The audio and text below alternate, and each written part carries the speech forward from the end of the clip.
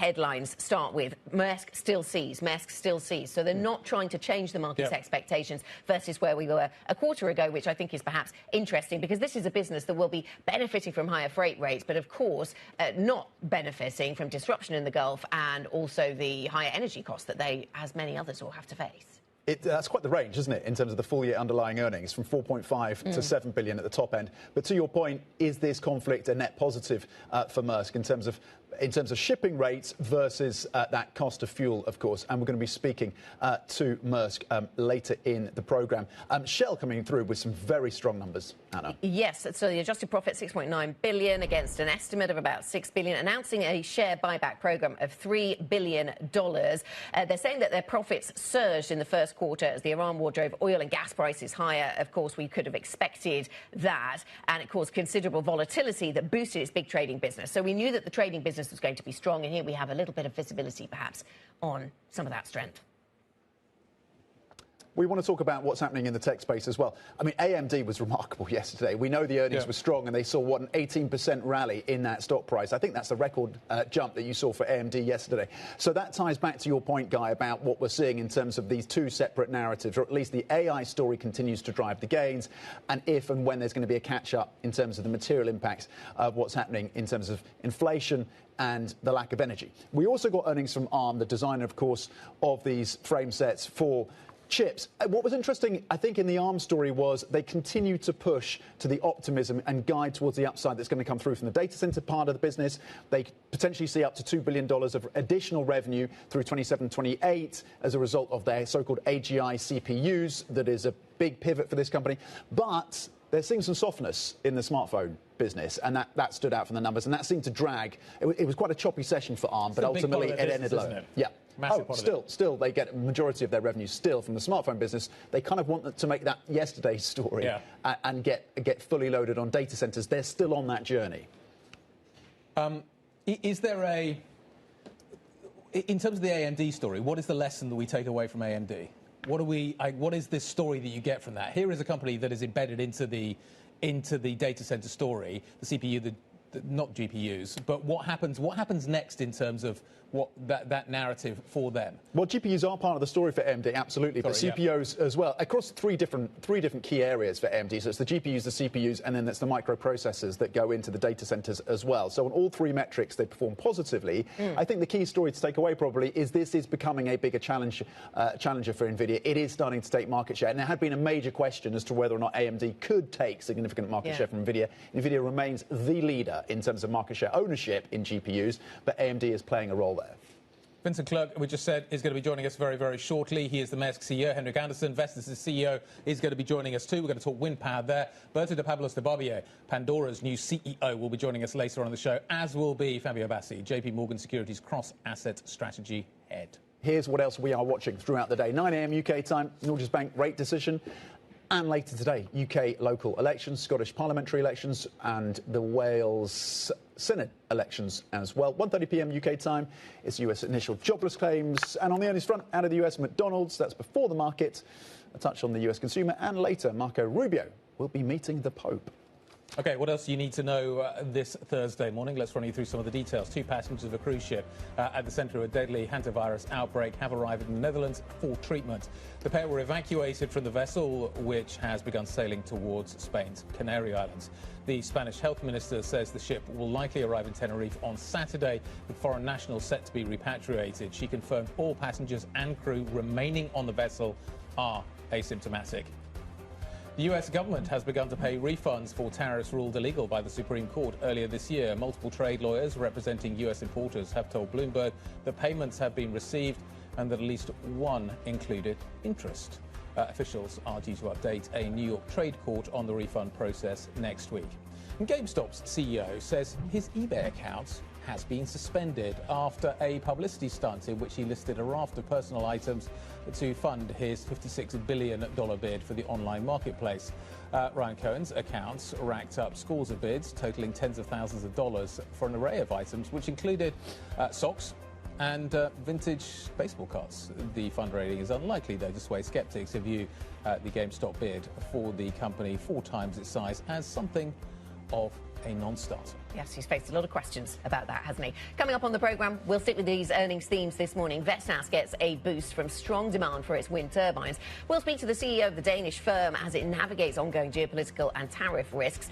Plus, with Shell reporting this morning, we will take a look at how oil majors have fared in the earnings season, dominated by conflict, of course, in the Middle East and higher oil prices. Up next, we'll be joined by Vincent Clerc. He's the CEO, of course, of the shipping giant Maersk, just reporting numbers. We welcome your thoughts if you want to get involved in any of these conversations. IB plus BPTV Go, that is the function on the Bloomberg terminal. 7:10 here in London. This is Bloomberg.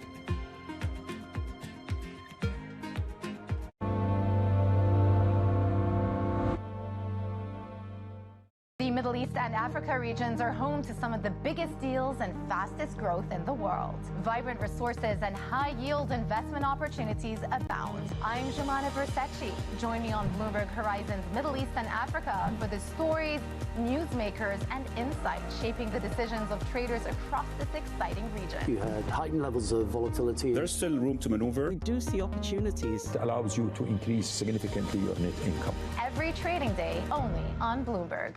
It's a multi-trillion-dollar industry. We'll show you what's happening in ETFs like no one else. ETF IQ, only on Bloomberg.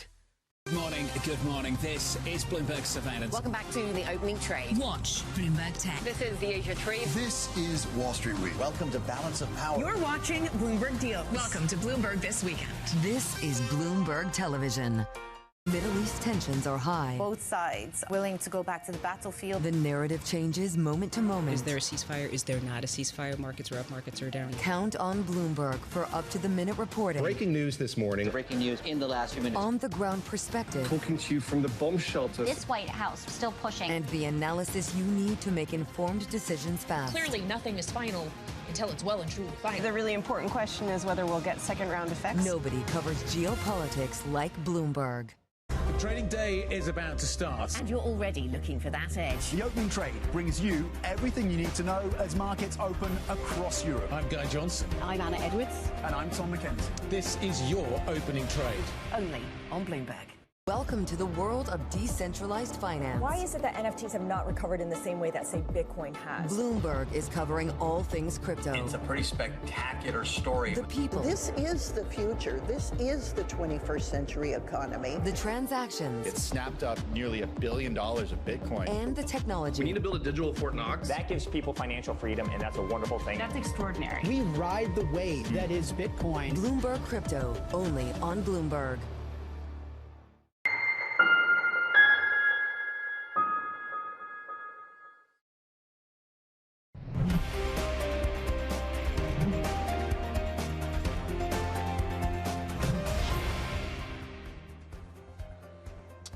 "46 minutes to the start of equity trading here in Europe after yesterday. What are we looking at? We're looking at a fairly flat picture. Nasdaq futures are a little negative right now. European futures are fairly mixed. You've got an awful lot of corporate earnings, though, to fold into the narrative this morning. So let's talk a little bit about what we are seeing right now. One of the big corporates reporting is the shipping giant Maersk. Let me just run you through some numbers. The EBIT line, the operating line, looks a little ahead of expectations. The EBITDA line looks a little ahead of expectations. Revenue, a little ahead of expectations. These are all Q1 numbers. The company says the Middle East war has had a limited impact on its Q1 results. Vincent Clerc is the CEO of Maersk, and he joins us now. Vincent, always a pleasure. A limited impact. What does limited mean?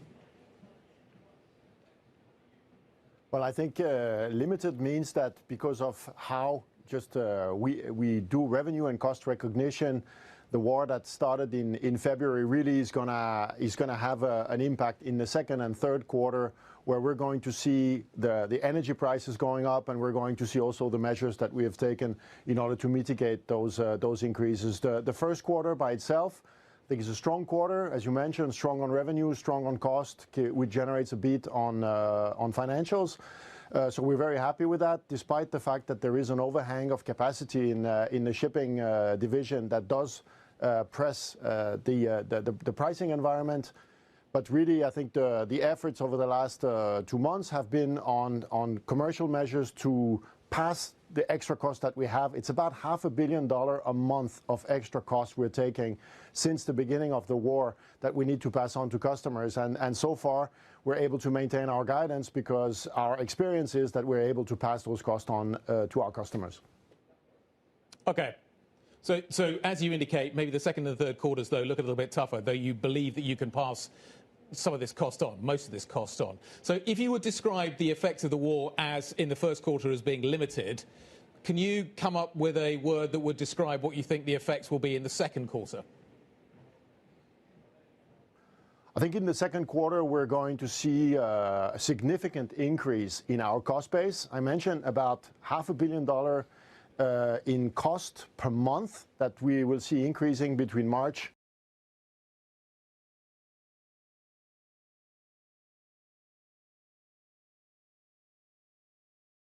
and April and May. So for the quarter, it's $1.5 billion in extra cost that we need to recover from our customers in full if we want to protect our financial outlook. And that's what we've been working on since the start of this war. Full recovery of these cost increases from customers, and so far we're positive that we can maintain this in the quarters to come. But there is, of course, a lot of uncertainty if we look further into the year with respect to what are going to be the secondary impact of this war. Inflation, possibly reduction in demand. Demand has been one of the strong features in our markets for the past couple of years, and certainly also in the first quarter. We see that continue in the second quarter. But there is, of course, some question marks about how this is eventually going to flow through the economy and what impact it's going to have on the market. So we remain cautious, but so far positive on what we've been able to achieve so far with respect to mitigating that and get to a bottom line impact that is not material. Okay, so Vincent, good morning. So success so far at passing things on to customers, as you've said, but customers could change behaviour, I suppose, and if we saw demand destruction as a result of higher prices, they might do so. Are you preparing for that kind of eventuality in the second quarter? Yes, absolutely. I think there's a couple of levers that we have that we're looking into right away. Of course, the core cost increase is on fuel. This also allows us to actually relook at our schedules and see if we can set down the speed and therefore reduce the amount of cost that we're taking, reduce our fuel consumptions, and thus reduce our amount of cost. We can actually reduce the overall impact that this is going to have. So first measure, cost recovery. This has been successful. Second measure now is to prepare for all eventuality, and if we see a softening in demand, we're going to need to act on costs so that we maintain things in balance and protect our margin. And I have really great confidence that the team is going to be able to continue to live up to the challenge here. This is at a different scale from what we have seen before, but the mechanics of it are pretty similar to what we've seen in previous oil shocks. Can I ask you about the freight rate story as well, Vincent? Because there was quite an evolution in freight rates in the first quarter, which is the sort of backward-looking story. But looking ahead, what are you expecting to see on freight rates? Are you expecting the jump associated with the war to be sustainable? Yeah, so the first quarter here is 14% down compared to a year ago, and it reflects the record deliveries of new ships that there has been in the past 12 to 15 months. And this has been putting pressure gradually on the shipping markets.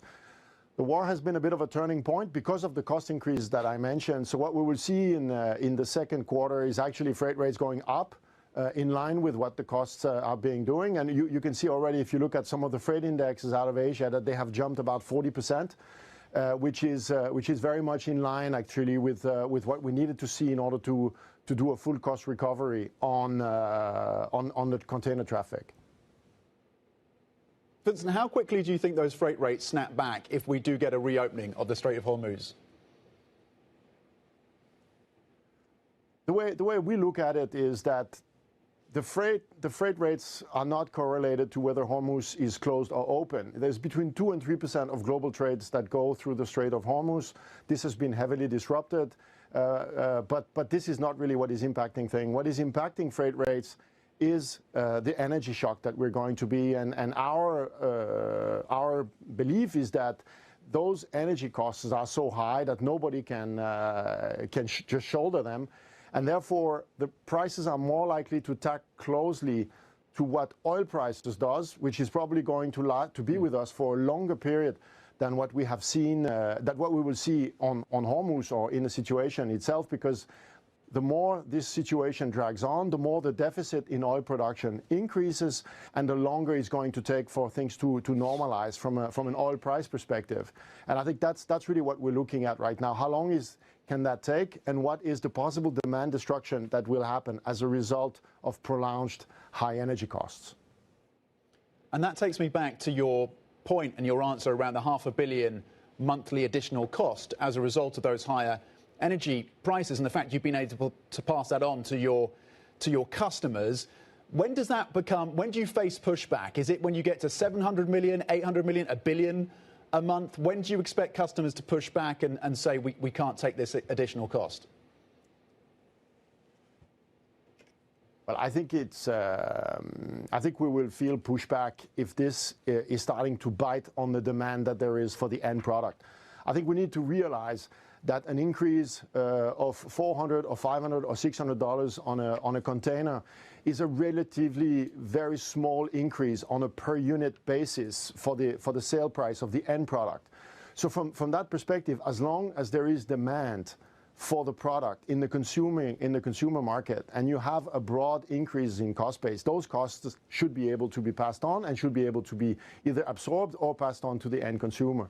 I think if our customers start to feel that they start to cannibalize the demand that there is for the end product in the consumer market, you will start to feel more pushback and possibly some demand destruction, which then we will need to mitigate through costs and manage our capacity very closely in order to make sure we don't end up in a spiral where this becomes a negative cycle. So far, we've been extremely successful with it. I think it's a tribute to the team here, but also to the discipline that there has been across the industry in the face of this unprecedented shock. Vincent, can I just get a little bit of inside information as to what is actually happening in the Gulf right now? The Alliance Fairfax, which I think is one of your vessels, navigated the Strait under being shepherded by US ships, I understand, earlier this week.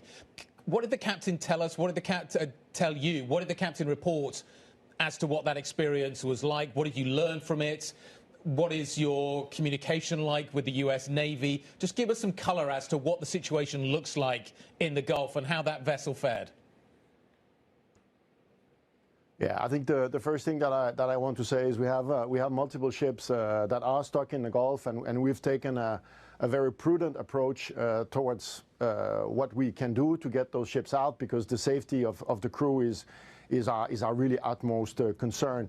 The Alliance's Fairfax is actually the first ship since the beginning of the conflict that we've taken through the Strait of Hormuz.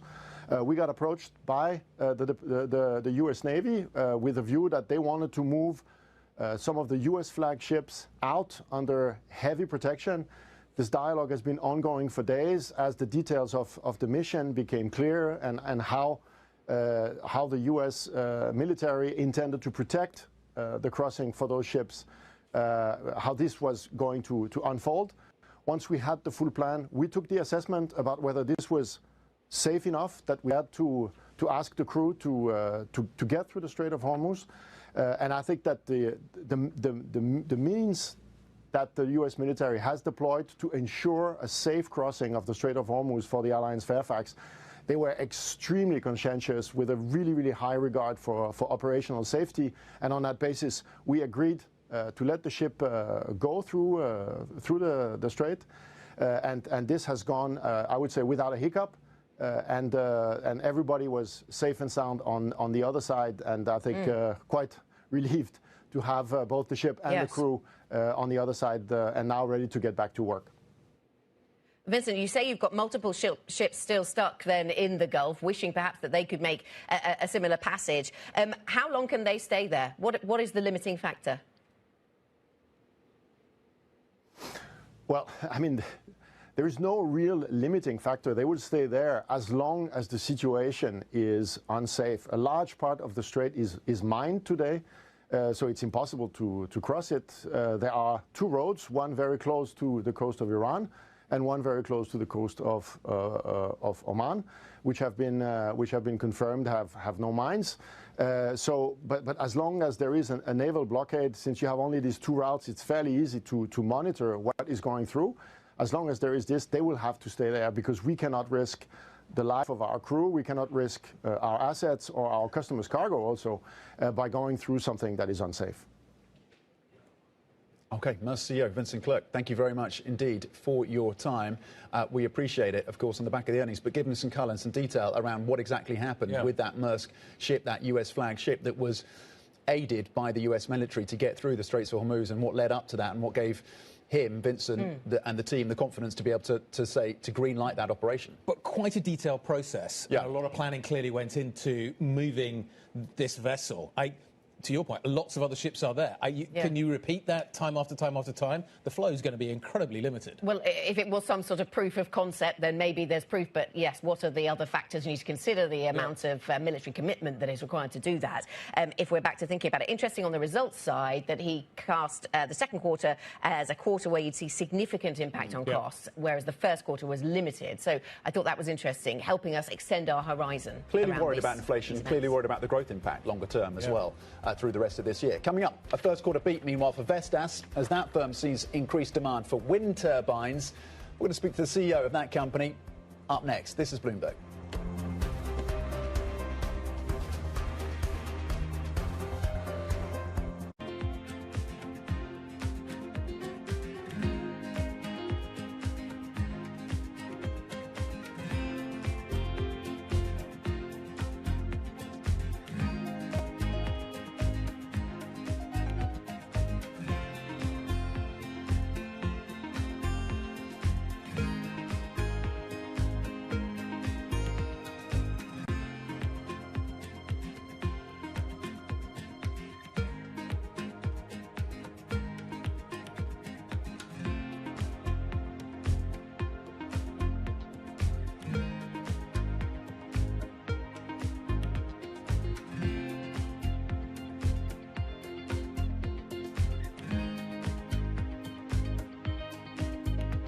Key investors, top executives, global innovators.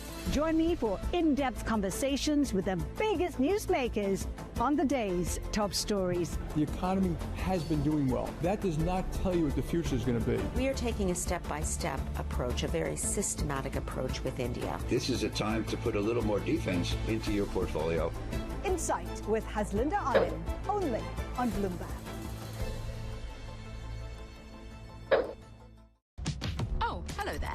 Just wanted to say, Primer is back.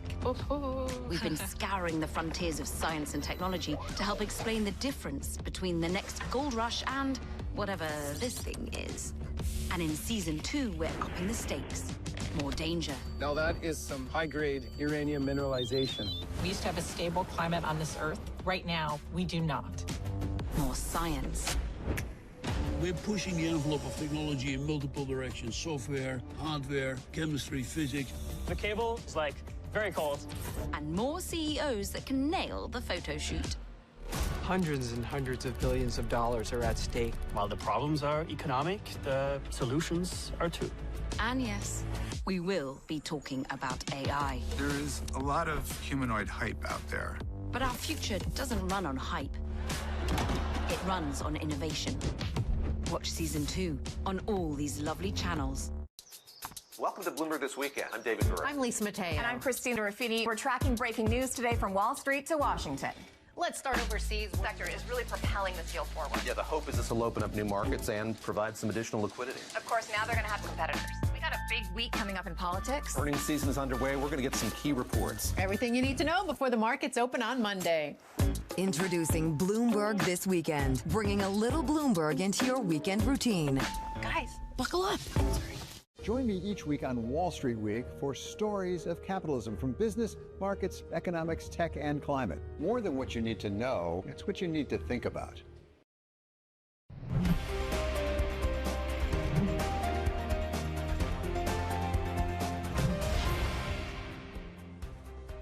Thursday the 7th, good morning. 30 minutes to the start of cash equity trading here in Europe. Futures are currently pointing us to a fairly flat start, but after yesterday, I think that probably is understandable, given this significant rally we saw for European equities and US equities. Currently in the States, the S&P is fairly flat, the NASDAQ just down a touch right now, but a little pause maybe. Yeah, a little pause in bond markets as well then, Guy, as well. Yesterday we got the US confidence about what's going to happen in the Strait of Hormuz, of course. We await the Iranian response, but the US confidence was enough to send yields considerably lower because, of course, they reflected a much weaker oil price. It went down to $97 a barrel. Tom, it's now back at 101 on OK, and we can link that oil market disruption and the price volatility to what's happening in terms of the wind space as well, because Danish wind turbine maker Vestas saw profits beating estimates in the first quarter as its order backlog reached a new high of more than 36 billion euros. Joining us now, very pleased to say, is the Vestas CEO, Henrik Andersen, on set with us. Good morning. Thank you. On the back of these results, the demand is strong. You beat top line on the earnings. The backlog is looking pretty significant. Does that demand continue? Can you build on that in the current quarter and the quarters ahead for the business? What is the strength looking like, and what are the key drivers at this point? Yeah, no, and I think it's a sad background because, of course, now we have the word energy crisis once again in the quarter as a heading. I think there's no doubt that most, at least European politicians, are looking exactly at the same percentages split as they had 5 years ago or 4 years ago when we had the last energy crisis. And I think everyone here, and especially in Europe, we sit in the UK this morning, and Germany, UK, Germany are doing it. They are accelerating permitting. They're accelerating the capacity build out because right now Europe need and requires more self-grown, homegrown and independent energy supply.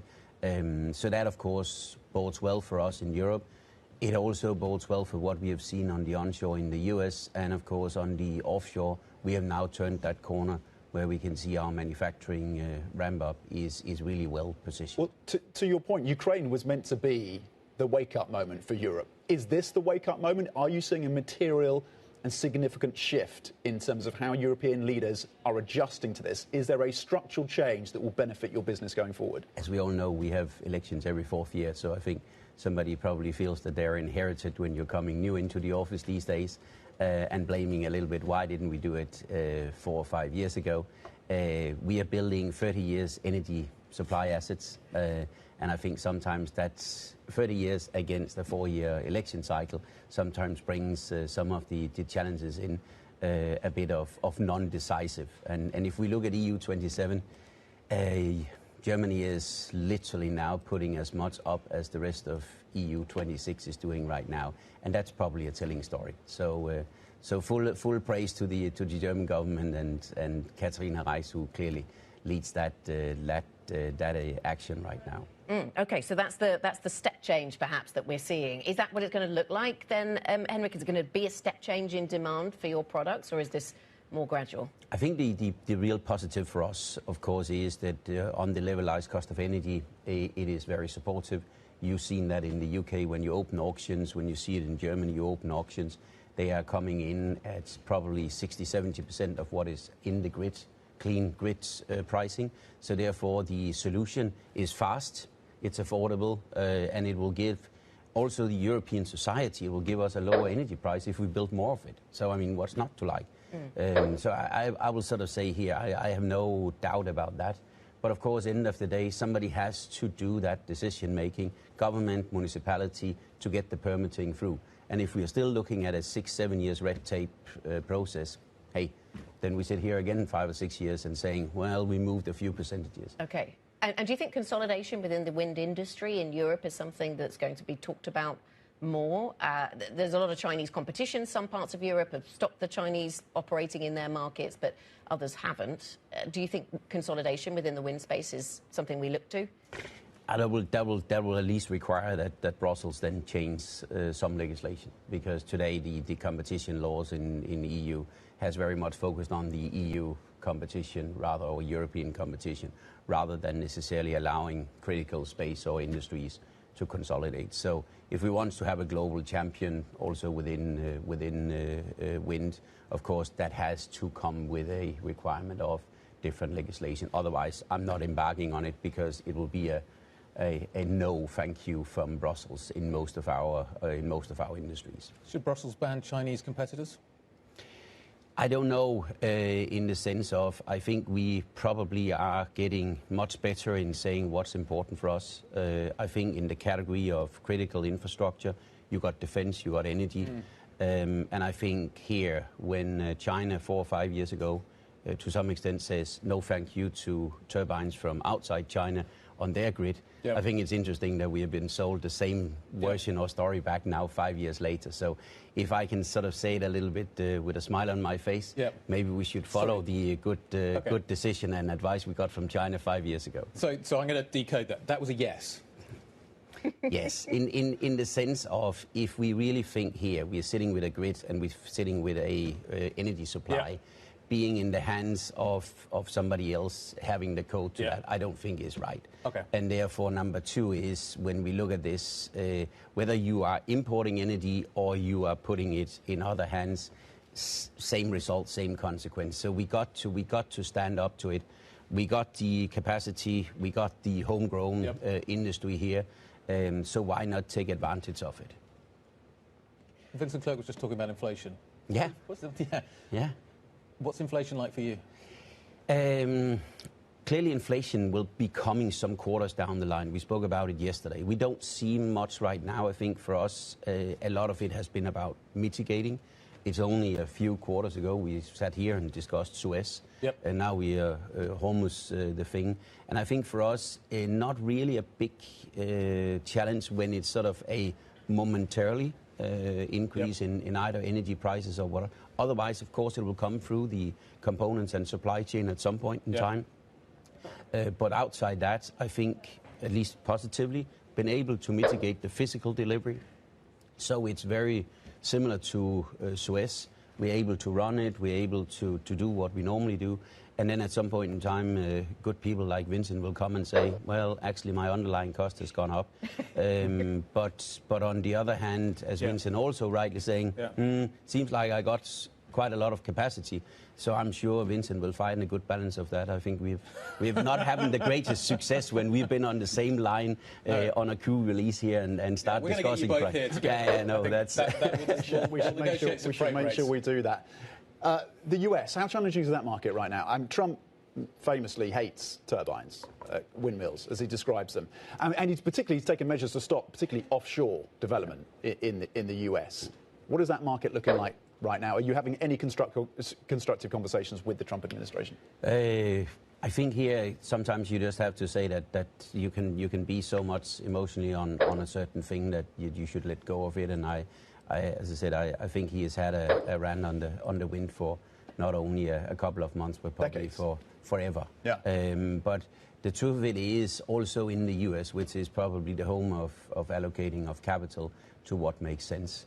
And if you look at that, there's nothing in there that prevents you from putting quick electron solutions up, because they need electrons. They need molecules, they need electrons, because otherwise the electricity price will keep rising. It's probably up in most states in the US 2.5 times. So of course there, time to electrons, time to electricity is of really a really sensible, everyone is looking into it.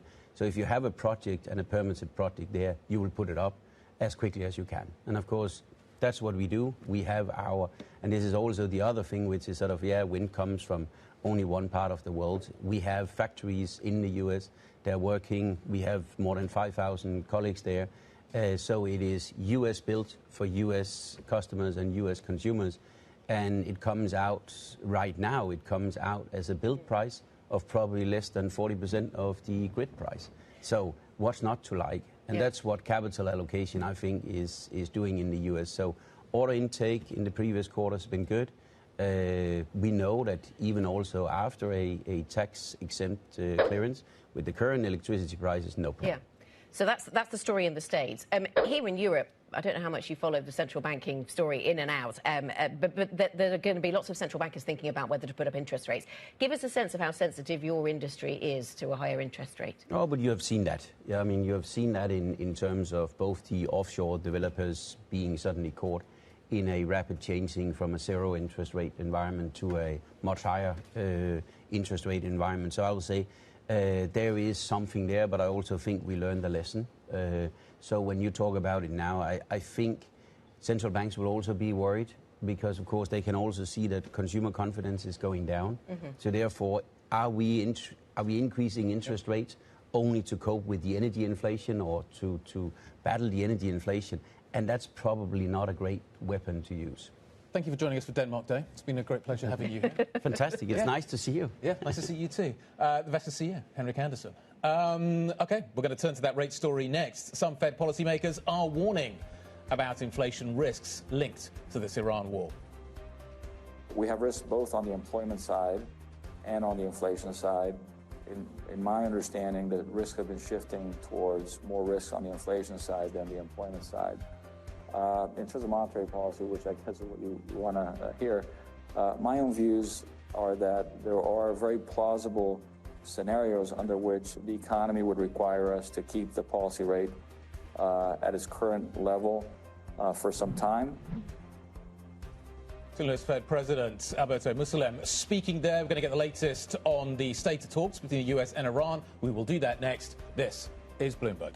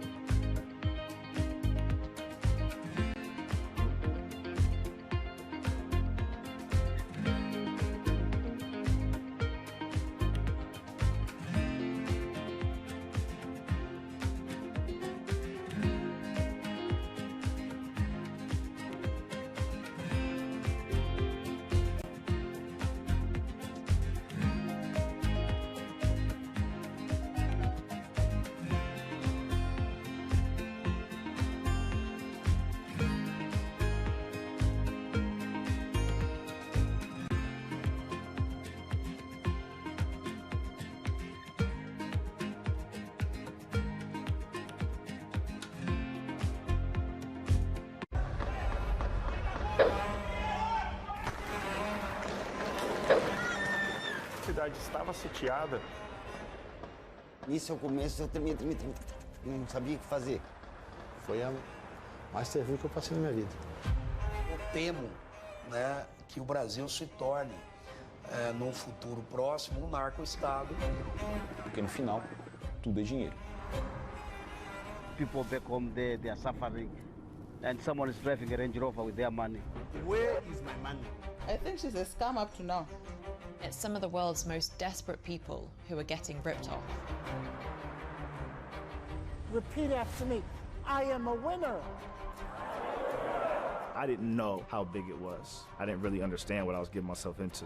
If you tell me you have a vision of being $1 billion business, then you're going to have to do what it takes. And if you're not going to do that, everybody's going to suffer.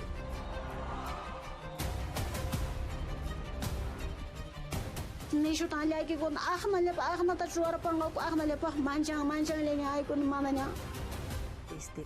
batalla a muerte. Money can do a lot of good. It can really transform people's lives, but it can also hurt them.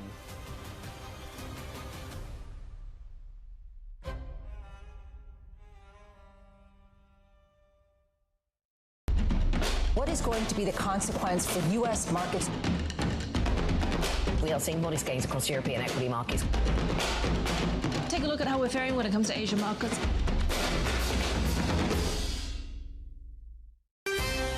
Bringing you up to them in the news whenever and wherever it happens. I'm Sherian in Seoul, and this is Bloomberg.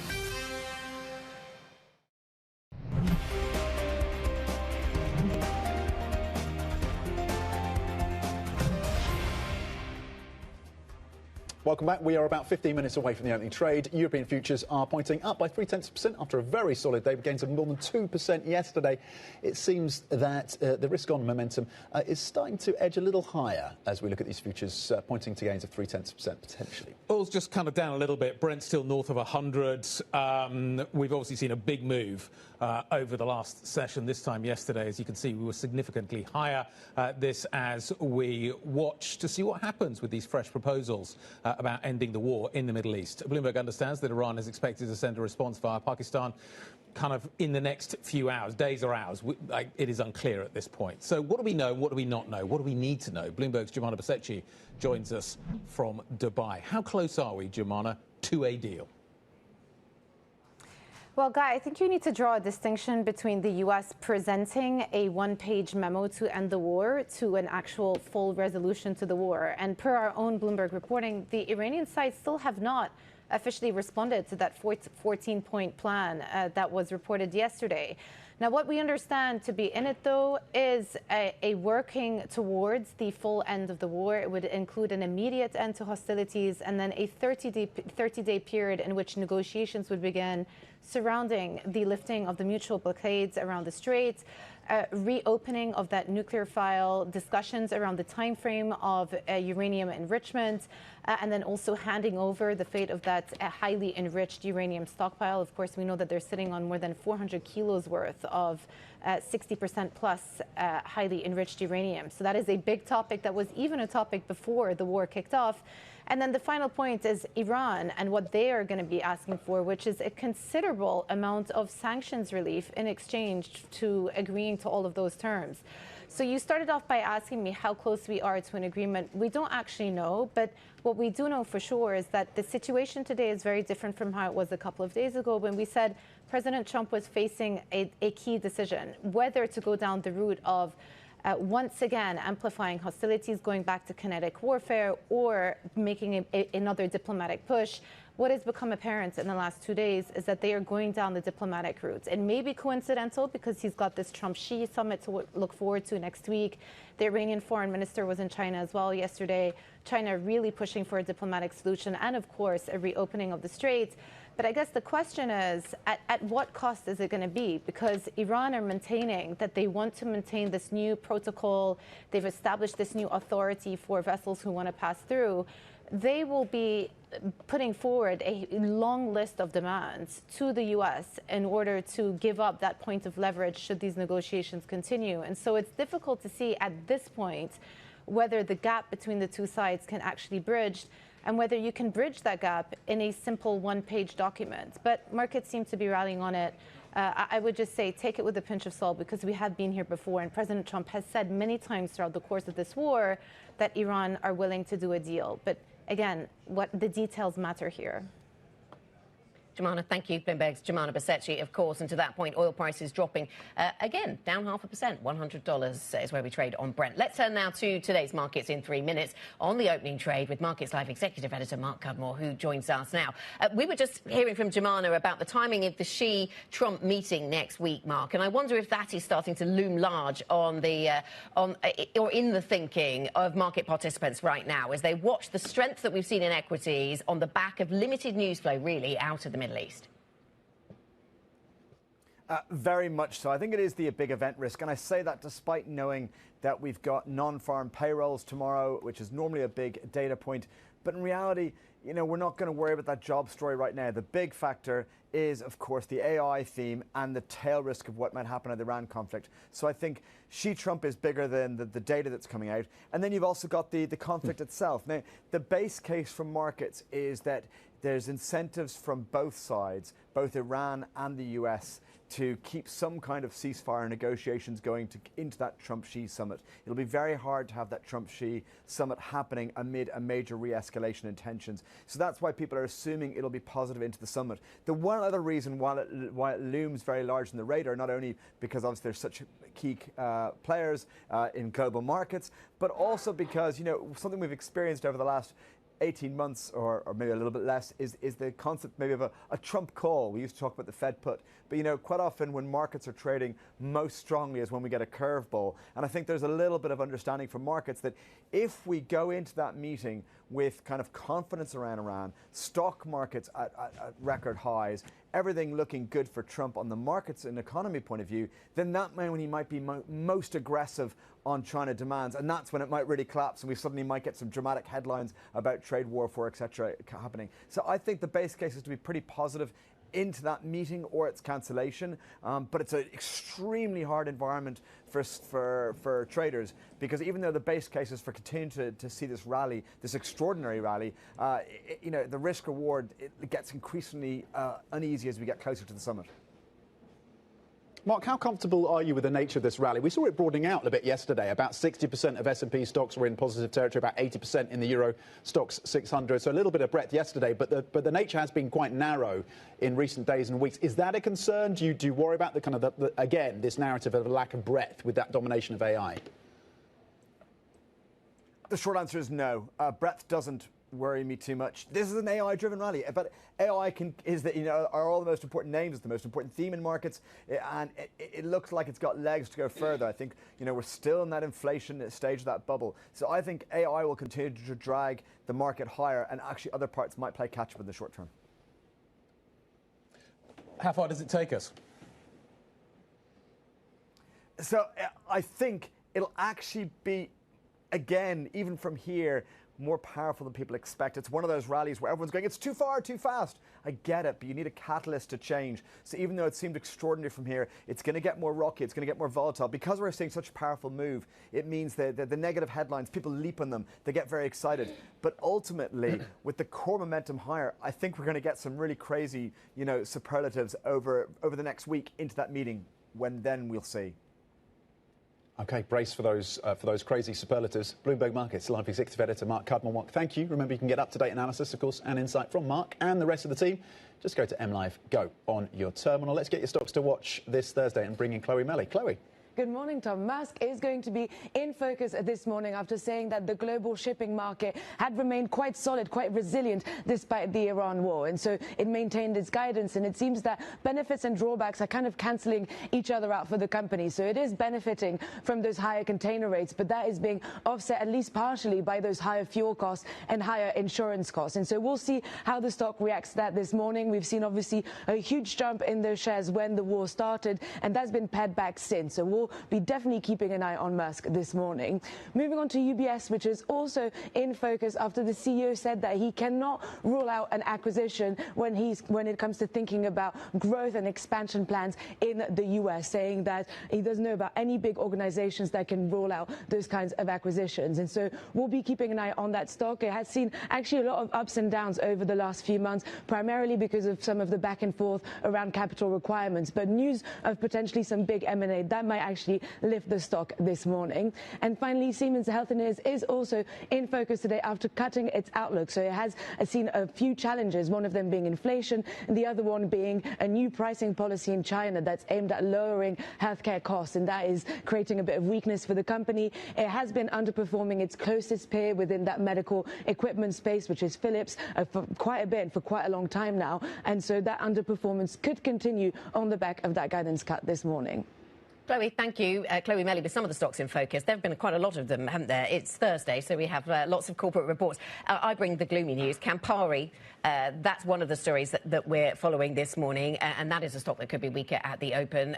Sort of weakness in the consumer seems to be part of the narrative there. Yep. Organic revenue growth, 2.9%. The estimate was 5%, so that's one that we'll watch at the start of trade. Thought, possibly at a time of higher prices, you might want to reach for your Aperol spritz to soften the pain. But clearly that's not happening. No. So Anna's saying she's ringing the bell. I thought you were going to bring something light and drinks related with Campari. But the consumer. And both of our CEOs this morning have said that they are concerned about higher inflation going through later on and that impact potentially on consumer and their companies. Interesting, but it hasn't hit yet. So this earnings season's been spectacular. This earnings season has delivered everything everybody wanted and more. But they're all saying, just wait. Like, how's the second quarter going? How's the third quarter looking? All of that sort of stuff needs to be maybe factored in. Yeah, that was very much the message that I was left with thinking about the Maersk results this morning. Q1, OK, not too much impact, but Q2, it's going to get more significant to our cost base. And we hope that customers will still take these price rises. But it'll all depend on to your point, on the end demand for the products that they are shipping around the world. So that's something that obviously we watch. European futures are currently pointing higher by 0.2%, gains of 2.2% yesterday. A storming session, of course, for European stocks, and fresh record highs for the US as well. Coming up, it is the opening trade. This is Bloomberg.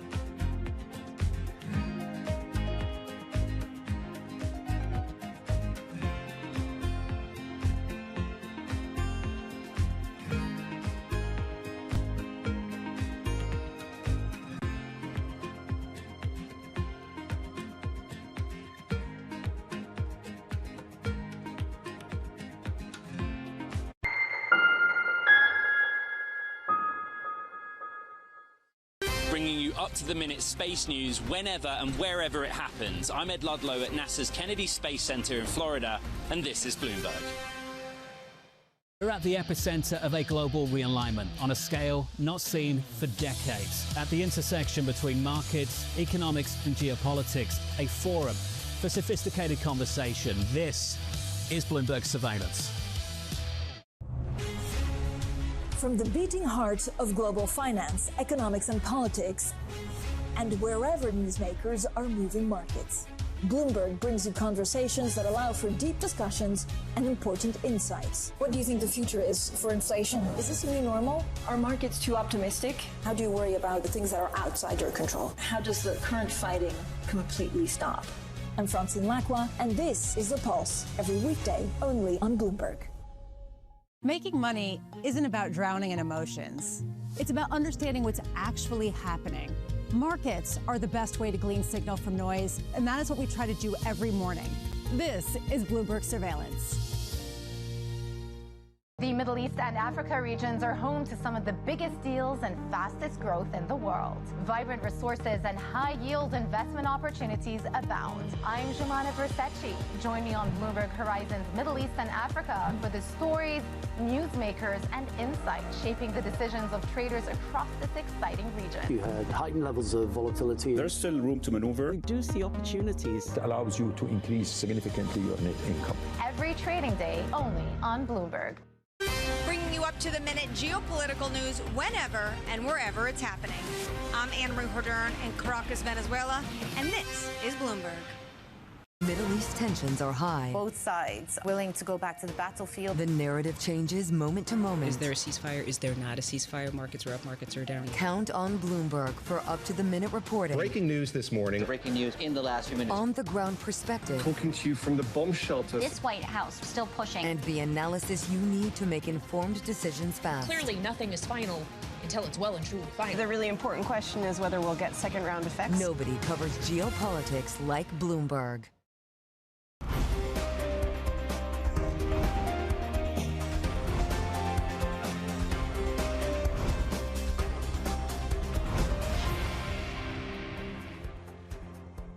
Morning, how you doing? Thursday morning, couple of minutes to go till the start of equity trading, cash equity trading here in Europe. I'm not sure this chart actually tells you the story of what yesterday's session actually looked like, because what you don't see, you can just about see if you really zoom in, is the move higher that we got right at the beginning of the session on the back of the Xauusd story, which delivered the rally that we got.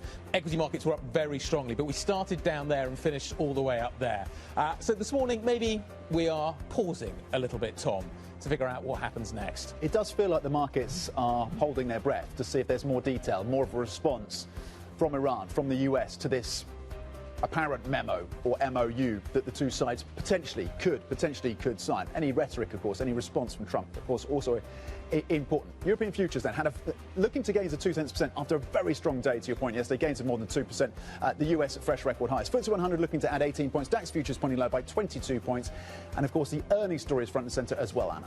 Yeah, absolutely. Those earnings stories are front and centre. Let's start with the oil sector, though. Yesterday, we saw energy stocks were the only sector in negative territory. The oil price is not very different now to what it was at the end of the trading day yesterday. So not sure they have much movement in them on the back of the geopolitics. But we did have numbers out from Shell, and those numbers will factor those in. Of course, announcing a share buyback, and of course, the Iran war boosting oil prices and trading. So that's the story there. AP Muller-Maersk, we spoke to the CEO. The short-term story, the backward-looking story, pretty positive. What does that mean for the second quarter, though? Many more questions there. And Bouygues, the construction and other things business, first quarter adjusted current operating income missing estimates. So we'll watch to see if there's any downside in the French market on that particular stock, Guy. OK, here we go. Thursday session. Kind of the morning after the night before is maybe how you would think about what we are seeing today. We're expecting a fairly flat story. Yesterday was obviously a day driven by superlatives. The Xauusd rally once again just allowing the market to kind of feel unleashed and ready to go, risk on. That was the narrative. This morning, it's a little more cautious. Stock 600, barely budging. FTSE 100, barely budging. You're going to see that story replicated across Europe. Below the surface, though, I think there's probably a bit more action to focus on. Sectors and single stocks, I think, will be where the narrative really lies today. So on that note, Tom. We're looking broadly at most sectors in positive territory, but with that caution that you've been noting. Personal care near the top of the list. Interestingly, oil prices have adjusted and are slightly lower in the session today, so that's worth factoring in, of course. And you're seeing a bit of a bid for bonds as well. So travel and leisure was the top performing sector yesterday. It's back near the top right now, gains of 1.3%. Tech is also gaining 0.8%. The handoff from Asia strong again on that front. Auto is also getting 0.6. On the downside, biggest losses coming through for food and beverage, down 1%.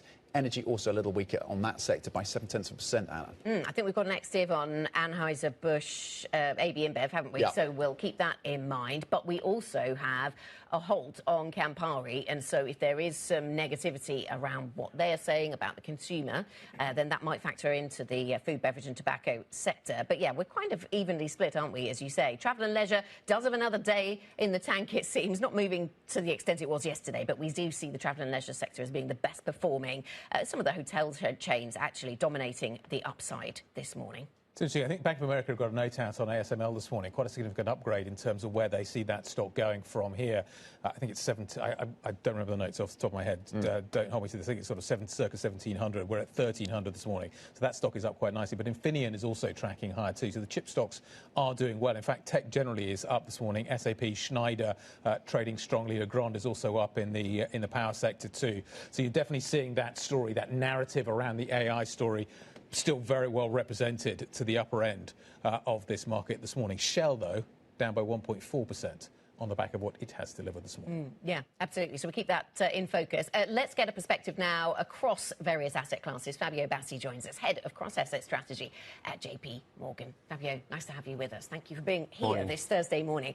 So I want to tap into your cross-asset thinking right now, because we do spend time sometimes in the morning trying to understand whether we're getting different messages from different asset classes. Yesterday was kind of pretty obvious, really. Oil prices dropped, stocks went higher, yields fell, all of it seem to be pretty linked. But in those quieter moments, do you see different signals coming from different asset classes? Well, a question the client asks is that is the rate market coming from Venus and the equity market coming from Mars? I don't think it is the case here. My strong view here is that the rates market is clearly responding to an oil shock that is triggering a reaction function from central bank. You know, we were here a few months ago discussing our view of the Fed not being able to cut rates. Market now is in line with that. On the ECB side, you know, they are going to move. Our call is that they will hike rates in June and September.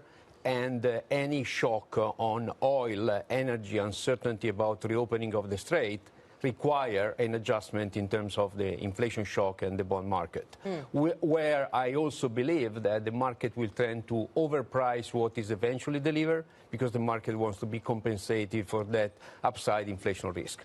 On the other side, the equity market is of the sanguine view that eventually a solution is going to be found, but there is a fundamental story behind that was just mentioned before. There is the AI story that is still the relevant theme. We believe that the AI upstream theme is a critical driver of the dynamic of the equity market, as it's going to remain. And at the same time, despite the oil supply shock, what we get from earnings is a positive message. So I think that the two narratives can run in parallel. Right. Clearly, the big challenge, in my view, is going to come in a situation which we don't anticipate, but is a tail risk, where not only you have free descent on the Fed, but you have a more opening of the hawkish distribution. Because I think that that could be a potential challenge where clearly you're going to have less support on the cyclical side, and the tech could be the safe place to be in an environment where the damage from tighter policy is anyway going to take place. OK, so there's room for Venus and there's room for Mars, but you're a bit concerned then, maybe, a tail risk, about higher rates in the States, or at least language around more hawkishness coming from the Fed. Is that going to that boosts tech stocks, or it limits their growth? I think it limits their growth, but it creates a relative outperformance relative to the rest of the market. I think that if I think about a sector that is probably more resilient relative to the monetary policy, in my view, is going to be tech. Should it be so resilient to higher energy prices? Sorry, just to jump in again. These stories seem to be on separate tracks, higher energy prices, and we hear so much about the energy demands of AI. Why are these stories not finding each other? Well, I think that the resilience of the AI investment and the upside from this computational demand goes beyond the challenge of the energy prices. And I think that why it is relevant to me is the same as the sensitivity to interest rates. If you recall, when Powell was asked about investment in data center being impacted by monetary policy, he was pretty clear saying that if you have an investment in data center and my decision of hike or cutting 25 basis points is going to change that, probably is not the right decision to start with. You should have a lower sensitivity in the tech sector to monetary policy move. Right. Actually, just picking up on that point, is there a sensitivity to the bond market? This is where I'm starting to see maybe some indigestion for the bond market when it comes to the data center build-out. It was interesting to see Alphabet earlier this week having to go around the world to raise money, because maybe it's starting to feel a little bit of indigestion in the credit markets in the United States. Is that where the issue will lie in terms of the resistance, the ability of the market to fund the debt that is required to build this out? I think that there is demand, and if you have good credit quality, I think what really changed over the last number of years is that bond market in government space and in corporate space have become an investable asset with decent return. And despite the concern that we have about the high level of debt, we find decent demand both on the government and the corporate supply. So I don't necessarily believe that money will not come there. Are we going to get a new issuance supply premium?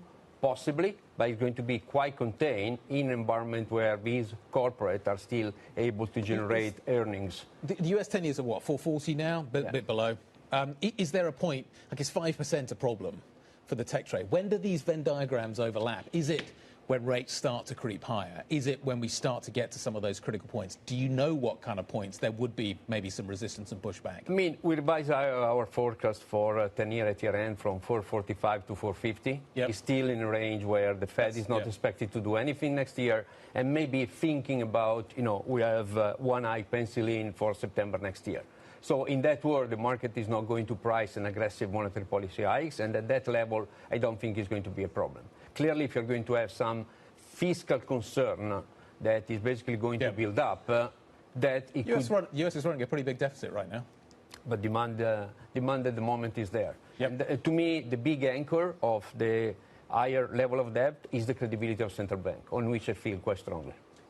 On the central bank question, so you're penciling in 2 hikes from the ECB, June and September. Does that push Europe into recession, potentially? I don't think it's enough.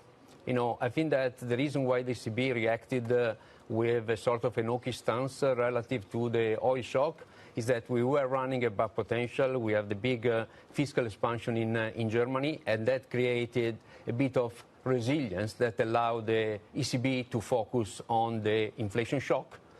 I don't think that 50 basis points of hikes are enough to take Europe in recession. Having said that, In one of our first publications, when the conflict started, we put out a sort of a shopping list of what to buy in the escalation, and Europe was not at the top. Clearly, Europe is the relatively loser, in my view, of the oil shock, and clearly that is happening in a dynamic where the headwind from energy is combined with headwind from the monetary policy side, then probably you have less room for Europe to do well in the next 6 months. So a resolution around Hormuz could come in different forms, a resolution. I won't go through all the different potential options that could look like. But if we get some form of resolution, what is on the shopping list then?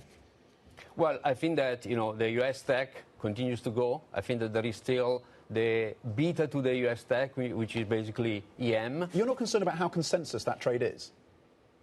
It's real, it's happening. Computational demand is real, and to me there is a structural change coming from the new model from Anthropic that, as I was mentioning in our research, is basically creating an environment of fear of being obsolete. You invest just to be on the playing field, and that clearly requires this computational demand. Eventually, there will be a time when an investor will ask the return on equity of all this investment, but I don't think it's going to happen over the next 6 months. That's interesting, yeah. There's a time for asking about return on equity and return on investment.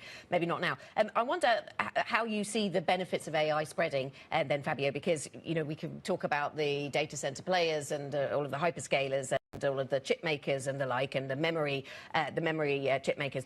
I was reading a piece on the Markets Live blog that talked about optical stocks doing really well. This is now a key part of the infrastructure trade around AI, apparently, which takes you into the territory of telecoms, communications stocks, because they provide fiber, optical connectivity. I mean, this seems as if it's broadening again in new directions. I think that probably the best way to answer the question is that we used to think about tech as Max 7. Now we talk about AI 50. But probably there is a wider share of the S&P that now has a sort of a beta or a link to the AI theme. That basically means that even in a world where AI is the main driver, you may have a broadening beyond Mach 7 into the AI spectrum. It's been great to see you. Thank you very much, Steve, for stopping by to see us. Thank you. Come back any time. Fabio Bassi, Head of Cross Asset Strategy, joining us from JP Morgan. Let's take a quick look at the Core 6. This is what the picture looks like first thing this morning. You have a more cautious set of numbers in front of you. It's interesting to see that ASML is bid quite strongly. Schneider is also still bid quite strongly. It doesn't feel like that tech narrative has completely dissipated, but Rheinmetall is softer. Elsewhere, luxury is also having a fairly good morning as well, which I think is interesting. Let's find out more as to what we are watching. I'm going to start in the energy space, or at least Chloe Melly is going to start in the energy space. Good morning, Gay. We're seeing a little bit of weakness in Shell this morning, and it did report as expected, profit rising because of the surging oil and gas prices since the start of the war in the Middle East. But maybe because expectations were so high, maybe because the buyback is a little bit smaller than investors are used to, we are seeing some of that weakness this morning, and we're down about 2% for Shell this morning. We're also down for Siemens Healthineers, which has cut its outlook. It's facing a few challenges, including inflationary pressures and also a pricing policy in Chinese healthcare that is unfavorable to its business. And of course, a guidance cut is being reacted to quite negatively this morning, and we're down about 4% for that company. It is in the green, however, for Legrand, which is the French electrical equipment maker. It reported sales and profit ahead of estimates. It's really been a big beneficiary of all these investments in AI infrastructure, in energy transition infrastructure, and so it's following in the footsteps of some of its bigger peers like Schneider Electric and ABB, and we're up quite strongly on the back of those results this morning, about 3%. It's also good news for Intercontinental Hotels, which has reported better than expected numbers for the first quarter, and also said that any impact on travel demand from the war would actually be offset by really strong demand elsewhere, including in China and the US. And so that is quite reassuring from this kind of travel industry perspective, which had been worried, of course, about the impact on travel demand. And finally, Campari is down quite significantly this morning after weaker than expected results and also quite disappointing guidance. And so it seems that even in those really tough times, no one is reaching for an Aperol Spritz, and that is, of course, quite bad news for Campari. That just feels tragic. Chloe, thank you very much.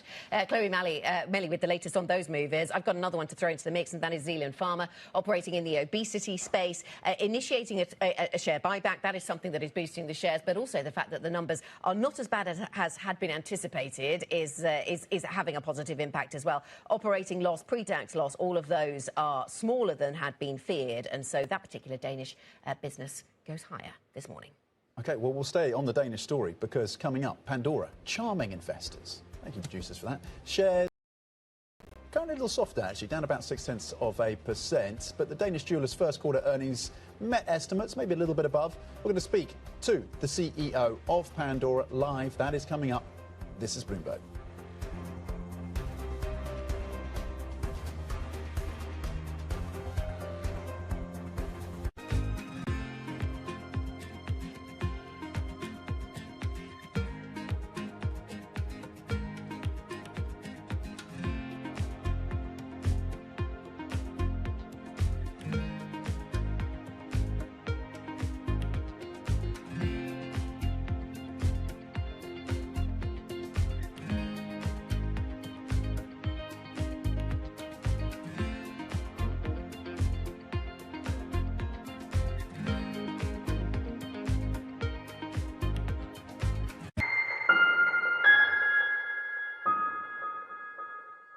Welcome to the world of decentralized finance. Why is it that NFTs have not recovered in the same way that, say, Bitcoin has? Bloomberg is covering all things crypto. It's a pretty spectacular story. The people. This is the future. This is the 21st century economy. The transactions. It snapped up nearly $1 billion of Bitcoin. And the technology. We need to build a digital Fort Knox. That gives people financial freedom, and that's a wonderful thing. That's extraordinary. We ride the wave that is Bitcoin. Bloomberg Crypto, only on Bloomberg. U.S. jobs numbers are released. Bloomberg has the report under surveillance with crucial data and expert analysis at terminal speed. Nobody covers Jobs Day like Bloomberg. The countdown is on. Everything you need to get the edge at the end of the market day. Get ahead of tomorrow's trading with The Close. Weekdays on Bloomberg. Context changes everything. Key investors, top executives, global innovators. Join me for in-depth conversations with the biggest newsmakers on the day's top stories. The economy has been doing well. That does not tell you what the future is going to be. We are taking a step-by-step approach, a very systematic approach with India. This is a time to put a little more defense into your portfolio. Insight with Haslinda Amin, only on Bloomberg.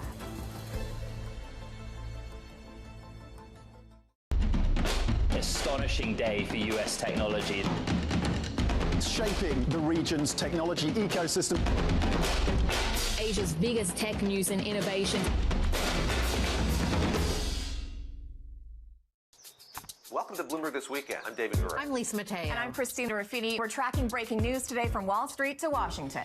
Let's start overseas. The sector is really propelling this deal forward. Yeah, the hope is this will open up new markets and provide some additional liquidity. Of course, now they're going to have competitors.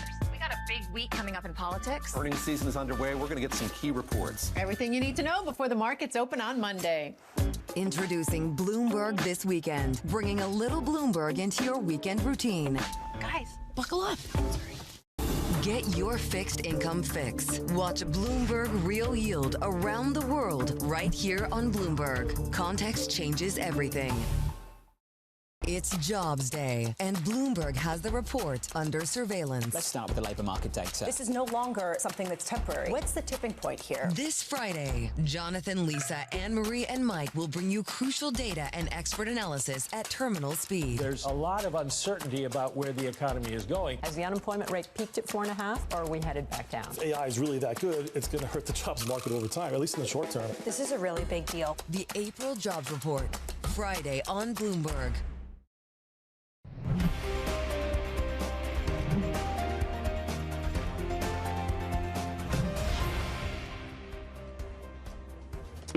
Thursday the 7th. Good morning, or as we're calling it, Denmark Day. We've already spoken to a series of Danish companies this morning, Maersk, Vestas. We've talked about Zealand Pharma, and we're going to carry on the conversation now because Pandora is the next company we should talk to. The stock is off a little bit this morning, but it was up a lot yesterday. So you need to bear in mind what you're looking at here is a 2-day chart, and the performance is fairly positive. The company's first quarter EBIT margin beating estimates, with analysts noting an improved sales trend that has continued into the second quarter. Joining us now is the new CEO, Berta de Pablos de Barbier, Pandora CEO. That's a nice title. Thank you. How's it going? You having fun? It's going well, yeah, having fun, making great things for the brand, and results yesterday were good, so we are pretty satisfied. We beat quarter one expectations on both top line and bottom line, despite very difficult times and a lot of headwinds. Why difficult times? Well, as you can see, there is a lot of geopolitical turmoil in the world. We are seeing consumer sentiment degrading in some of our markets, notably the US, for example. Okay. In some of the European markets, the situation has not improved, so it's been stably low. And of course, as well for Pandora, we've been having quite a lot of headwinds at our EBIT line. So we have, of course, the tariffs, weaker dollar. Still north of 20% though, on the margin. Yes, absolutely. And can you keep it there? Yeah, we are going to, because one of our biggest challenge is the price increase of silver. It has increased nearly 4 times in the last year. When we started last year in 2025, it was at about $32 per ounce. I mean, yesterday was 80, 79. It's just hovering. Imagine you pay attention to that on a daily basis. I'm looking every single day what is the price of silver, because sometimes. But we have already announced what are the plans for that. We are going to be replacing a big part of our silver assortment to a new proposition that is platinum-plated jewelry. So by doing that, by the time we are with the transition, we will be able to bring back the company to around the 20s that we are today. Okay. So that's the plan. So this is one of the self-help measures, I suppose, in the face of higher silver costs. What's the customer perception of that? Does the consumer notice or mind? I mean, that's the right question to ask, right? Because we can solve out for a cost issue, but if the consumer doesn't accept our products, it's not good. So yes, the reason why we went to platinum plated is because we did a lot of consumer testing. And what consumer told us is, listen, when I look at jewelry, I look at my yellow metal, and you are already doing gold plated. We are pretty used to gold plated. I'm wearing some today. And you have the white metal. For white metal, we look at different positionings of different alternatives, and platinum came really strong. Why? Because it's a precious metal. It's already used in jewelry. But most importantly, some of our barriers for our consumers is that silver tarnish. Whereas platinum plated will be a better proposition because it doesn't tarnish, so you can go to the... So you can even sell it as a positive, sell some of the upsides. Yeah. What about the tariff story then? How is that affecting the Pandora business? We had seen some businesses benefiting the first quarter of last year from a stocking high inventory levels ahead of tariffs. And maybe that makes things a little more difficult in this reporting season. But what's the tariff story as it affects Pandora? Yeah, in quarter one, it has affected negatively because they were not announced. It was only on the 1st of April. So quarter one, we were actually overcoming the tariffs that we didn't have the year before. So quarter one has been a negative impact for us. But again, the biggest one still remains silver. So all in all, is not the biggest chunk. Do you, some of the companies are getting rebates now because of the Supreme Court ruling. Are you going to push for a rebate? Do you expect to get a rebate from these? Yes, we have already applied to get a rebate, so we haven't got it yet. But yes, we are one of those companies. How much could that be? I'm not disclosing exactly what that is going to be, but you can just make the calculation of what it will be. But let's say... Are we talking millions of dollars or...? No, we're talking millions of dollars, yes. It's a substantial part on our EBIT last year, so we managed to absorb already part of that, but yes, it will be important. And you said near the top of the interview that the US consumer is degrading. What does that look like, particularly? What is driving that? Does that continue? How concerned are you about the US consumer? Well, we are concerned. If you look at our quarter four results already, we start seeing a deceleration of our results in the US. We finished negative in quarter one. And what we are seeing is that the consumer sentiment is at its lowest since the 60s. But what is interesting is that when you look at average, it might look not that bad. But the interesting thing is that there is this K-shaped economy building up. And you're in the middle of that. Well, if you look at our Pandora consumers, it's mainly on the middle income and low income. And the consumer sentiment is disproportionately lowering down on the middle and low income, whereas the high income is actually going quite positively. So that is, of course, a concern for a brand that is all about accessible and affordable jewelry. What is your priority from here in terms of how you are repositioning the business? How much money comes back to shareholders? How much money do you still need to invest in the company?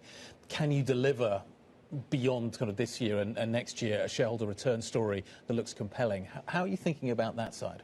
Yeah, absolutely. I mean, Pandora has been one of the record shareholders return in the last years, and our intention is to continue to do that. Right. We have to basically do two main things.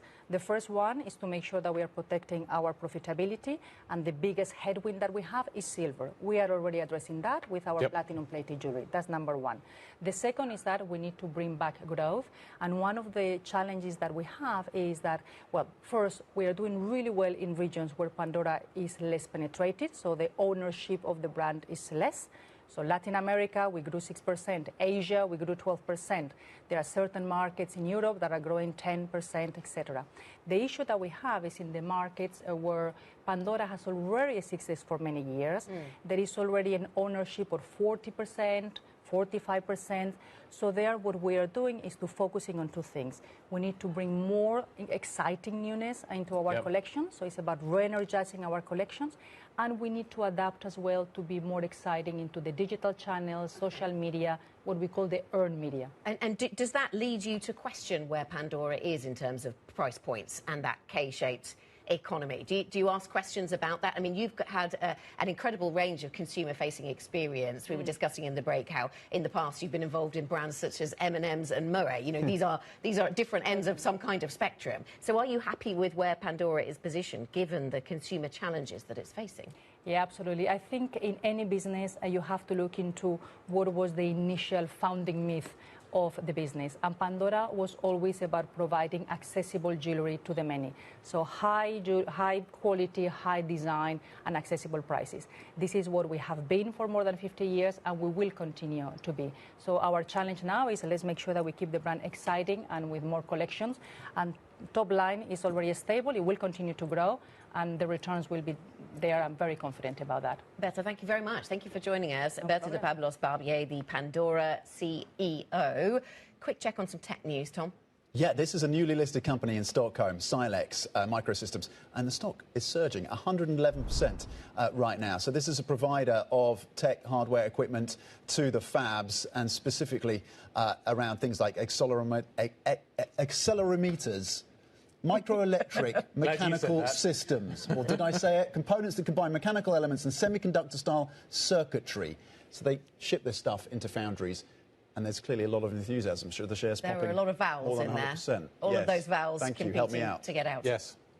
OK. We're going to stay with tech next, aren't we? We are. We're going to have a really fascinating conversation about quantum computing, a huge boost for UK-based computing firm Quantum Motion. It's raised as much as $160 million in a financing deal. Could be one of the biggest for quantum computing in the UK. We're going to speak exclusively to Quantum Motion's CEO, James Pallas-Dimmock. That is next. What is the future of quantum computing, and how well placed is the UK? That's coming up.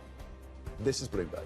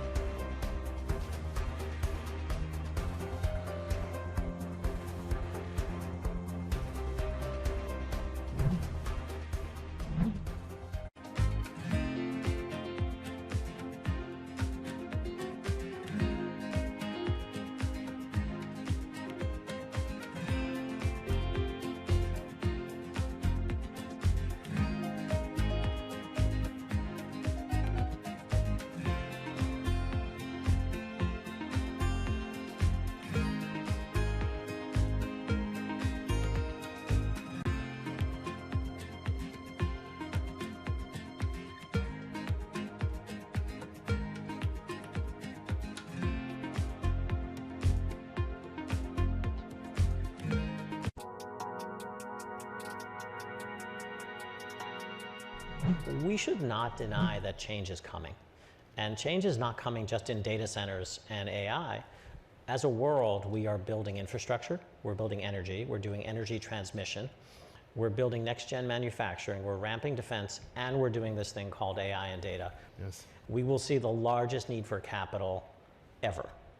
And that's what we've seen so far this year. And so now to your specific question, it's about underwriting. There are a number of very strong US tech companies who run diversified businesses Amazon, Google, Microsoft, who are interested in seeing these centers built and are interested in not consolidating the debt on their balance sheet. And to the extent they are prepared to lend their credit, one can lend against those types of things and make sensible underwriting decisions.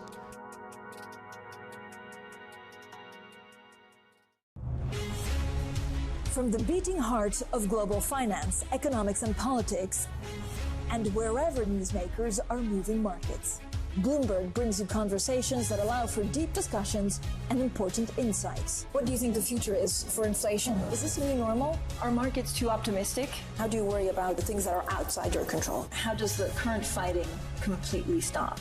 I'm Francine Lacqua, and this is The Pulse, every weekday only on Bloomberg. The Middle East and Africa regions are home to some of the biggest deals and fastest growth in the world. Vibrant resources and high-yield investment opportunities abound. I'm Jumana Versace. Join me on Bloomberg Horizon's Middle East and Africa for the stories, newsmakers, and insights shaping the decisions of traders across this exciting region. You had heightened levels of volatility. There's still room to maneuver. We do see opportunities. It allows you to increase significantly your net income. Every trading day, only on Bloomberg. From the world of politics to the world of business, Joe Matthew and Kaylee Lines deliver news, insight, and analysis live 2 times a day, every trading day. Balance of Power at 1 and 5 Eastern, only on Bloomberg.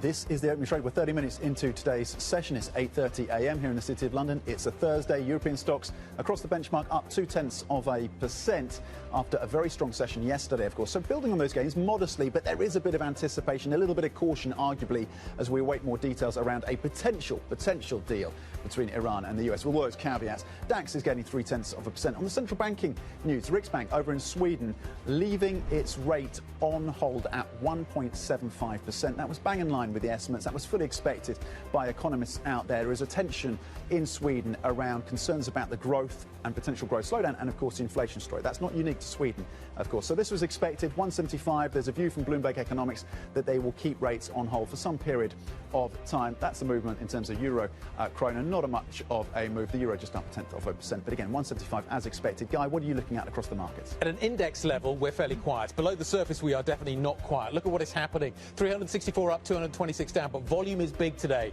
The market is still seeing a follow-through from yesterday's session into this Thursday session. So that's the picture kind of just below the surface. Let's go a little further below the surface and talk about some of the other single stocks that we are watching. Lufti's up quite a lot. Lufthansa trading to the upside. Understandably, lower oil price, that's better for the airline sector. Now, Lufthansa's painting a fairly positive picture about its fuel story going forward from here, but we are up by 5%. Le Courant in the energy space is also up quite strongly. 3.72% feeds in to that data center narrative. But the star of the morning is Zealand. It is up by 12.72. As Anna was saying, could have been worse. The data are actually looking better. Let's talk about where we are seeing some laggards.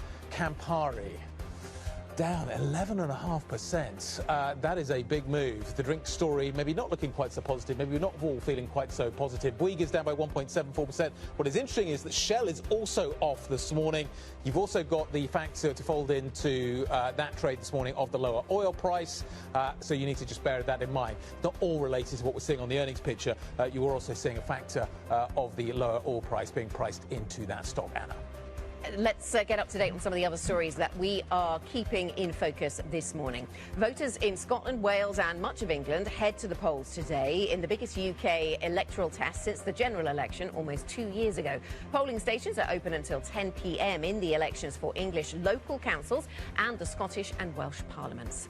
The US has presented a one-page memorandum of understanding to Iran that would gradually reopen the Strait of Hormuz and lift the American blockade on Iranian ports. Iran is expected to send a response, we've not yet heard from them, to the United States proposal via Pakistan in the next 2 days, with state media signalling that parts of the proposal remain unrealistic to Iran's leadership.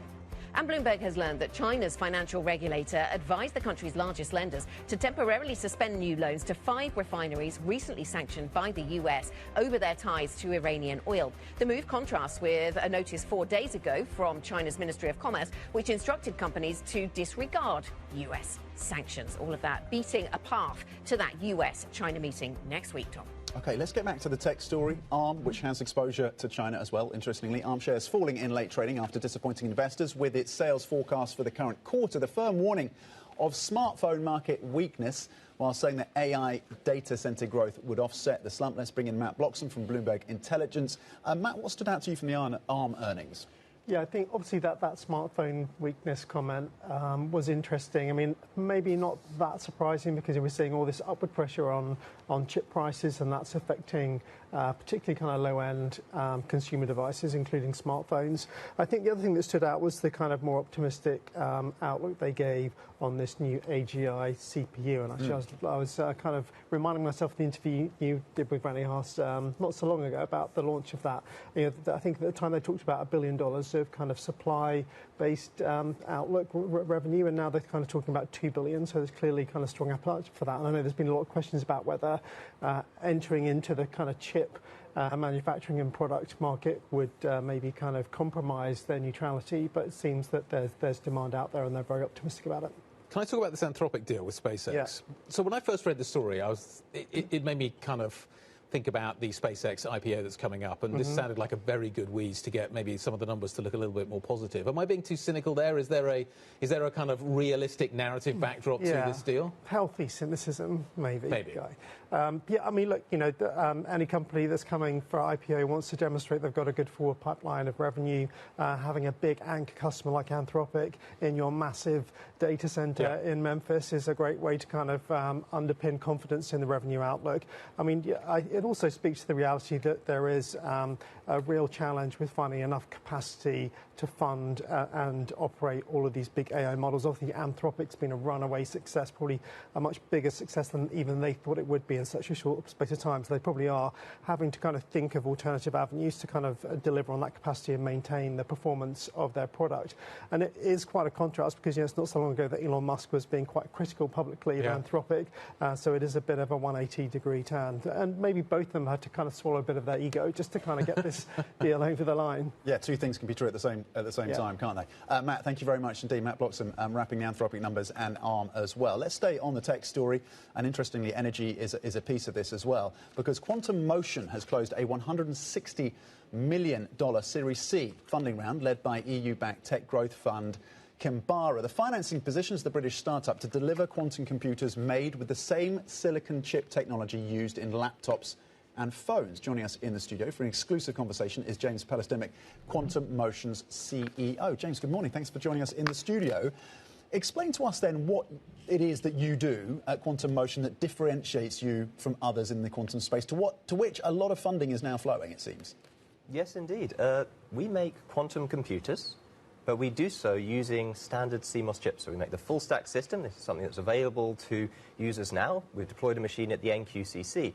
The differentiating fact is, rather than these machines swelling to the size of being entire data centers, as some other modalities will, we can deliver a full utility-scale machine in the size of a few server racks. That's really the key thing that's got investors behind it. And just for clarity, so the National Quantum Computing Centre, the NQCC, is where you've deployed. Why aren't others doing this then? What is your moat? Why aren't others just shifting to a silicon-based approach when it comes to quantum computing? It's a good question, because silicon always wins, right? So why not back this? Largely because a lot of these other companies have started up out of university labs.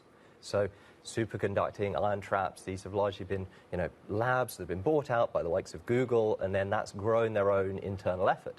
When we started the company, we started in a very different way. You couldn't do this within a university lab.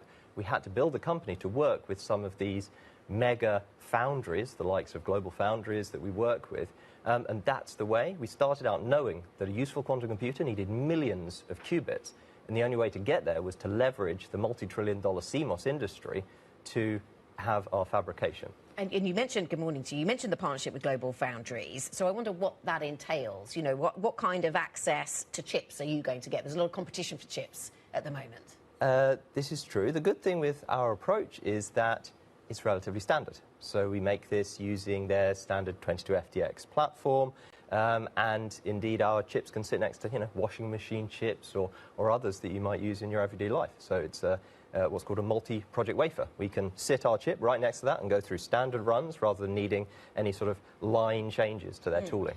And you've announced this morning then that Kinvara, which is a growth fund, we understand, backed by the EU, it's made its first investment, and it's a vote of confidence in you and what you're doing. What do you think it was about what you're doing that made this investment take place? I'm delighted with the global investment backing. So this was led by DCVC and Kinvara, and as you say, like two of the world's best deep tech investors. What they recognised was similar to what we've just said. If you can build a quantum computer and it uses 100 times less energy, 1,000 times less energy and 100 times less expensive than some of these other modalities, that's a huge moat. What can I use it for? You can use it for anything that the world's most powerful computer can be used on. So it can be used to understand nature at the deepest level. That means that you could, if you imagine, optimize every industrial process that we currently have. Imagine that you can slash the energy cost of generating ammonia for our fertilizers. This would have such a transformative impact on our society that this is another reason why these investors are delighted to get behind. Am I going to need all the data centers we're building at the moment if you are the future? You will. This won't replace them. It will enhance them. This is very much an additive technology. But at the moment, there's huge amounts of investment going into AI. Can you do what they are doing, but for less? You talk about the energy sort of component of all of this. At the moment, that is where the challenge lies in so many ways. What will what you're doing do differently and to your words, enhance what we're doing there? Yeah, so AI is, I guess, a kind of big memory problem. You've got these massive data sets, and you've got to chunk through that. Quantum computing is small data, but very complex calculation problems. This is really where we differentiate. So they are different use cases, but it allows us to do things smarter than you would if you were just to take a kind of brute force, let's train an AI and kind of look at where the data leads us. You would actually be able to perform these calculations, essentially with the eye of God, understanding what nature is trying to tell you, rather than inferring and extrapolating from large data sets. With the eye of God, that's a lot of visibility. It's pretty good. So the grid is under enormous pressure because of AI already. Other quantum computing approaches could put additional pressure on the grid. You're saying that that's not workable. I mean, does that suggest that IBM Quantum, Google Quantum, IonQ, Quantinuum, other competitors, that fundamentally their approach to this is mismatched to the energy that we currently have? That faces that's a fundamental issue for some of these competitors. Is that the case you're trying to make here? Yes, and there's already examples where you can see that. These very large infrastructure projects that governments have got behind to deploy some of these early quantum computers are using a couple of hundred megawatts, and indeed needing facilities the size of one data center for one computer. And that's not a future that I think we can build with quantum computers. I think there will be demand for not just one, but millions of these. And at that point, you can't possibly conceive that each one of those will be an entire data center. There has to be a solution, our solution, where you can shrink those, miniaturize the cost, the energy, and then therefore democratize that, give access to everybody that will actually get the best out of this technology. We've done a deep dive, our colleagues at Bloomberg News have done a deep dive into financial services and Wall Street and the way it's looking at quantum and investing in it and asking questions about whether it can deliver great things. And the banking world seems to be divided. There are some that are still investing and thinking this is a big part of the future, and others who are a bit more sceptical. Goldman Sachs, at the end of one investigation, saying they realised it would take millions of years to run the algorithm they were trying to run, and it would need 8 million qubits, which I'm informed is a lot. So, this didn't seem to live up to the expectations of what they thought it was going to be able to do. How is the thinking on that front evolving? But that was actually a very good news story. So we worked with Goldman after that particular piece of work and demonstrated that rather than taking that length of time, you could actually reduce that particular derivatives pricing algorithm to run in 8 hours on our particular machine. That was a combination. So what was the first number? Millions of years. Right. So that's shorter. There was work that we published with them that demonstrated that. You're entirely right that the way that you can shrink that problem to make it run faster is actually to make it on a bigger quantum computer, more qubits. that's really where our approach comes in. So you're entirely right. Millions of qubits are required, which is why the density, the cost per qubit is a critical part of this story. And that's what you can solve. If you've got something that can make billions of transistors, that should be the technology that you use to make qubits. James, if you're successful, do we have to fundamentally rethink valuations for AI? I think the valuations on AI, we're starting to see potentially the revenue that's backing them. I don't think it's quite as absurd as people initially thought. People are starting to see why. I think actually this can start a flywheel of increased compute power being available to many, many more people. So it's more allowing people to do what people do well, creative tasks, and allowing us to optimize every industrial process using what computers do well. And how wedded are you to the UK? Would you list here? I am very wedded to the UK. We've been backed by the UK through the British Business Bank, but we're also a global company. We have presence in Australia, in Spain, investment from the US, so it's necessary for us to take this technology to the world. Okay, James, thank you very much indeed. James Pelesdemic, Quantum Motion CEO, on the back of that raise $160 million Series C. Stay with us on tech, because we're going to explore what is happening in terms of self-driving, London's unpredictable streets, pushing self-driving technology to its limits. For Wave, that challenge is forcing a rethink of how autonomy is built as it prepares to launch in the British capital later this year. I spoke to the CEO, Alex Kendall. London is a driving environment that is so complex that it almost forced us to take this more scalable approach, because, you know, mapping and driving with remote systems where you've got, you know, challenges on your connectivity infrastructure, or, you know, London is a 2,000-year-old city, so you've got way more roadworks than you have in San Francisco. I think about 20 times more roadworks. You've got about 10 times more cyclists and pedestrians than San Francisco. So all of this adds up to a much more complex autonomy challenge that requires a rethink and a scalable approach. Well, you can see more of that interview in the next episode of Bloomberg Tech Europe, which looks at how the race for driverless cars is heating up. We're going to explore the battle between Waymo and Wave. It's a bit of a David and Goliath story, and ask who will win the road. That is tomorrow at 8:30 a.m. UK time, right here on Bloomberg TV and on the terminal, YouTube, and on our video hub at bloomberg.com/video. There was nobody in the front, right? There was a safety driver in the front. Oh, right, okay. There was but they didn't touch the wheel the whole time. Okay. Amazing. It's going to be transforming London, potentially. Talking of which, we're going to transition to Shell, talking about its profits surging, driven by, obviously, what is happening with the crude story. We'll have more details to follow. That's next. This is Bloomberg.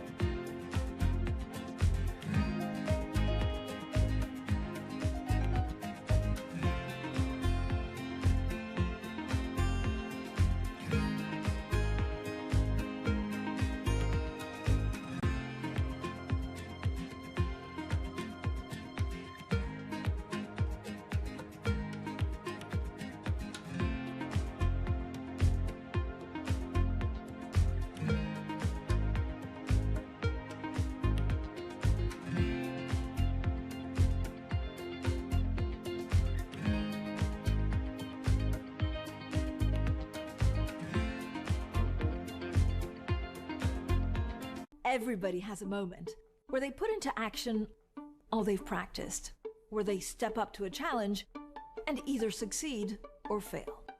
But what are those moments for some of the world's most influential leaders? It was a rough and tumble world, and I thought, okay, I can rise up, I can play this game, and I did play the game. It was great, and it was depressing, and it was disappointing. My chair at the time sat down with me and said, "Succession starts now." I'm Francine Lacroix, an award-winning journalist. For the last 25 years, I've interviewed world leaders, bank bosses, even fashion icons. I'm often asking about the news of the moment. But I've always been curious, who are these people as leaders? Join me for the podcast version of Leaders with Francine Lacroix. I'll start your week with conversations that explore what drives the world's most influential people, how today's leaders got to where they are, where they're going next, and how they've transformed their organization in the process. Make decisions. a poor decision is always better than no decision. You have to have truth tellers around you, and you have to be willing to listen. You don't want to be setting strategy in the middle of a transaction, that's for sure. Do it for the right reasons. Don't do it because of FOMO. We'll also learn lessons which we can apply to our work and daily lives. Tune into the podcast version of Leaders with Francine Lacqua. Listen and watch on Bloomberg Television or wherever you get your podcasts. Good morning. This is Bloomberg Surveillance. Welcome back to the opening trade. Watch Bloomberg Tech. This is the Asia trade. This is Wall Street Week. Welcome to Balance of Power. You're watching Bloomberg Deals. Welcome to Bloomberg This Weekend. This is Bloomberg Television.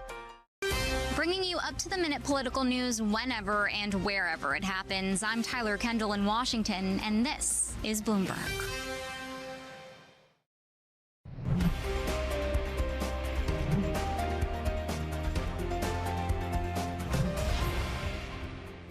We have multiple ships that are stuck in the Gulf, and we've taken a very prudent approach towards what we can do to get those ships out, because the safety of the crew is our really utmost concern. But as long as there is a naval blockade, since you have only these two routes, it's fairly easy to monitor what is going through.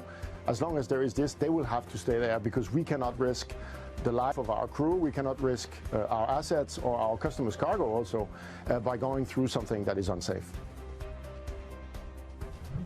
Vincent Clegg, the CEO of Maersk, speaking to us a short time ago, talking about the impact on their business, looking back and looking forward, talking about vessels being stuck in the Persian Gulf. Well, Shell, the CFO there, saying 10% of their oil and gas output is offline as a result of the same incident, the Iran war, of course. Let's talk more about Shell. The company says its profits surged in the first quarter as the war drove oil and gas prices higher, adding the surge in volatility boosted its trading business. Let's speak to Mitchell Furman, who covers big oil companies for us here at Bloomberg. And Mitchell, good morning to you. So they have benefited from the volatility in oil prices, certainly on the trading side. How good has it been for that particular part of the business?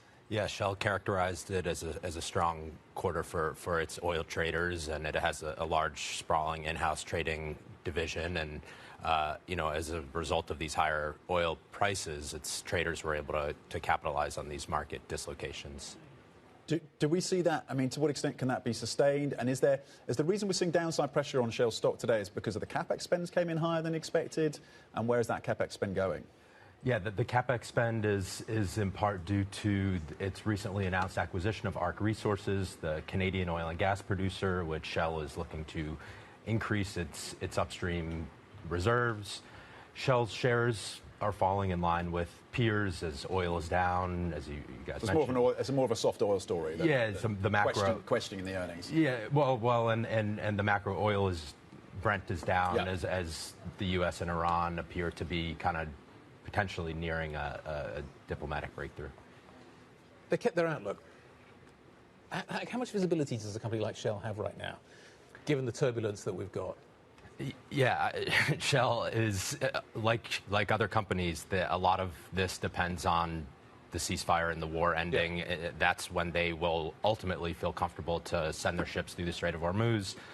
The CFO, I just got off a call with her, and she was talking about how 10% of Qatari volumes are offline. And the first step to getting flows going again will be the Strait clearing. Yeah. After that, what happens? Did you give any... Yeah. She mentioned at first it'll take a couple weeks for the Strait to really kind of clear the backlog of ships, and then Shell will have to restart its production in Qatar. Then it can start shipping new flows out. I mean, things being peaceful enough to leave seems one thing. Peaceful enough to go back in is another. I wonder if this changes the dynamics in that region on the longer term. I don't know whether oil execs have been talking about that. Yeah, and Shell's acquisition last week announced of ARC Resources. It's a Canadian producer outside the Middle East.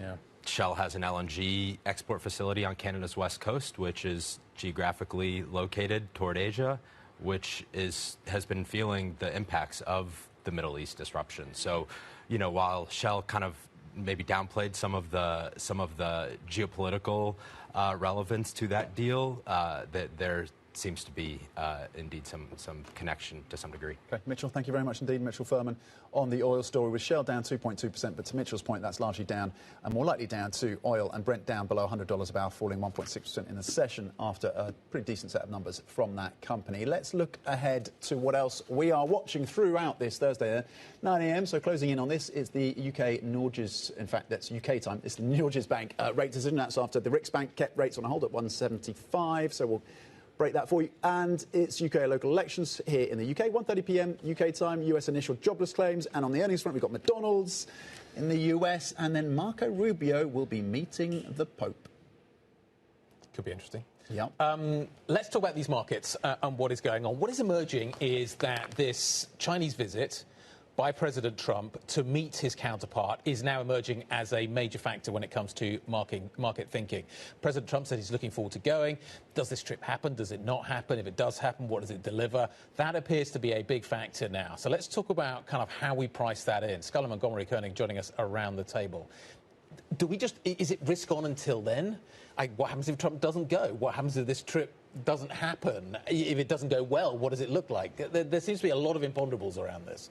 Yeah, I mean, I think there's a lot of vulnerabilities when we actually get to the event, or at least closer to it, but it's kind of mid-next week, right? So at least until the end of the week, we can be more positive. And I think I'm just going to point that out.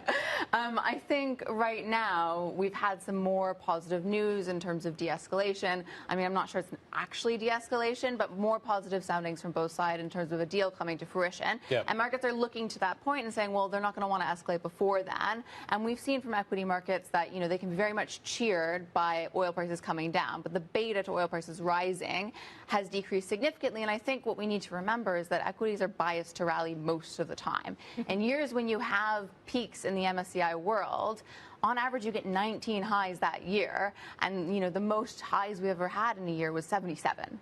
So it's not unreal or realistic in this environment to see more highs coming. It seems interesting to me that we are waiting with great anticipation and seem to have already priced in a memorandum of understanding that might not actually answer all the questions at all, might just be a sort of opening salvo for a 30-day negotiation. We might still be thinking about whether we can find common ground between the US and Iran around nuclear weapons, for example. That might still be an open question, even if we do get agreement. And I guess I'm asking this because might it be better to travel than arrive, to use that dreadful adage in markets, that we've priced all of this in, and then when we see the reality of what we get, if anything, it might be disappointing? I guess the issues around nuclear agreements, et cetera, that's not really something the markets are concerned about. Yes, it kind of brings into question why you've started the war in the first place if you end up in the same place at the end. But what the market cares about is the flow of oil. So as long as you get the straight opening and that flow starting, and you can see a path to the end point of having that oil coming back online, that's what the market cares about, because that feeds into your growth and inflation expectations, your economic backdrop. As we look at and think about inflation, clearly that is percolating through the US consumer as well. We're seeing that in terms of the price at the pump. How solid is the labour market in the US? We've had some data out in the last couple of days. You've got non-farm payrolls tomorrow. How much of a focus is that, and what are you expecting? Yeah, I mean, with non-farm payrolls, the expectation is a pretty good number. It's 65,000 on the headline, unemployment rate staying steady. And I think that's really what you need to watch, because the worry with non-farm payrolls right now is that it oscillates quite significantly, but the break-even rate is a lot lower because you've had this labor supply reduction in immigration. And so as long as the unemployment rate stays steady, that's a sign that your labor market is still on solid footing. Okay, 4.3% I think is the forecast for unemployment. Bloomberg MLive strategist Scarlett Montgomery Koenig, thank you on what the market is thinking about today and looking ahead to tomorrow. Coming up, Double Line CEO Jeffrey Gundlach. That interview's coming up 8 p.m. London time, so stay tuned for that. That's it, the opening trade. The Pulse is up next. This is Bloomberg.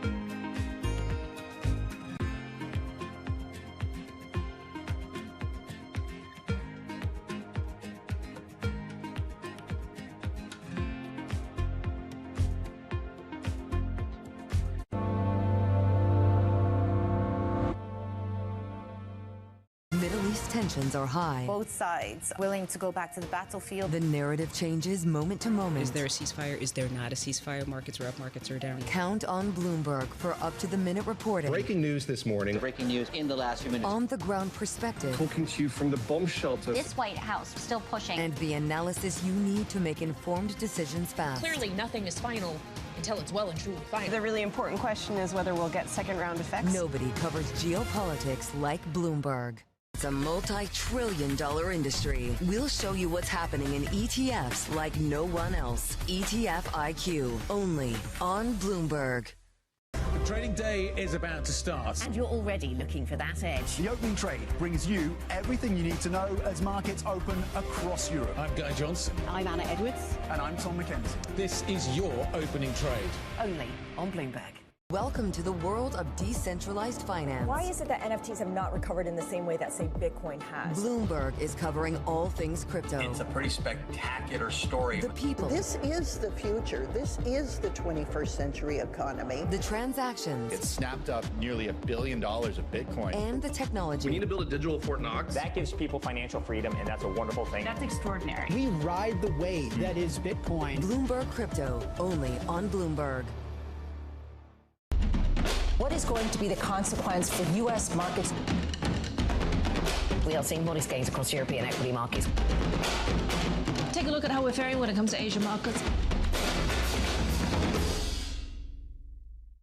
Key investors, top executives, global innovators. Join me for in-depth conversations with the biggest newsmakers on the day's top stories. The economy has been doing well. That does not tell you what the future is going to be. We are taking a step-by-step approach, a very systematic approach with India. This is a time to put a little more defense into your portfolio.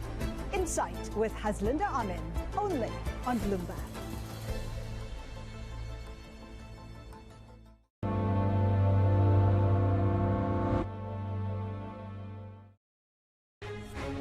The U.S. and Iran are understood to be circling around a fresh proposal to end the war as President Trump tries to exit the conflict. Optimism over a deal pushes global equities to a record, adding fresh momentum to a rally powered by a surge in technology shares and artificial intelligence. And the U.S. Secretary of State, Marco Rubio, is in Italy to try and ease tensions with the Pope and across European halls of power. Now, also this hour, don't miss our conversation between the German foreign minister and Bloomberg's editor-in-chief, John Micklethwaite. They'll discuss global geopolitics as the White House plans to remove thousands of troops from the country. Now, first thing is first, let's have a look at what markets are telling us. First of all, look, U.S. and Iran are weighing this potential deal as President Trump seeks a way out of the war. That is leading to quite a lot of optimism across the board. If you look at U.S. stock futures are extending gains as traders waiting for updates on a potential U.S.-Iran peace deal and also the reopening of flows through the Strait of Hormuz. And then Norges Bank raising its benchmark interest rate to 4.25%. The estimate was 4%, so it's 25 basis points more.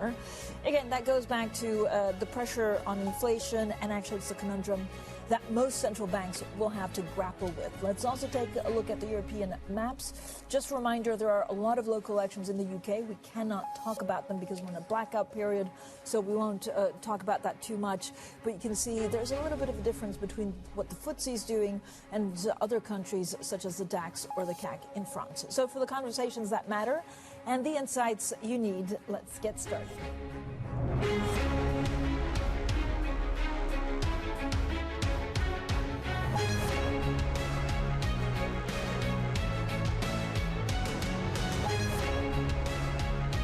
Newsmakers and market movers. This is The Pulse with Francine Lacqua. Well, good morning, everyone, and welcome to The Pulse. I'm Francine Lacqua here in London. Now, oil is steadying after losing nearly 8% in the previous session as the U.S. and Iran weighed fresh proposals to end the war in the Middle East. Under pressure to end the conflict, President Trump claims Iran has agreed to concessions. Iran cannot have a nuclear weapon because as tough as they are, we want to keep them alive. We want to keep all of you alive. Iran cannot have a nuclear weapon, and they won't. And they've agreed to that, among other things. Well, Iranian state media signal that parts of the U.S. proposal remain unrealistic to Iran's leadership. Now, on a visit to Beijing, the Iranian Foreign Minister Abbas Araghchi says China's proposal could form the basis for peace. We are aware of the four-point proposal put forward by the Honorable President Xi. Based on these principles, it is possible to achieve peace and stability in the Persian Gulf region. We have always believed, and even more now, that China can play a constructive role in this regard. Let's bring in Bloomberg Horizons anchor Jumana Bersetchi with the latest. Jumana, good morning. How close are the two sides to a deal? Yeah, well, yesterday around this time on your show, Francine, those headlines emerged initially from Axios suggesting that the two sides were close to an agreement on this memorandum of understanding and that it would lead to a reopening of the strait. Now, what we've understood over the course of the last day is it is indeed true that the U.S. has presented a one-page 14-point proposal to the Iranian side via the mediators, Pakistan. It hasn't been publicly released, but what we do understand is that it does include provisions to an abrupt end to the war, so an immediate end to the war, I should say, a gradual reopening of the strait over a 30-day period in which the negotiations would begin around the longer-term subjects around the nuclear program, the fate of the highly enriched stockpile that Iran is sitting on, Iran also committing to a lower level of uranium enrichment. And according to other media websites, and this is per the Wall Street Journal overnight, the U.S. are still insisting on a zero enrichment policy. And so when it comes to the nuclear file, it still appears as though there's a lot of disagreement between what Iran are happy to accept versus what the U.S. are pushing for. But at the same time, if you think about where we were at the beginning of the week, we've walked back from the brink. We were very close to people pricing in, again, another round of hostilities from the United States. And certainly that was one of the options that was put forward ahead of the memorandum of understanding, rather, that the U.S. presented to Iran. But it looks as though the U.S. now are very much going down the diplomatic route. Now, the Iranian side, we don't have an official response. We're expecting to get one in the next 2 days. The Iranian spokesperson for the foreign ministry said that what the U.S. are asking for is very maximalist. At the same time, the foreign minister met with his counterpart in China yesterday. China are pushing for a diplomatic solution. And let's not forget that Trump and Xi have this major summit next week. And in all likelihood, President Trump would want to have this wrapped up in an outcome that would lead to a full reopening of the strait before he meets with President Xi Jinping. Yes, I was going to ask you, Jumana, how likely is it that the restrictions on the strait just get lifted? Well, this is the thing. Iran know that this is a key point of leverage from their perspective, so they are probably unlikely to accept to lift the blockade in the absence of getting something else and other concessions from the U.S., including a commitment to lifting sanctions or unfreezing some of their assets. And at the same time, it is notable that they've established what they're calling the Persian Gulf Strait Authority. This was launched yesterday. Any vessel sitting around the Persian Gulf that wants to pass through the straits would be required to send an email to this Straits Authority. The form coming back to them will ask for all of these ships, details, destination, origin country, flag registration, the value of the cargo, etc. And afterwards, this authority would give them a yes or no to actually cross the straits. Unclear from our own reporting whether ship owners are actually going to subscribe to it. And it is the case that Iran are trying to establish a new protocol, but at the same time, it is also unlikely that anyone is going to take it up. And, you know, there are real concerns still about danger, safety, multiple ships being attacked around the strait in the last couple of days. And essentially, traffic is still zero. So for oil markets, the big question is, yes, there is this memo of understanding, but will it lead to an imminent lifting of the mutual blockades, or do we have to wait another 30-day period? RBC estimate that in that period, you could see another almost 500 million barrels of oil still being taken off the market. Jumana, thank you so much. Our Bloomberg Horizons anchor, Jumana Bersetchi. Now, ARM shares falling in pre-market trade. This after the firm warned of smartphone market weakness, while saying that AI data center growth would offset the slump. Let's bring in our very own Matt Bloxham from Bloomberg Intelligence. Matt, I mean, so many questions actually about ARM and what happens to them going forward. What stood out to you? Yeah, I mean, obviously this kind of flagging of the weakness in the smartphone market is interesting, but I think that kind of confirms what people have been sensing anyway, given the upward pressure on memory pricing, which is affecting all sorts of products in the marketplace. The other thing that stood out for me was the more optimistic tone they gave about this new AGI chip that they're developing. So it's the first time that ARM is moving into actually selling its own hardware, and this chip is designed specifically for agentic AI applications, which obviously where all of the AI action is right now. And when they first launched this back in March, they talked about an order book of about $1 billion worth of demand, and now they're talking about $2 billion worth of demand over 27 and 28. So clearly that product is kind of landing quite well with key customers. Obviously Meta is one of the kind of key backers of that, and there's been interest in it from OpenAI. And also, we heard that Anthropic is inking some kind of computing deal with SpaceX to meet AI demand. I mean, this feels very significant. What do we know? Yeah, it is. So it's, reportedly up to 300 megawatts of demand, capacity demand from Anthropic from this new SpaceX Colossus One data center, how they describe it as a supercomputer in Memphis, and it's kind of fully loaded with NVIDIA chips. And I think this is slightly surprising because it's not so long ago that Elon Musk was being very critical of Anthropic and the Claude models. So quite a U-turn there in terms of kind of welcoming them into his big compute center. Says he's met with senior leaders there and is kind of happy that, you know, that they couldn't see any evil, using his words. I think this kind of talks to the fact that there is a scarcity of compute capacity out there. The Anthropic products have been a runaway success, probably growing even faster than they thought they would, and they need to find compute capacity to kind of continue to deliver for customers. And so I guess it's, you know, kind of a needs-must situation perhaps for both of them. Okay, so we could see, you know, maybe more deals like that. Matt, as always, thank you so much for joining us. Matt Bloxham there from Bloomberg Intelligence. So we covered geopolitics. We covered, of course, a little bit of tech. The dollar back to levels seen before the U.S. attack on Iran in February, pairing gains from earlier in the war when investors flocked to safe haven assets. Well, James Lord, head of FX and emerging market strategy at Morgan Stanley, joins us now. James, thank you as always. I mean, I feel like markets have been all over the place. They've just been up and down and up and down, and this is on hope of geopolitical news. What happens to dollar from here? Well, we're still a bit bearish on the dollar. I mean, we came into the year bearish on the dollar, and obviously we had a little bit of a move higher as the Iran conflict started. But, you know, we're not changing the big picture view. I mean, I think ultimately it's quite interesting to see that the U.S. has benefited a lot from a big terms of trade positive on the positive side, given its status as an energy exporter. There's been a lot of reporting this week about how energy exports from the U.S. are up year over year, taking market share globally, benefiting from the higher price. That should be negative for a lot of Asian oil importers, should be negative for a lot of European currencies that clearly that are on the other side of that. But actually, you look at where the dollar is, and it doesn't seem to have benefited much from that. It did initially, but it came off pretty quickly. So I think that tells you.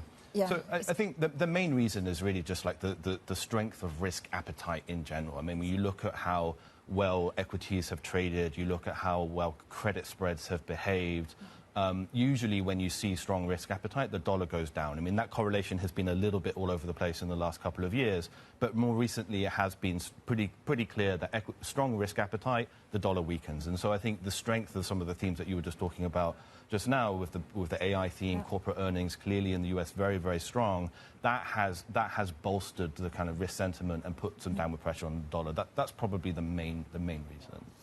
James, I mean, overall, look, there's something that surprised markets today was basically Norges Bank raising its benchmark interest rate. Look, only 25 basis points, but this is an inflation story. Does that, I mean, what does that mean for other central banks? I know we talk about the Bank of England. We can't talk about the UK too much because there are local elections, but, you know, this could have implications for the ECB or also the Fed longer term. Yeah, absolutely. I mean, in general, you can clearly see that central banks have, like, pretty uniformly become more hawkish. You know, some are still cutting rates, like in Brazil, but you know they're doing so with a much more hawkish kind of tilt than they were previously. So, in some sense, that doesn't mean a huge amount for currencies because they're all sort of moving together, and rate differentials perhaps don't change a huge amount. But I think really the big takeaway from this most recent period and also last year is that rate differentials used to be a very reliable gauge of how currencies behave. They are no longer the driving. They're still important, but they're no longer in the driving seat.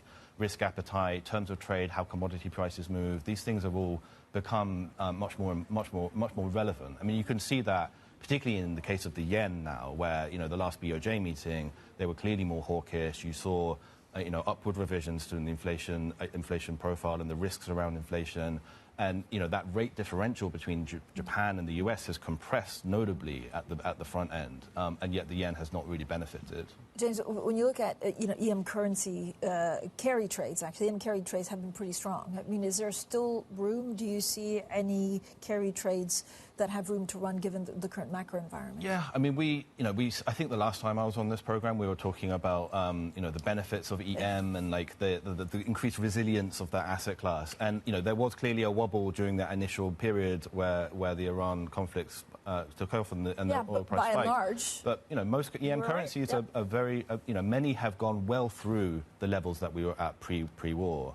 And we continue to like the stories that have that solid domestic story and don't just rely on carry trade vibes, you know, like that actually have some positive bottom-up fundamentals. So, you know, these are the currencies that we like are also, you know, clients do like these as well, like Brazil, Hungary. Like, I think these are very solid currencies. Turkey also, I think, is well placed. And increasingly, we're thinking about Korean won. I think this was a trade that we liked at the beginning of the year. We kind of struggled a little bit as the oil price kind of shock came through. But you look at what's happening with Korean equities, the foreign inflows that we're seeing into Korean equities.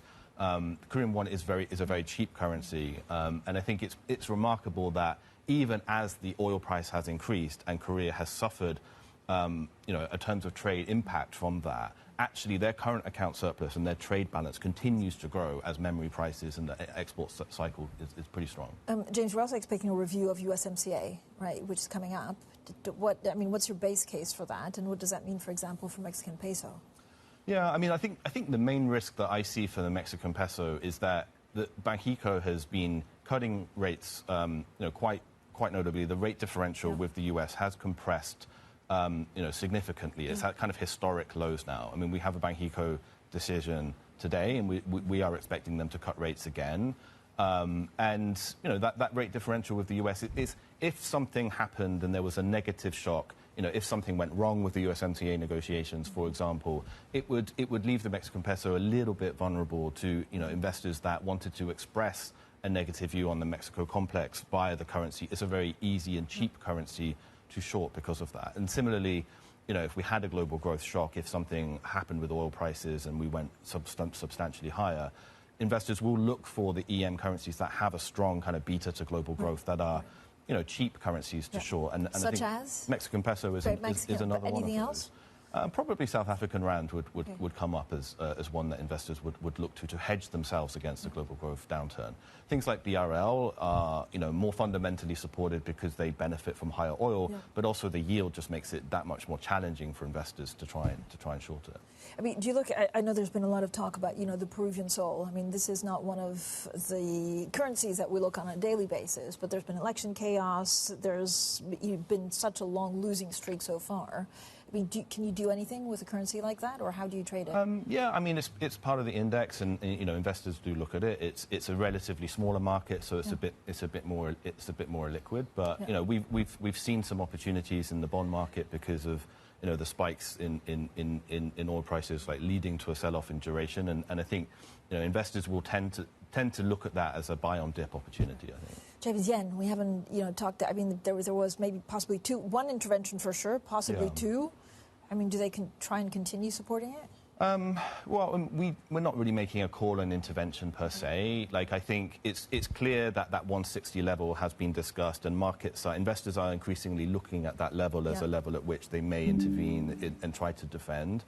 But, you know, and when you put that intervention risk alongside the hawkishness of the monetary policy stance, it might lead you to think that we must see a rebound in the yen.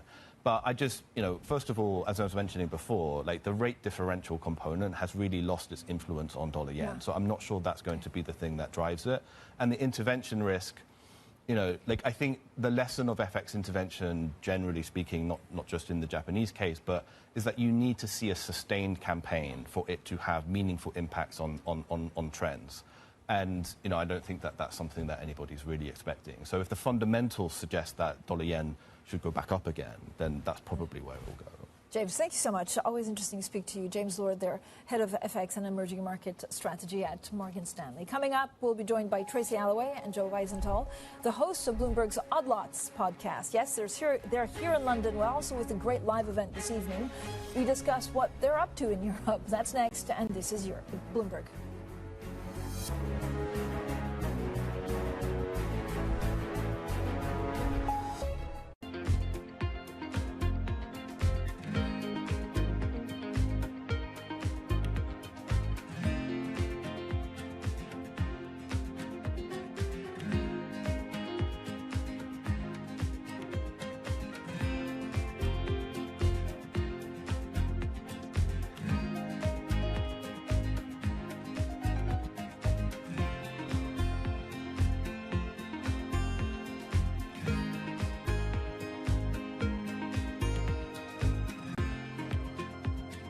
Join me each week on Wall Street Week for stories of capitalism from business, markets, economics, tech, and climate. More than what you need to know, it's what you need to think about.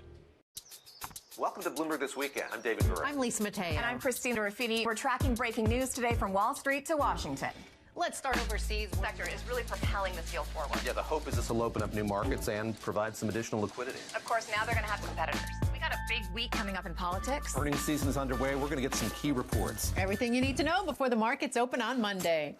Introducing Bloomberg This Weekend, bringing a little Bloomberg into your weekend routine. Guys, buckle up. From the beating heart of global finance, economics, and politics, and wherever newsmakers are moving markets, Bloomberg brings you conversations that allow for deep discussions and important insights. What do you think the future is for inflation? Is this a new normal? Are markets too optimistic? How do you worry about the things that are outside your control? How does the current fighting completely stop? I'm Francine Lacqua, and this is The Pulse, every weekday only on Bloomberg. We're at the epicenter of a global realignment on a scale not seen for decades. At the intersection between markets, economics, and geopolitics, a forum for sophisticated conversation. This is Bloomberg Surveillance. It's Jobs Day, and Bloomberg has the report under surveillance. Let's start with the labour market data. This is no longer something that's temporary. What's the tipping point here? This Friday, Jonathan, Lisa, Anne-Marie, and Mike will bring you crucial data and expert analysis at terminal speed. There's a lot of uncertainty about where the economy is going. Has the unemployment rate peaked at 4.5, or are we headed back down? If AI is really that good, it's going to hurt the jobs market over time, at least in the short term. This is a really big deal. The April Jobs Report, Friday on Bloomberg.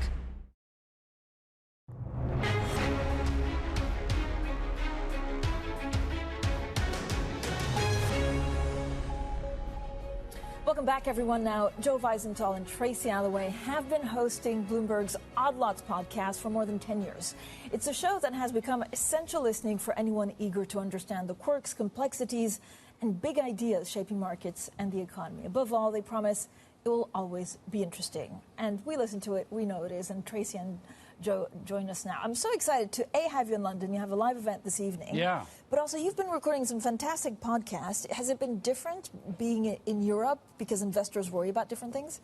Well, we've been on a little bit of a European tour. So we were in Madrid last week for Bloomberg City Lab, and now we're in London. We've been recording a few episodes with, we had Martin Wolf, the Financial Times economics commentator. We had Albert Edwards from SocGen, who is always great. And I think the mood here is different than the U.S. at the moment, possibly for obvious reasons. But the thing that kind of hit it home for me was I was having some drinks with my old you're going to make fun of me. Yeah. My old university friends, Uni. my friends from uni, last night, and they were all talking about their summer vacations and how they were optimizing them for potential jet fuel shortages. And, you know, someone's going to take the ferry and the train. This is the people you need to know. Yeah, and like that hadn't really hit home for me. You know, you see the headlines about potential jet fuel shortages, but like the headlines are starting to actually affect people's decision making. Yeah, friends that never ask me about finance, the only thing they ask is, can I go on holiday this summer? So is there something that smart people in finance, constantly underestimate?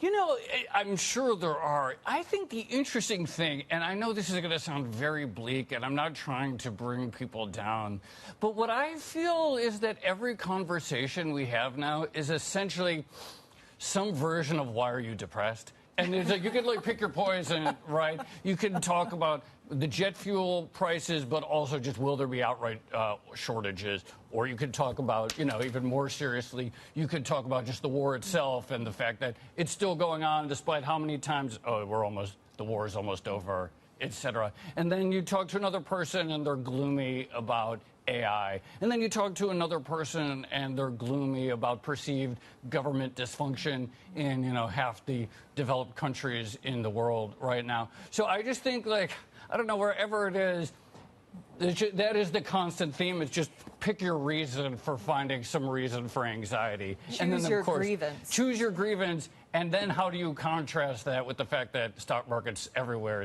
are at record highs? And that is this sort of underlying bizarreness on either sides of the Atlantic. Yeah, so what I love is that you pick topics that we don't talk about very often. You kind of do this deep dive, right? So you talk about architecture with Norman Foster in one of the upcoming episodes. And I'm looking forward to also hearing about farming tonight. Oh, yes. So we actually have our former Bloomberg colleague, Lorcan Roche Kelly, who has a farm in Ireland and now works as an Irish farm journalist. So literally the perfect guest. He's going to be one of our live guests tonight. We're pairing him with Javier Blas, who, of course, you know, one of Bloomberg's top commodities commentators. And so we're going to get the full spectrum of the impact on oil and the impact on ag. Yeah, I've noticed when you talk to commodities people, there's the hard commodities people and the soft commodities people. And the people who talk about copper and oil, et cetera, they don't know as much about cattle prices and so forth. So hopefully at our live show, we will have the full gamut, the softs, the fertilizer, the feed stocks,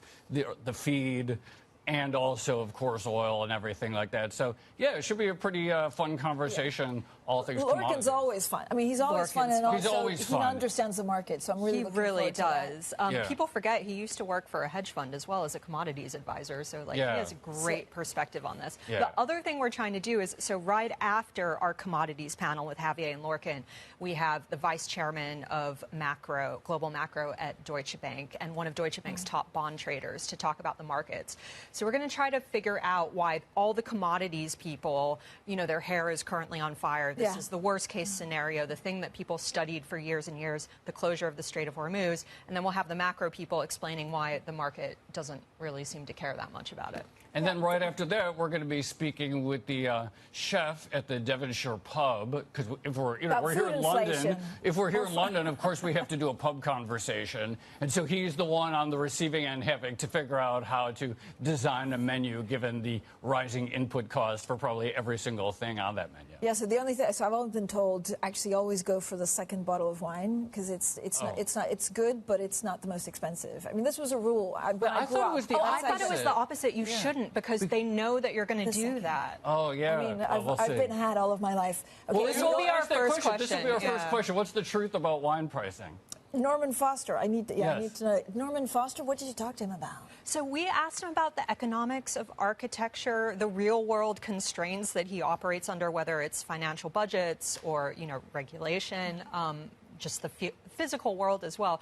And then we also talked to him, you know, he does projects all over the world, including our offices here in London, but he did Beijing Airport, a bunch of very famous buildings over in China. So we talked to him about why it seems that certain Western countries, the UK, the US, seem to struggle building big infrastructure while China just keeps, you know, constructing thing after thing. Yeah, I wasn't expecting it. I sort of assumed we were going to have this conversation. It's like, oh, how is AI affecting architectural design? How is social media changing tastes? That's sort of where I kind of expected the conversation to go. But then it ended up being this really fascinating political economy discussion, talking about, for example, post-World War II rationing and how simultaneously the most amazing sort of engineering breakthroughs in the UK were at the same time as sort of the financial repression going on. And so it ended up being a much deeper conversation than I would have anticipated. Thank you both. You can listen to Bloomberg's Odd Lots on Apple's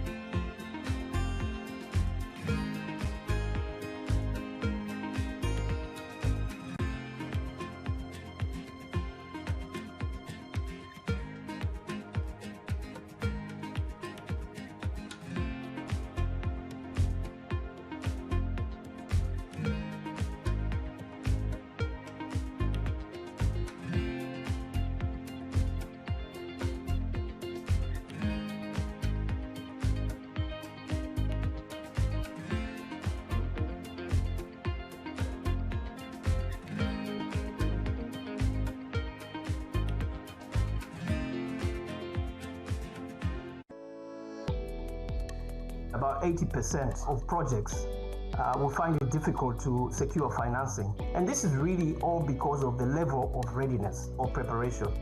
As you know, for investment to occur, you need well-prepared, technically prepared projects, but they must also demonstrate economic and financial impact. So one of the major challenges is the stock or availability of bankable projects in countries. Almost all countries have got good plans and ideas, but when you look at the readiness of those projects, that's a major obstacle. And that is why the African Development Bank, through the African Water Facility, invests heavily in upstream preparation of projects to enable countries to have a large pool of investable projects. The second element that is an obstacle is the institutional and regulatory environment in most countries, which make it difficult for investment to happen.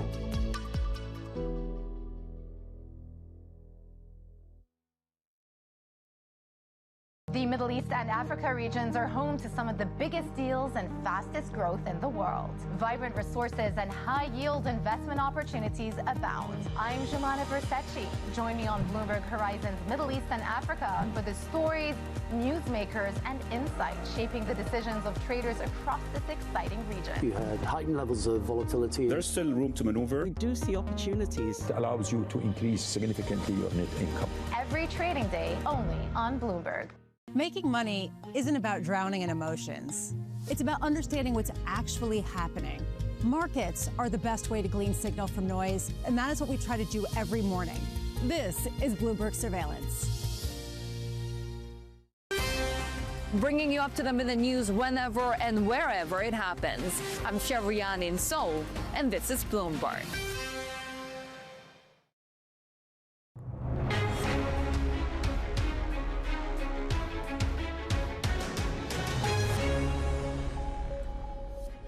Good morning, everyone, and welcome to The Pulse. I'm Francine Lacqua here in London, and these are your top stories. The U.S. and Iran are understood to be circling around a fresh proposal to end the war as President Trump tries to exit the conflict.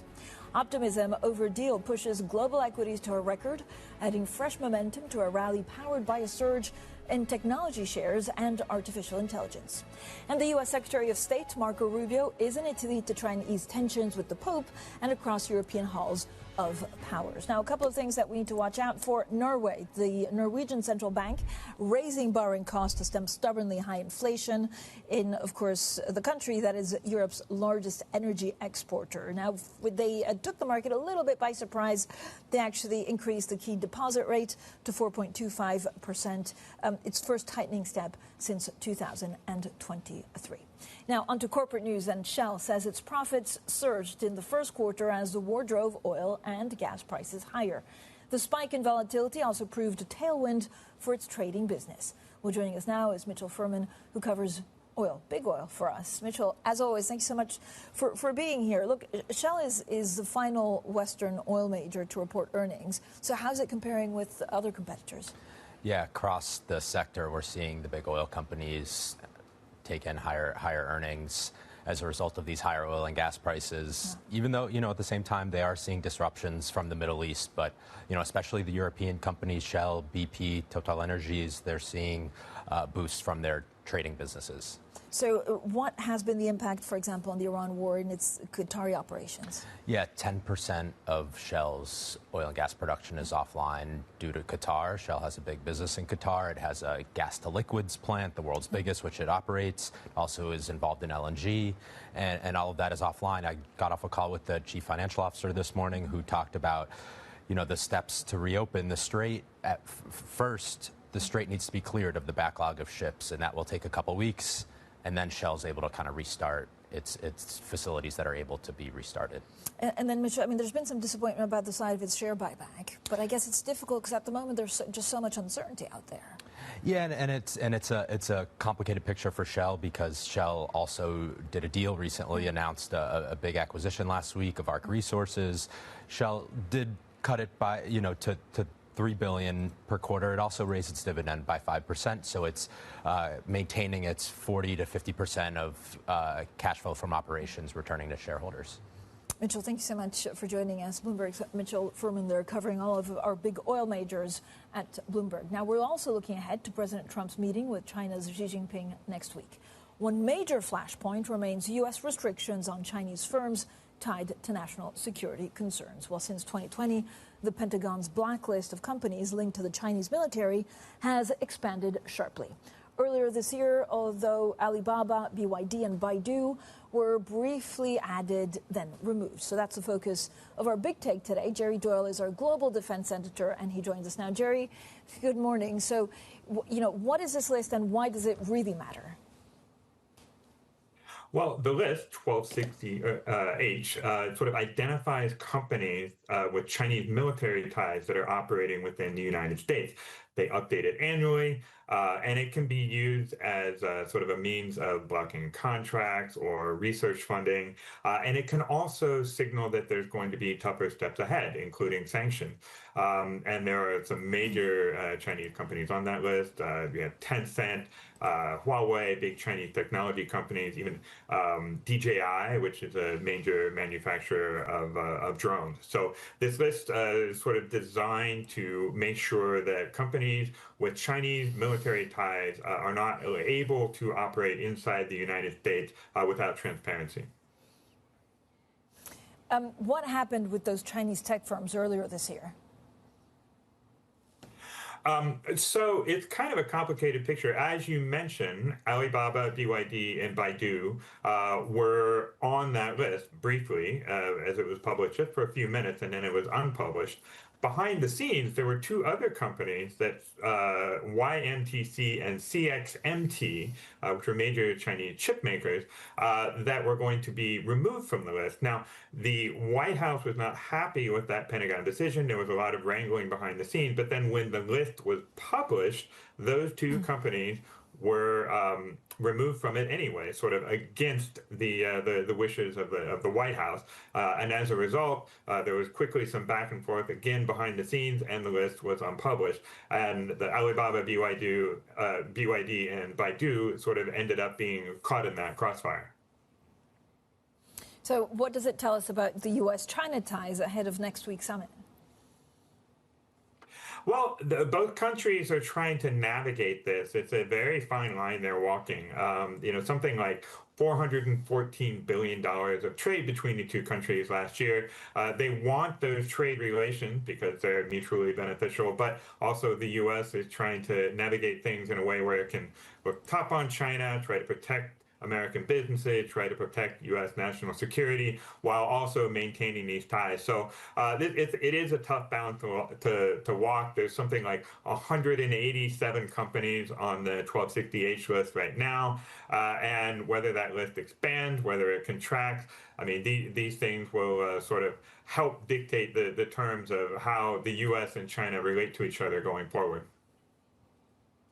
Jerry, thank you so much. As ever, Jerry Doyle, our global defense editor. Coming up, we're over in Berlin, where our editor-in-chief, John Micklethwaite, is joined by the German foreign minister. Don't miss that conversation next.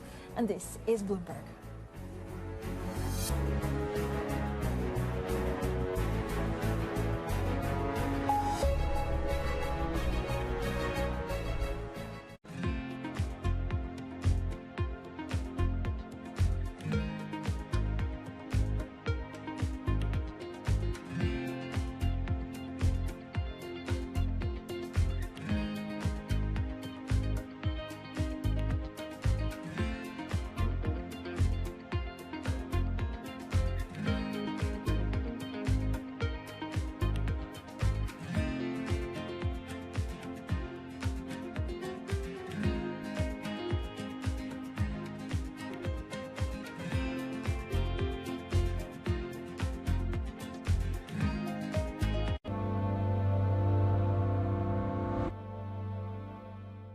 Middle East tensions are high. Both sides willing to go back to the battlefield. The narrative changes moment to moment. Is there a ceasefire? Is there not a ceasefire? Markets are up, markets are down. Count on Bloomberg for up-to-the-minute reporting. Breaking news this morning. Breaking news in the last few minutes. On-the-ground perspective. Talking to you from the bomb shelter. This White House still pushing. And the analysis you need to make informed decisions fast. Clearly, nothing is final until it's well and truly final. The really important question is whether we'll get second-round effects. Nobody covers geopolitics like Bloomberg. The countdown is on. Everything you need to get the edge at the end of the market day. Get ahead of tomorrow's trading with The Close. Weekdays on Bloomberg. Context changes everything. Welcome to the world of decentralized finance. Why is it that NFTs have not recovered in the same way that, say, Bitcoin has? Bloomberg is covering all things crypto. It's a pretty spectacular story. The people. This is the future. This is the 21st century economy. The transactions. It snapped up nearly $1 billion of Bitcoin. And the technology. We need to build a digital Fort Knox. That gives people financial freedom, and that's a wonderful thing. That's extraordinary. We ride the wave that is Bitcoin. Bloomberg Crypto, only on Bloomberg.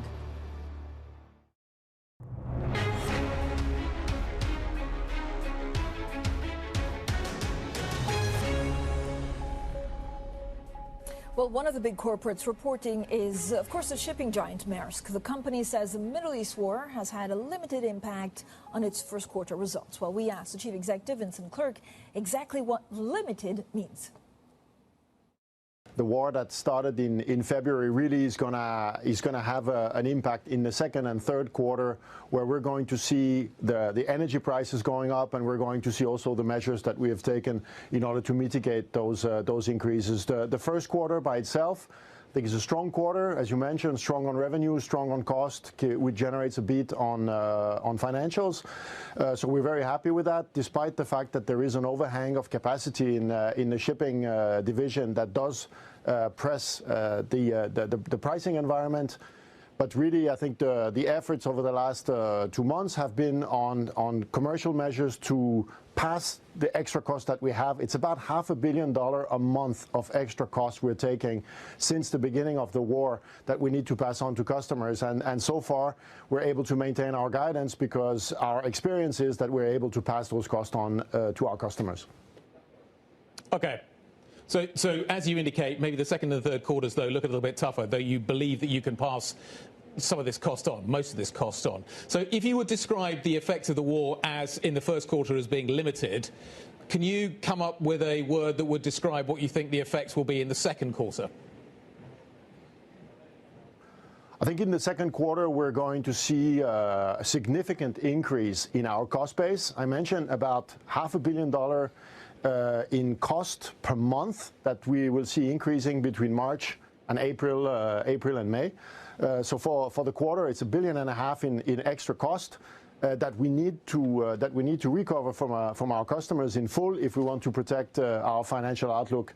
And that's what we've been working on since the start of this war.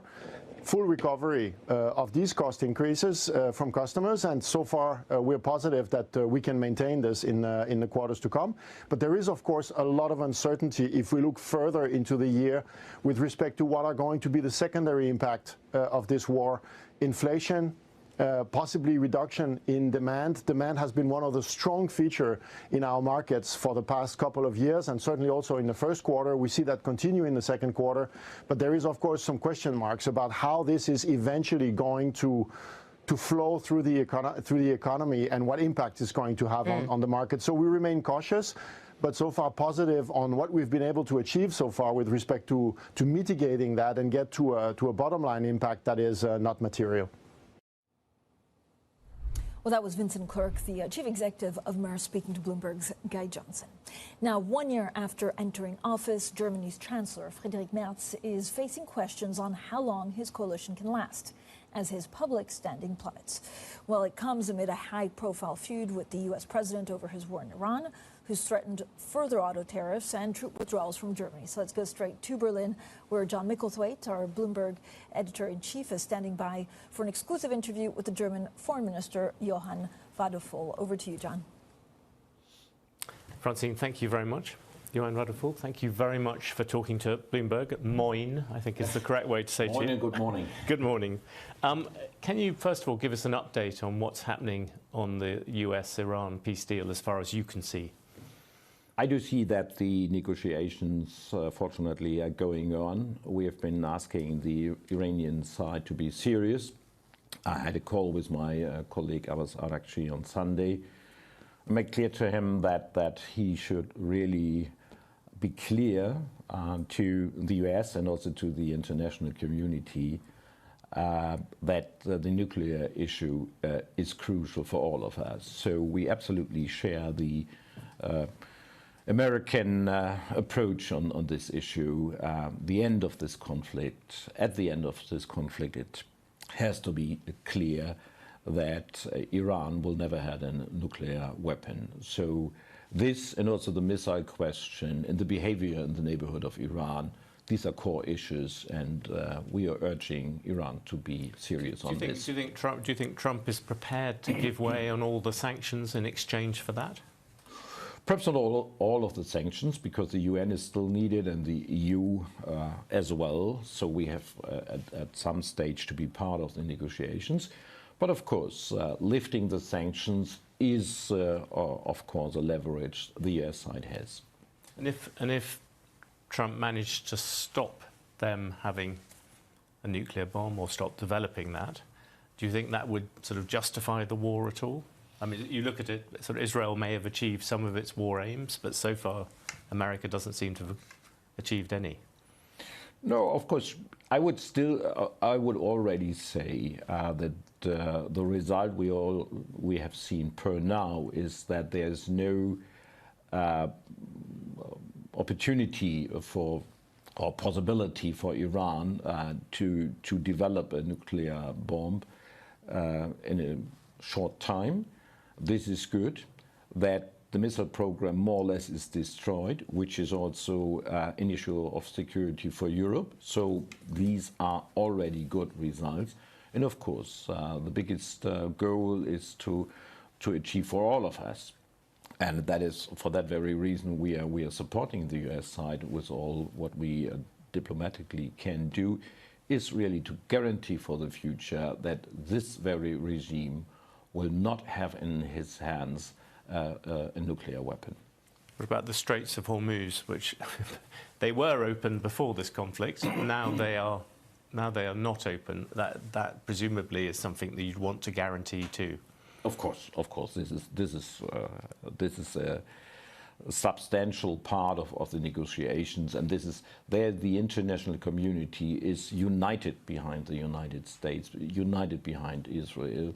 And absolutely making clear that this is an international waterway which has to be free. Everybody has to have access. And there is no right for Iran to take tolls or anything else, or to control that.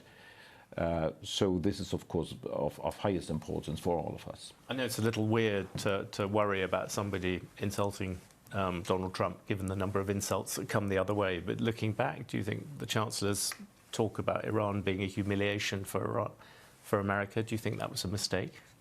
No, I think it was unfortunately a big misunderstanding in what he was saying. He was explaining to students in a school how the situation is. And of course, that it is the attempt of Iran to humiliate the American president. And of course, that there is a risk that some international observers could see it like this.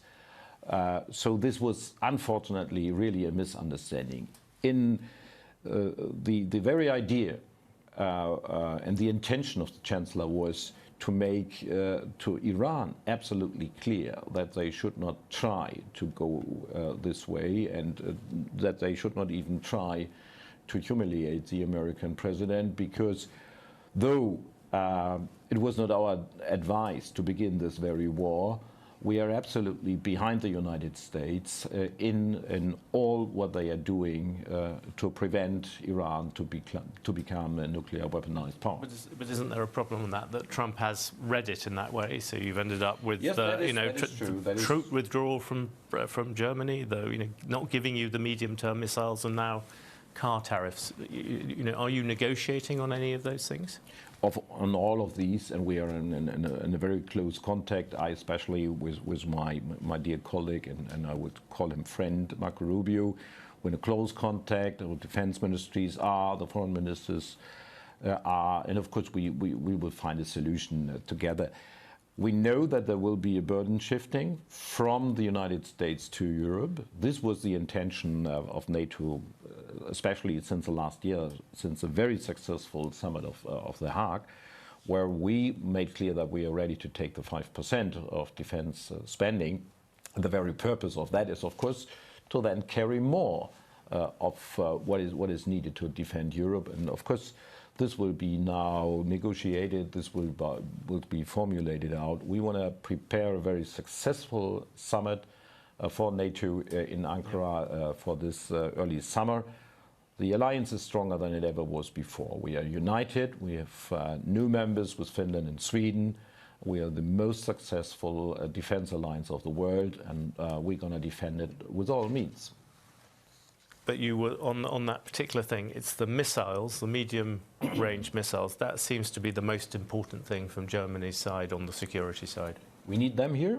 I think we need the stationing here in Germany in order to really make clear that deterrence is there. And we need that, unfortunately, with regard to Russia. And of course, we'll find a solution together with our close ally in the United States. We'll come back to Russia in a second, but just on the issue of Chancellor Merz and Trump, do you think, I mean, it seemed to be, to outsiders, it seemed to be that when Trump made the threat to Greenland, that was the moment when the Chancellor seemed to kind of lose it a bit, or get that unnerved Europe. Do you think that's true? No, I won't say that. In my assessment, the Chancellor and the President have a very solid relation. And of course, sometimes, problems occur.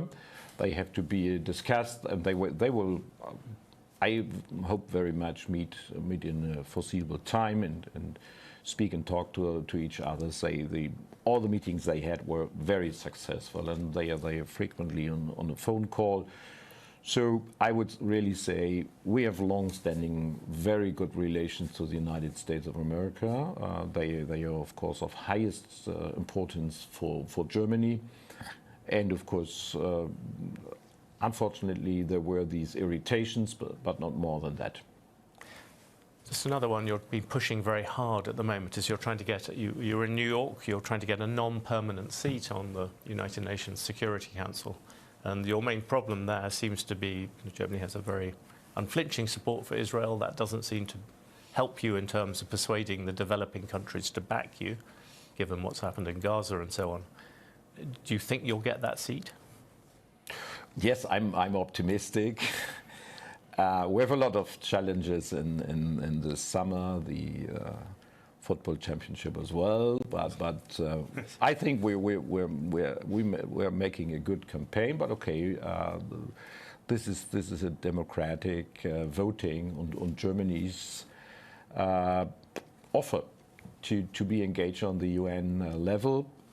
I think a lot of countries know us. They know that Germany is a reliable partner, that we are committed to all the UN goals, that we are active in all the different agencies of UN.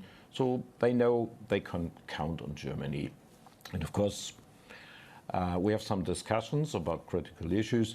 But what I learned, I was frequently together with a lot of countries in Africa in the last weeks, I would say, and the response I received was positive. So they really see that we are not only campaigning for this voting on the 3rd of June, but that they know that they will have with Germany a very reliable partner, because we know that the Global South has to be has to play a bigger role on the international stage, and also to play a bigger and more important role in the UN system. So 2 African seats, 2 African permanent seats, 5 non-permanent seats for the Global South. So these are points where we are absolutely clear, and I hope we get the needed support.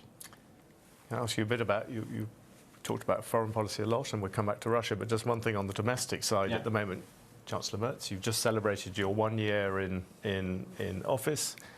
The polls are not going terribly well. I know that at the weekend, on Sunday, Chancellor Merz said, he didn't want to form just a minority government, but I think people looking outside at Germany are all asking the same question: is, at this level of popularity, how long can the coalition last?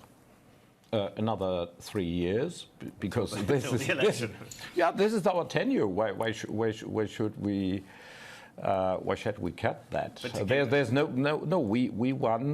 We we were really successful in the last state elections in Baden-Württemberg and Rheinland-Pfalz. We were part of the governments there, lead the government in Rheinland-Pfalz. To give you another one, you look at the AFD in was Saxony-Anhalt, and they're a very small state, but there was a poll out showing they were at 41%.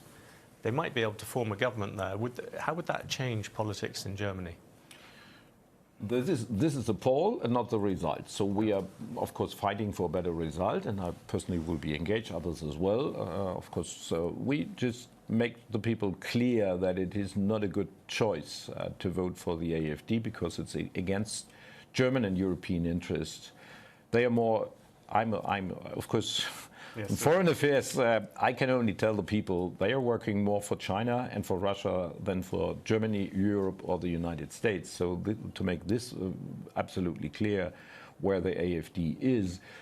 But it's challenging. I know that. We are in the first year, and after the first year, we are now doing very complicated reforms for the country, which of course are not easy. We're now beginning with the health sector. We will go on with the pension reform and so on. This is a complicated issue. But to make Germany really, again, competitive on the international level, this is very much needed. So it's a tough time for us, but we know what we want to do together, and we know that we owe to our democracy and also to Europe stability in Germany, and this is what brings the Christian Democrats and the Social Democrats and this very government together. You've mentioned Russia a couple of times.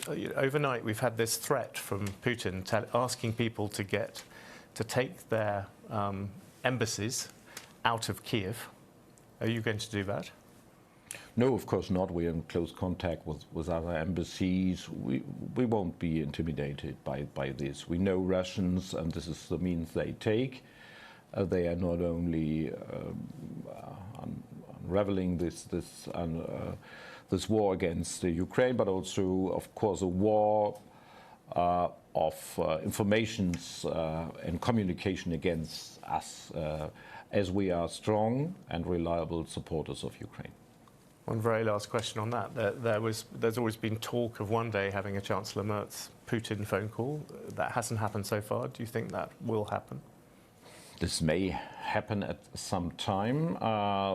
We as the Europeans are organized in the so-called E3 format, so together with the United Kingdom and France, we're more or less part of the negotiations between Ukraine and Russia. We are ready to play a bigger role in that format.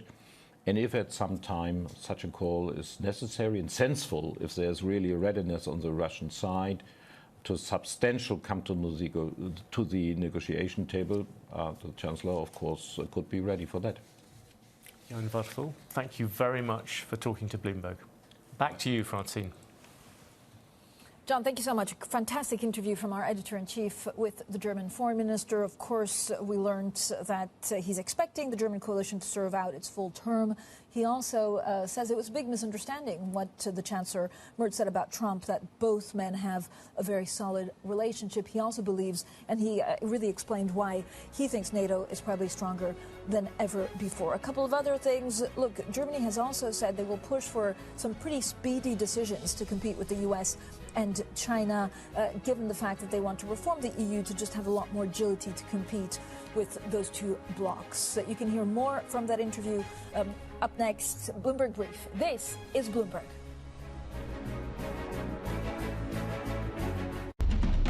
Astonishing day for US technology. Shaping the region's technology ecosystem. Asia's biggest tech news and innovation.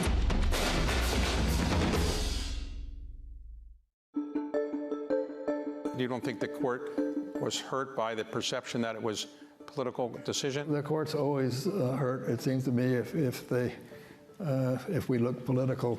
One of my concerns, my present-day concerns, is there's too much partisanship. It's true historically that most presidents have appointed justices to the Supreme Court who are members of their own party. The partisanship should not be an overriding factor. What you look at is temperament, learning, background, reputation, whether or not you have those qualities of independence and caution that make for a good judge. Increasingly, you see dissenting opinions in the Supreme Court that aren't quite as civil as maybe you might prefer. And is that of concern to you? Yes, it's of great concern to me that our civil discourse, our civic discourse, is not civil enough. Aristotle said that a democracy depends on an open debate where you respect the dignity of those with whom you disagree. He said democracies only live if they are sustained over a period of time by a thoughtful, rational discourse, a discourse in which you respect the dignity of those with whom you disagree. Key investors, top executives, global innovators. Join me for in-depth conversations with the biggest newsmakers on the day's top stories. The economy has been doing well. That does not tell you what the future is going to be. We are taking a step-by-step approach, a very systematic approach with India. This is a time to put a little more defense into your portfolio. Insight with Haslinda Amin, only on Bloomberg. From the world of politics to the world of business, Joe Matthew and Kaylee Lines deliver news, insight, and analysis live 2 times a day, every trading day. Balance of Power at 1 and 5 Eastern, only on Bloomberg.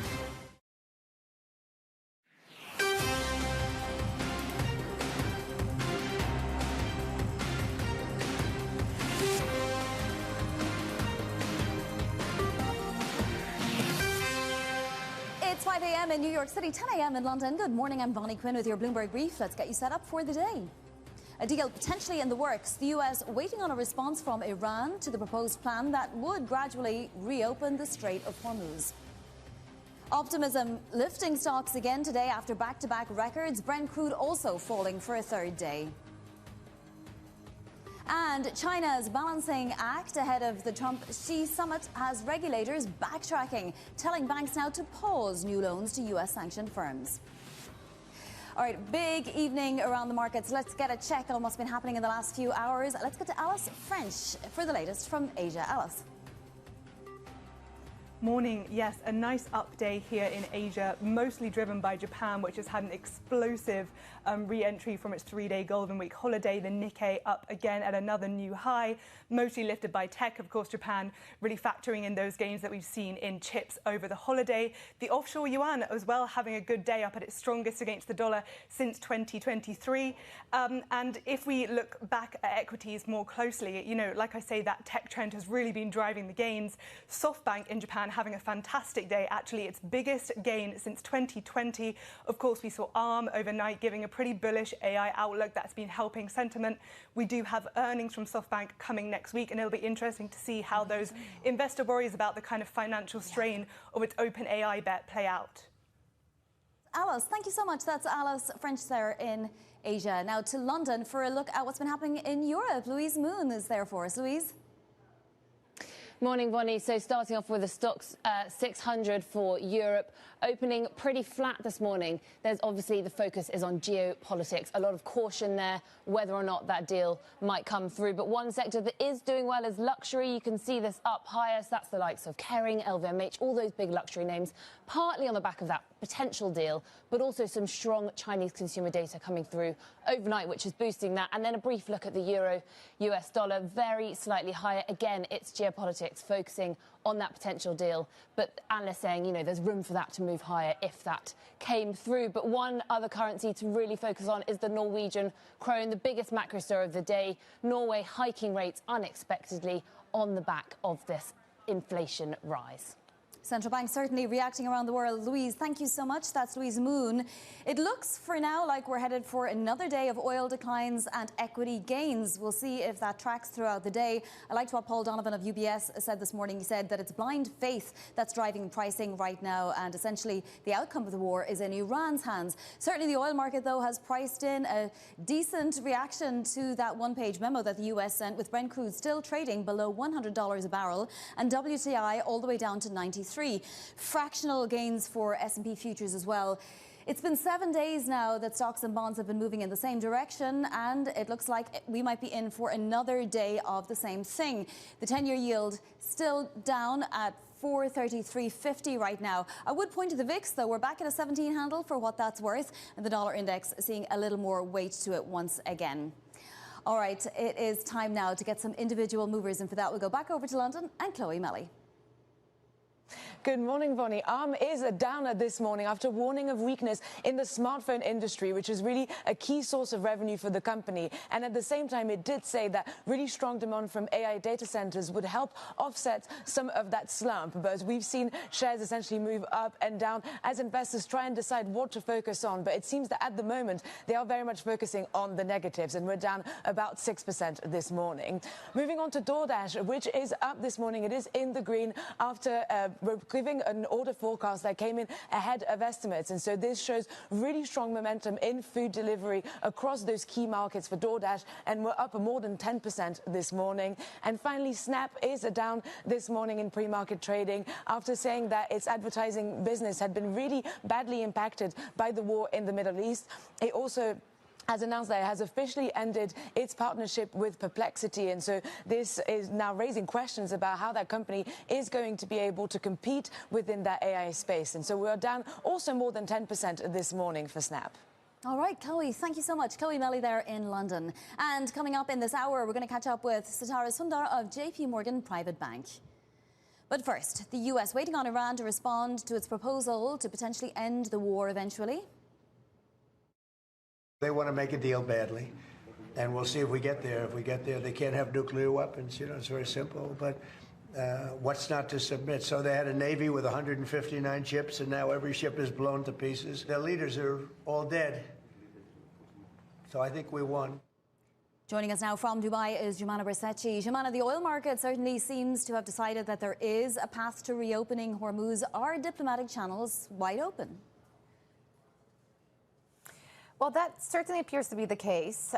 It's a different stance from where we were at the beginning of the week when, of course, there was concern that we may see another round of kinetic warfare, especially after those Iranian attacks that were directed towards the UAE. But what has become apparent in the last 24 hours is the U.S. really do want to go down this diplomatic route. And from what we understand, the U.S. presented a one-page memo, just a one-page memo with 14 points on it, to the Iranian side via the Pakistani mediators. Now, it has not been released to the public, but again, from our own reporting and other media outlets, we do understand that what it would entail would be an end to the war, an immediate end to the war, and then a 30-day period in which there would be negotiations around the eventual reopening of the Strait of Hormuz, the key sticking point, of course, negotiations around the nuclear file in exchange for the U.S. Lifting sanctions and unfreezing some Iranian assets. So very similar list of negotiation points that we had even before the war started, plus the extra one, of course, the Strait of Hormuz and what happens there. Our own colleagues from Bloomberg, according to sources that we've spoken to in Iran, are expecting a formal response to come through within the next 24 hours. So we'll see what their response is. So far, we've had a comment from the Iranian Foreign Ministry spokesperson who said that what the U.S. are pushing for is very maximalist. It reads more like a wish list. And so the big question here is whether you can bridge that divide once again between what the U.S. are pushing for and what Iran would like to see as well. A big question for markets. But ultimately, and I'll just use a phrase that I borrowed from RBC's Halima Croft this morning, for broader markets, and especially for oil markets, the question is, are we just going to get a ceasefire and ceasefire with a reopening, or ceasefire without oil? And that is going to be the key question from this point, and whether we can actually move from this one-page memo to a situation where things start returning back to normal and there's significant progress on the nuclear file. There's still a tall order of items to get through. All right, Jumana, we'll see what the response is. Jumana Bersachi there in Dubai.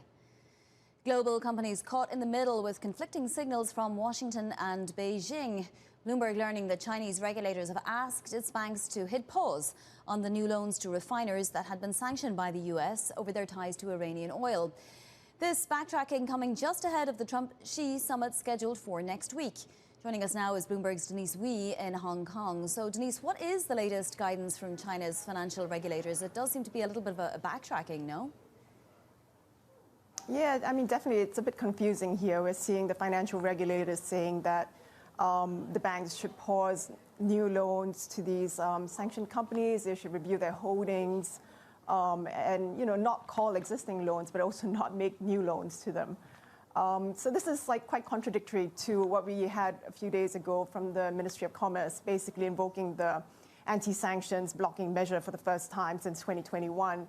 And telling companies to basically ignore these U.S. sanctions, to just go ahead.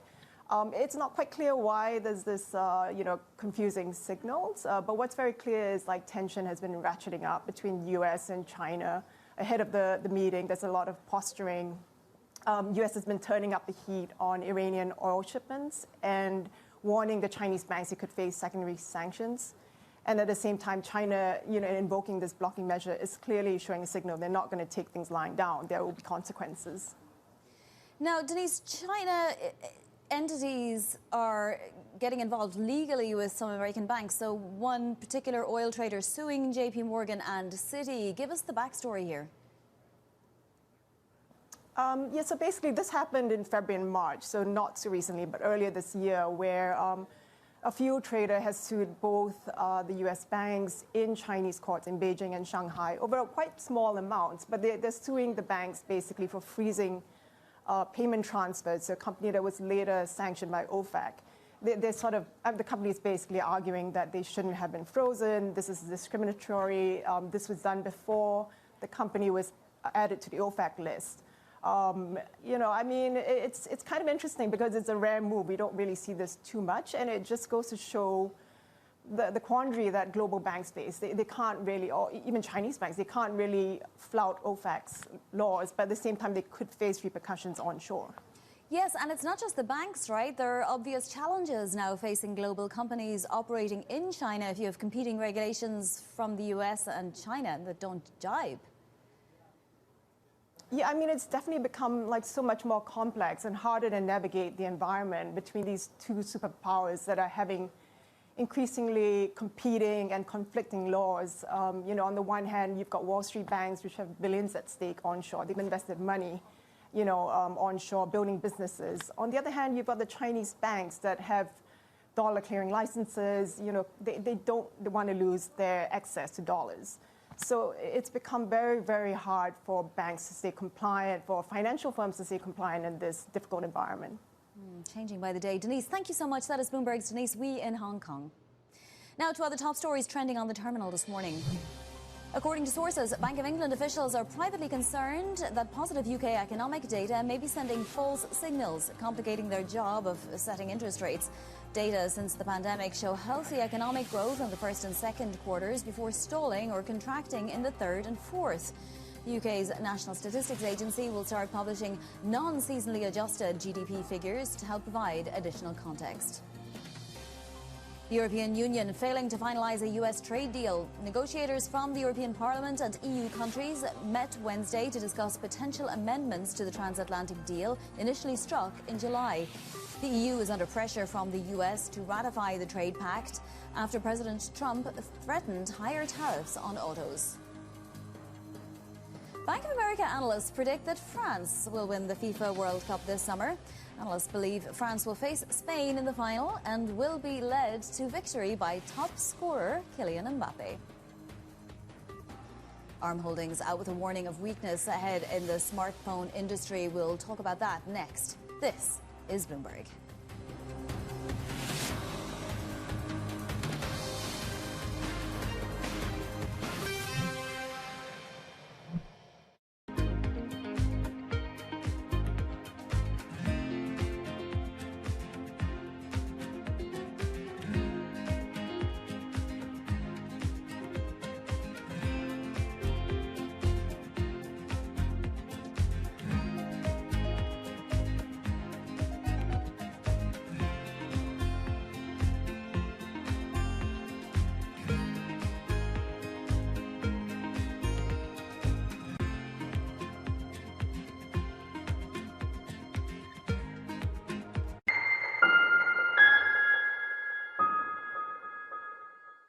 Know how the market day started. Find out how it finishes. Public markets to private markets. From the micro to the macro. Covering retail, entertainment, the business of sports. The supply chains, trade policy, how it all is impacting the U.S. equity market as we drive to the closing bell at 4 p.m. A holistic approach to covering financial markets. If it matters to your life, we're covering it. I'm Katie Greifeld. And I'm Romaine Bostic, and this is The Close. Live every weekday. Only on Bloomberg. Context changes everything. Astonishing day for US technology. Shaping the region's technology ecosystem. Asia's biggest tech news and innovation. Get your fixed income fix. Watch Bloomberg Real Yield around the world right here on Bloomberg. Context changes everything. It's the world's second largest economy with a growing influence in global affairs. Bloomberg The China Show brings you the unmatched expertise you need to keep track of breaking news, in-depth market analysis, and the most influential newsmakers in and around China. We need to do more to engage the market more. We're risk on. I think we caught a little sweet spot. Massive savings right now. It's already a different game. Bloomberg The China Show. Weekdays around the world, right here on Bloomberg. Context changes everything.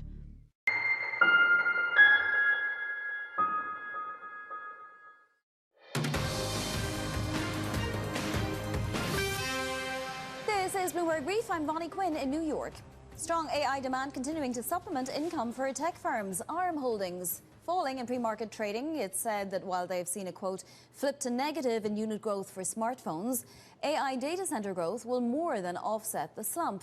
Matt Bloxham of Bloomberg Intelligence joins us now.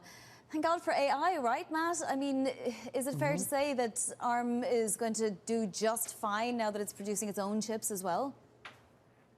I think that kind of certainly gives it some positive momentum, and obviously this smartphone market weakness, perhaps not that much of a surprise because we've been talking about constraints on memory chip supply, and essentially the supply there is going into the AI market, so that's definitely crimping, certainly the kind of mass market part of the smartphone market. But as you say, kind of AI demand is helping ARM revenues, and also got this new chip they're making themselves. And so when they first launched that back in March, they talked about an order book of $1 billion, and they're now talking about at least $2 billion of revenue over the next couple of financial years. So certainly there's some kind of good momentum there.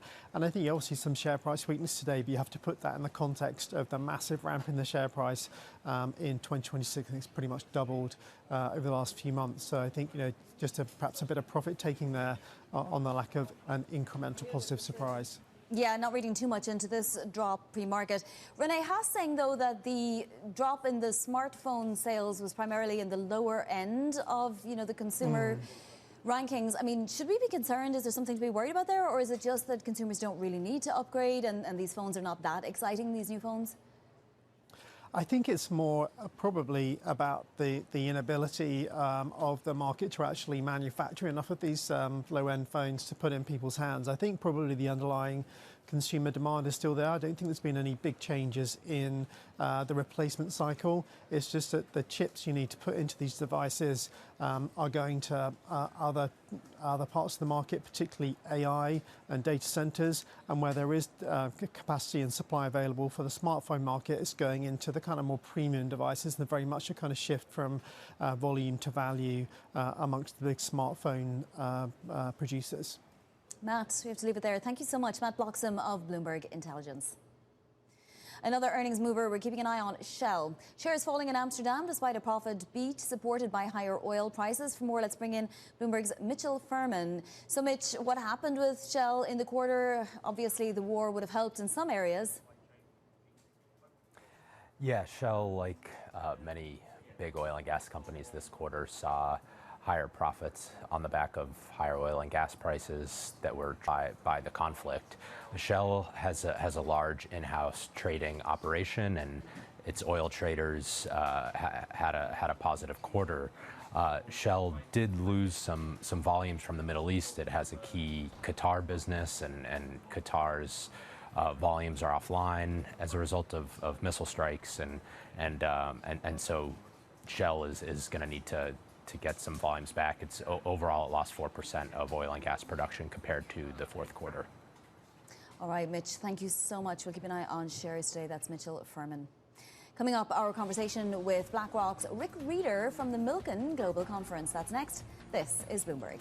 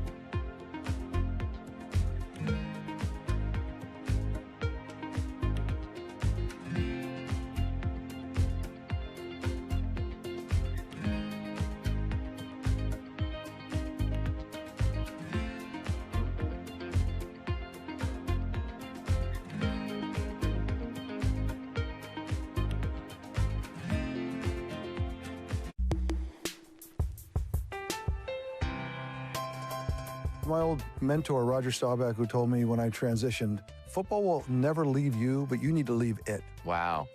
Everyone has a dream, and a lot of dreams are, you know, my dream is to play football and play professional football, and you get the dream comes true, but it is going to end. And the day it ends, the day before it ends, you're one of the best in the world. Great. The next day you wake up, that's gone. What are you great at? And the truth is, nothing, right? I'm not great at anything else. I talk about it all the time, Steve, is this whole idea of it's not from penthouse to penthouse. And what I mean by that is you played for 15, 20 years and you're in the penthouse. That doesn't mean that you come to the business world and you're going to be in the penthouse. You don't start in the third floor or the lobby. You actually have to start in the basement.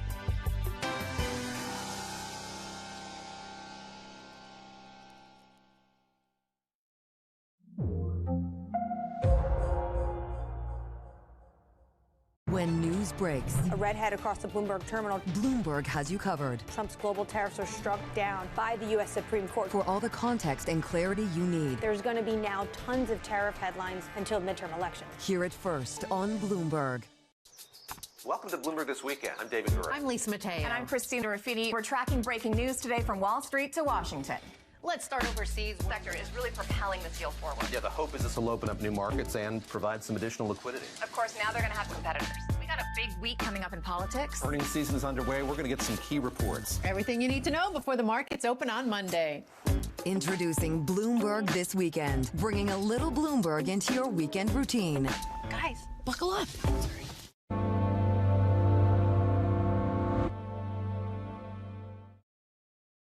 It's Jobs Day, and Bloomberg has the report under surveillance. Let's start with the labour market data. This is no longer something that's temporary. What's the tipping point here? This Friday, Jonathan, Lisa, Anne-Marie, and Mike will bring you crucial data and expert analysis at terminal speed. There's a lot of uncertainty about where the economy is going. Has the unemployment rate peaked at 4.5, or are we headed back down? If AI is really that good, it's going to hurt the jobs market over time, at least in the short term. This is a really big deal. The April Jobs Report, Friday on Bloomberg.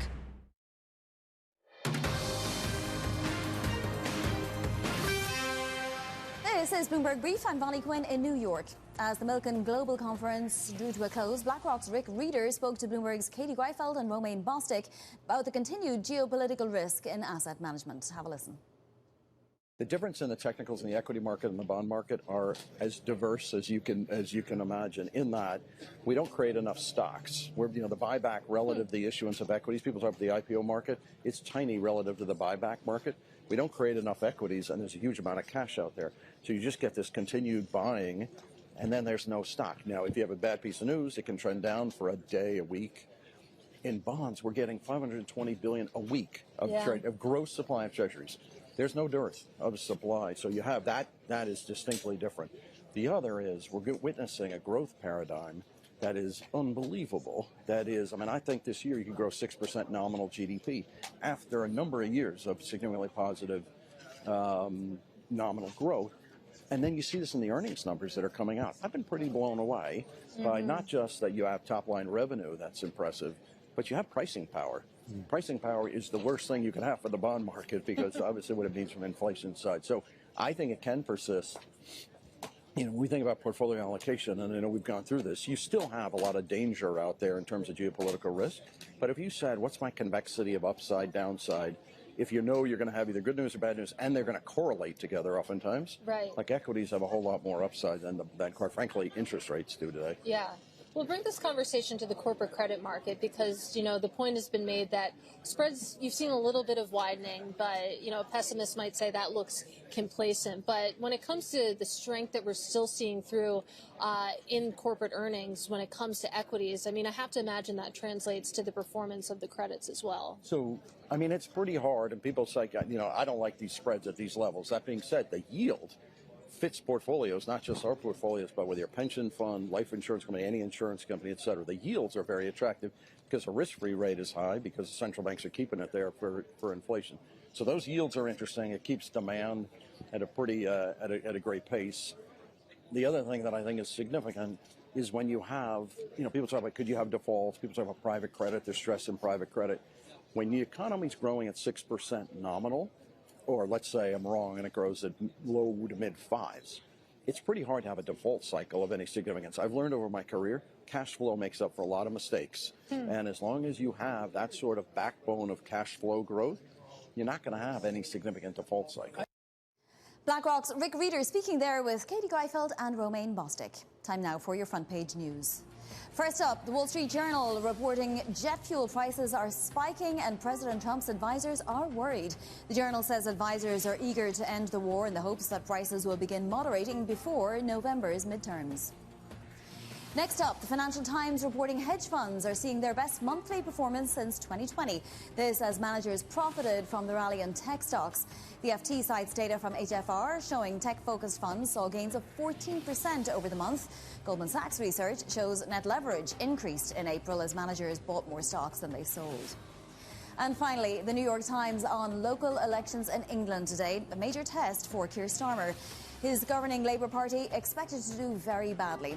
Parliamentary elections are also taking place in Scotland and in Wales today.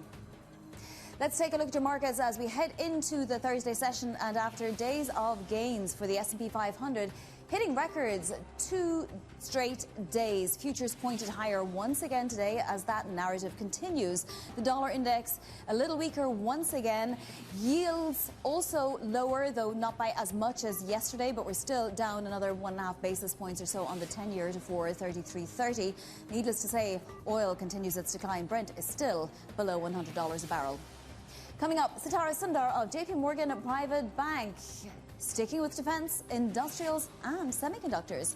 She joins next. This is Bloomberg.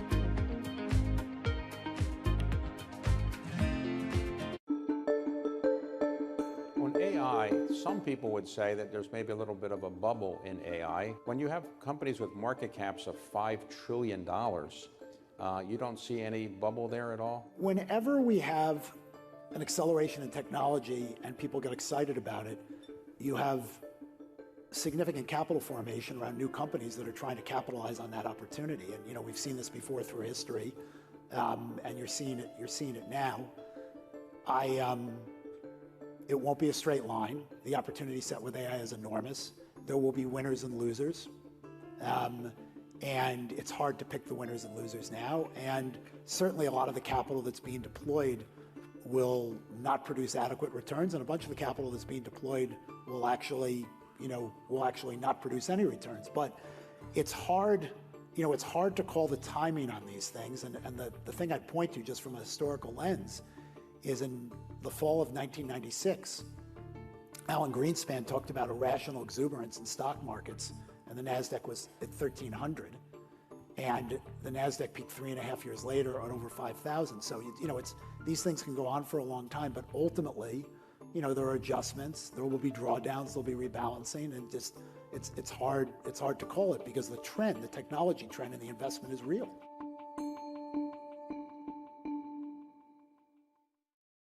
From the world of politics to the world of business, Joe Matthew and Kaylee Lines deliver news, insight, and analysis live 2 times a day, every trading day. Balance of Power at 1 and 5 Eastern, only on Bloomberg. U.S. jobs numbers are released. Bloomberg has the report under surveillance with crucial data and expert analysis at terminal speed. Nobody covers jobs day like Bloomberg.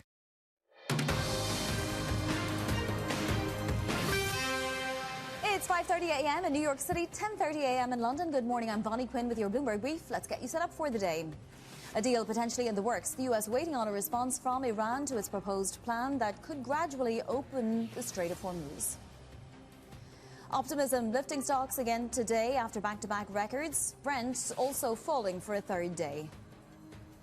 And China's balancing act ahead of the Trump-Xi summit has regulators backtracking, telling banks now to pause new loans to U.S.-sanctioned firms. So let's take a look at these markets. Maybe just a little bit more tentative today, but we are seeing futures point fractionally higher after 2 days of records basically across the indices. The S&P was up 1.5% yesterday. The NASDAQ was up 2.1%. And even the equal weight S&P set its first record since the start of the war. As you can see, Brent crude now below $99 a barrel. That is certainly helping. WTI below $93 a barrel. And if we look at yield, they're lower once again, but again by a lesser amount than the last few days. Nevertheless, stocks and bonds continue to go in the same direction as they have had the last 7 days. More weight to the dollar index, and the VIX is well above 17. I will say the odds of a permanent US-Iran peace deal by the end of the month are rising on Polymarket. We're talking about a 30% chance of that now. All right, for some stocks to watch, let's get to Chloe Melly in London. Chloe.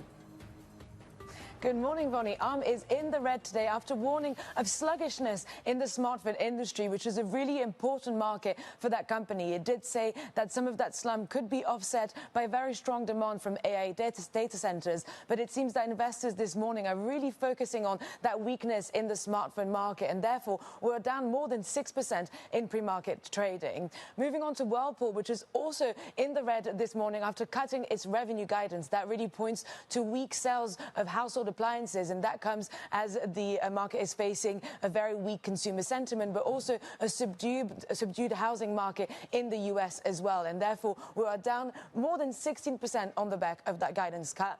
And finally, Snap is also in the red this morning after saying that its advertising business had been really badly impacted by the war in Iran. It also announced that it had officially ended its partnership with Perplexity AI. And so that really raises questions about how Snap is going to be able to stand out in this increasingly competitive AI space. And therefore, we're down almost 10% in pre-market trading for Snap this morning. All right, lots of moves there this morning. Chloe, thank you so much. That's Chloe Melly in London. I do want to let you know the Challenger job cuts are out, down 20.9% in April year over year. The total job cuts, 83,387, a little more than the 70,000 that was anticipated. Stock future is gaining then once again after back-to-back record highs. Let's get to JP Morgan's Sitara Sundar weighing in on positioning for an offensive portfolio, writing, quote, "Lean into higher quality names that have sold off. We continue to like defense, industrials, semiconductors and utilities, all benefiting from the structural shift towards supply chain security and sovereign self-sufficiency." I'm pleased to say Sitara joins us now. She's head of alternative investment strategy at JP Morgan Private Bank. Does that still hold, Sitara? For how long can we see these gains and continue to subscribe to that viewpoint? Look, it's the number one question. We've probably seen one of the fastest V-shaped recoveries in what still feels like an uncertain time. So there's a few things in times of uncertainty that we tend to anchor to, and that we tend to anchor to on what we know. And what we know coming into this year, which continues now, is that there are three structural and secular forces that are driving the market, likely for the next 6 to 12 months and beyond. Artificial intelligence and the next phase of that, fragmentation and geopolitical fragmentation, economic nationalism, and what that's going to mean for the broadening definition of security outside of just traditional defense, to think about supply chain security, to think about energy security, and ultimately what those two forces are going to mean for inflation moving forward. So when we think about the market environment now, those three forces are still at play. There's a mix of offense and defense that, in terms of what that means for portfolios. But the biggest thing for us when we think about the next 6 to 12 months is that we're still constructive. And the primary reason for that is, at the end of the day, what we all know to be true from a principal perspective is that stocks trade on earnings growth. And this is going to be potentially the 6th consecutive quarter of double-digit earnings growth. And we haven't seen that since post the global financial crisis. So assuming that's one portion of your thesis for your portfolio, yes, right?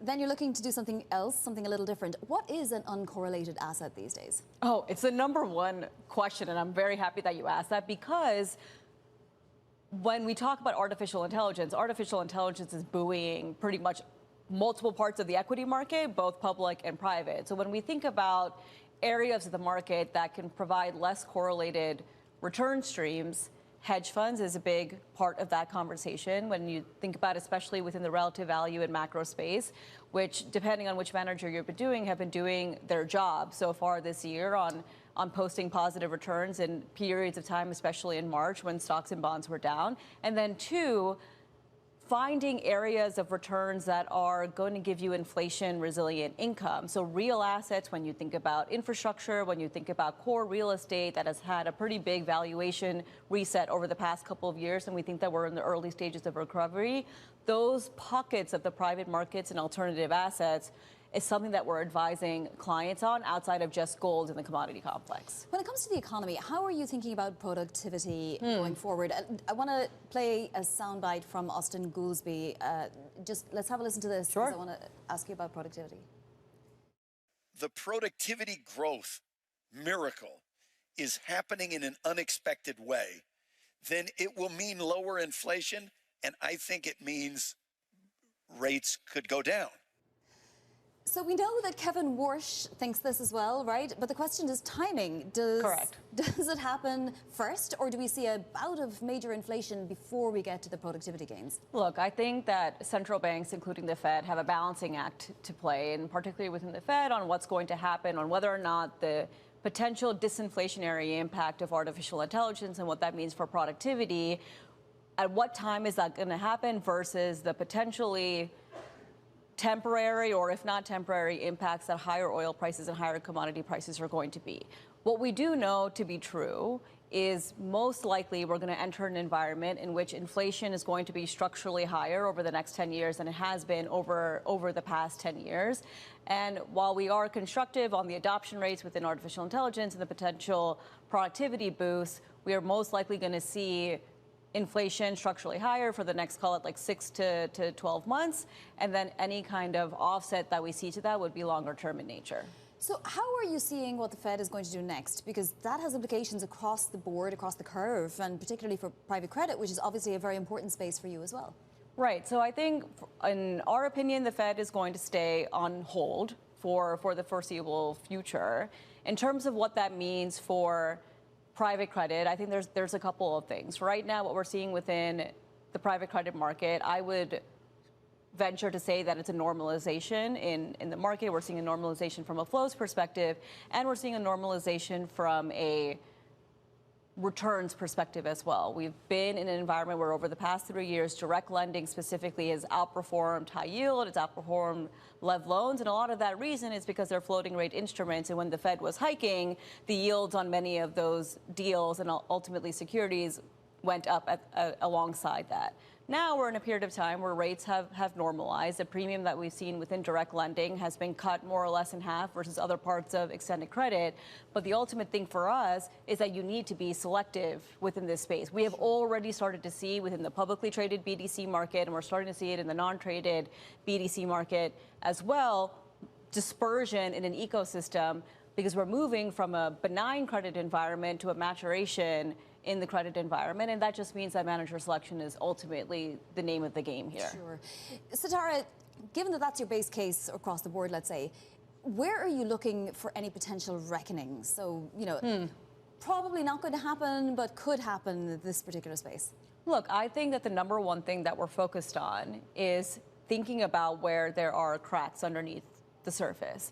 And one of the areas that we're focused very acutely on is the software sector, and not just within the equity space, but what that means for the lending side of the market as well, because we have started to see spreads blow out on the software side because of the potential of the application layer, agentic AI, vertical AI applications, and what that's going to mean for legacy software as a service areas. Now, our expectation is that we're likely going to see a tick up in software defaults and tech-oriented defaults. But the biggest thing for us is that we think that that's going to play out over the next 3 to 5 years.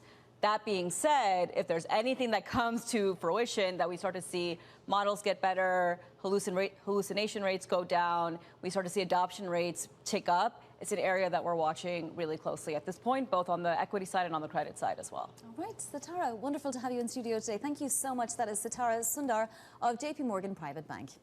Now to other top stories trending on the terminal this morning.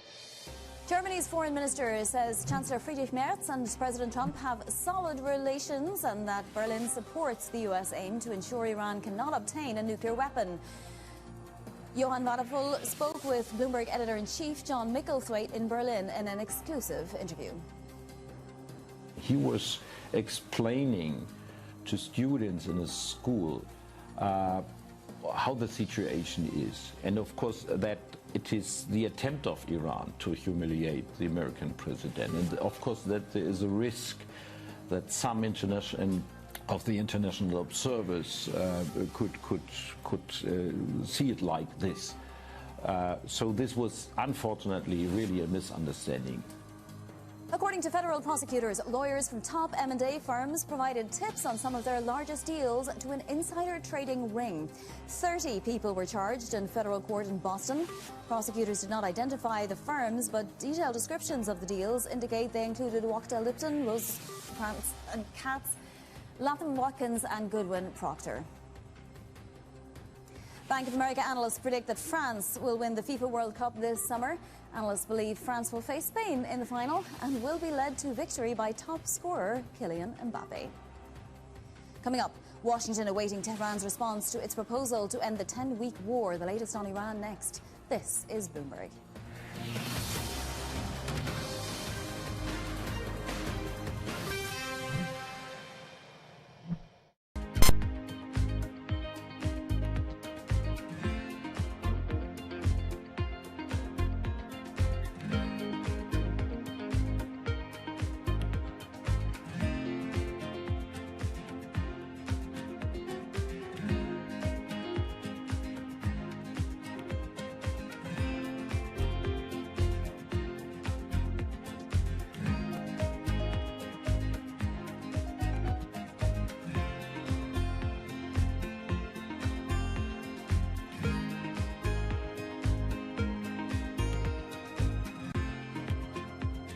Technology is embedded in every aspect of our lives. And laying the foundation for the future.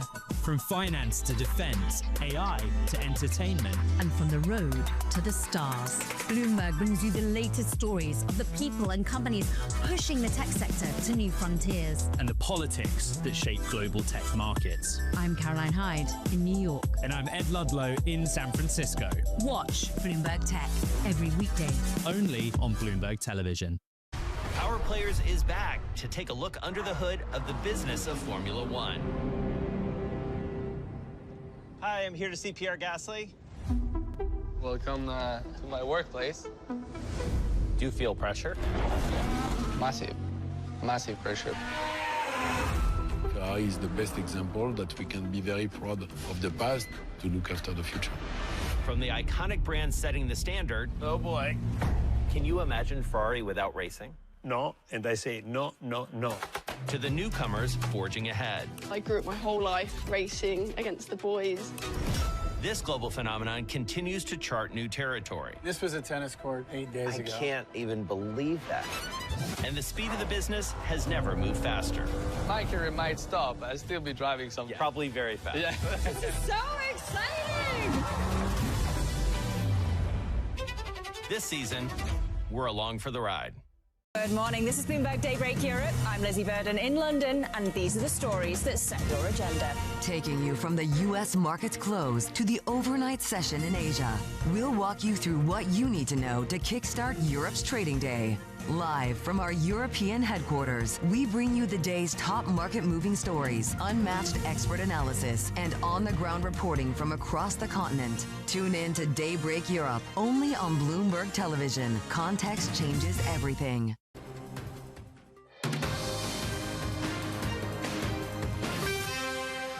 They want to make a deal badly, and we'll see if we get there. If we get there, they can't have nuclear weapons. You know, it's very simple. But what's not to submit? So they had a Navy with 159 ships, and now every ship is blown to pieces. Their leaders are all dead. So I think we won. The U.S. now awaiting Iran's response to its one-page memorandum of understanding that includes plans to gradually reopen the Strait of Hormuz. Bloomberg's Jumana Barsechi is back with us from Dubai. So it's been about 24 hours. Jumana, do we know if there's been any movement on the Iranian side or if there's been discussions with mediators or anybody? Yeah, well, what we do know is that the 14-point proposal, this is a one-page memo that the U.S. submitted to the mediator, Pakistan, has been passed on to Iran. So that's as far as we know. But there has not been an official response yet from the Iranian side. We understand, according to our own reporting, our Bloomberg colleagues, that the response should be coming within the next 24, probably 48 hours. And the question here is really, what does this memo actually entail? It has not been publicly released, but what we gather from our own reporting from other media outlets is it would entail an immediate end to the war and then a 30-day period in which they would discuss a gradual lifting of the mutual blockades around the Strait of Hormuz, address some of the thornier issues surrounding the nuclear file, including Iran's nuclear enrichment program, the fate of that highly enriched uranium stockpile, in addition to the U.S. agreeing to lift sanctions or potentially unfreeze some of those Iranian assets. So all of those are on the table once again, but it is a tall order to expect all of those items to be turned around in a 30-day time frame. And I think, this morning we're walking in, and obviously oil is trading a little lower, as you can see, but there is some skepticism that over this 30-day period, you can actually solve all of the big issues on the agenda. Now, at the same time, what has become apparent, Vani, is over the course of this week, it's become clear that the U.S. administration wants to pursue the diplomatic avenue. Earlier in the week, there was speculation that maybe after the Iranian strikes on the UAE, the U.S. might go down the path of kinetic warfare once again. That has not happened. And we heard from General Kane earlier this week. He said that the threshold for going back to war has not been met again. So this is another diplomatic effort, but the same problems still remain, which is that the two sides are still very far apart on those fundamental issues, and Iran seem to want to maintain this key leverage point that they've acquired throughout the course of the war, which is their effective control of the Strait of Hormuz. Meantime, President Trump is supposed to be still going to meet with Xi Jinping next week, and China getting a little more aggressive, urging the opening of Hormuz. Of course, Abbas Araghchi has just been there as well. Absolutely. And so this also perhaps is being factored in to the accelerated timeline. And once again, President Trump has said that the Iranians are keen to do a deal. This is not the first time he said it throughout the course of these 70 days since the war started. And he seems to suggest that they could get something over the line in the next week or so. And of course, the clock is ticking. He's meant to be having that summit with President Xi Jinping towards the end of next week, which doesn't give them a lot of time. But from China's perspective, they also have an economic interest to get the strait fully reopened again and to get the free flowing of oil back to the region and to themselves. And they are the key buyer of Iranian oil. At the same time, the Iranian Foreign Minister Abbas Araghchi, as you said, was in Beijing yesterday. He met with his counterpart there. Once again, China reiterating that they want to see a diplomatic solution, diplomatic end to this. And from what we gather, there are many countries who are now looking to get involved diplomatically. It's not just Pakistan, China playing a role. And even in the Pakistani Prime Minister's post yesterday up on X, he also referenced Saudi Arabia looking to push the U.S. towards a diplomatic solution here. Seemingly a concerted effort at this point. Jumana, thank you so much. That is Bloomberg's Jumana Bersachi in Dubai. Speaking of China, global firms getting caught in the middle with conflicting signals from regulators in Washington and Beijing. Bloomberg learning that Chinese regulators have asked its banks to hit pause now on new loans to refiners sanctioned by the US over their ties to Iranian oil. This coming just ahead of the Trump-Xi summit scheduled next week. Joining us now is Bloomberg's Nectar Gan in Hong Kong. So a directive that seems to be backtracking on a 5-day-old directive. Just bring us up to speed, Nectar. What exactly is happening? Right, so China's financial regulator told the country's largest banks to review the exposure and business dealings with the 5 Chinese private oil refiners that have been recently sanctioned by the United States for processing Iranian oil. So the banks have been told specifically not to issue any new yuan-dominated credit to these refiners. And they've also been told not to call in the existing loans. So this is a verbal directive that delivered before China actually issued the blocking order telling companies not to comply with the U.S. sanctions. And as you point out, Vonnie, these messages look to be contradictory with each other. But I would note 2 things here. First of all, there's a time lag, right? So the financial regulatory's directive was delivered before China entered this long weekend holiday. And the Commerce Ministry's blocking order came during the holiday. And the second point is that these are instructions issued by 2 different government agencies. But it will be hard to imagine there has been no coordination at all within the Chinese government before they issued this blocking order, because this is the first time they've ever invoked it since the rules were introduced in 2021. So this is a pretty big deal. I think what it actually reflects is, the Chinese government is trying to perform a delicate balancing act here, because on one hand, they want to show that, they want to show defiance to the Trump administration, to U.S. sanctions. But on the other hand, they're also trying to protect China's biggest state-owned banks against, U.S. secondary sanctions. So they're trying to achieve both objectives here. Yeah, confusing time indeed, particularly for global companies trying to operate there. Nectar, thank you so much. That's Bloomberg's Nectar Gan in Hong Kong.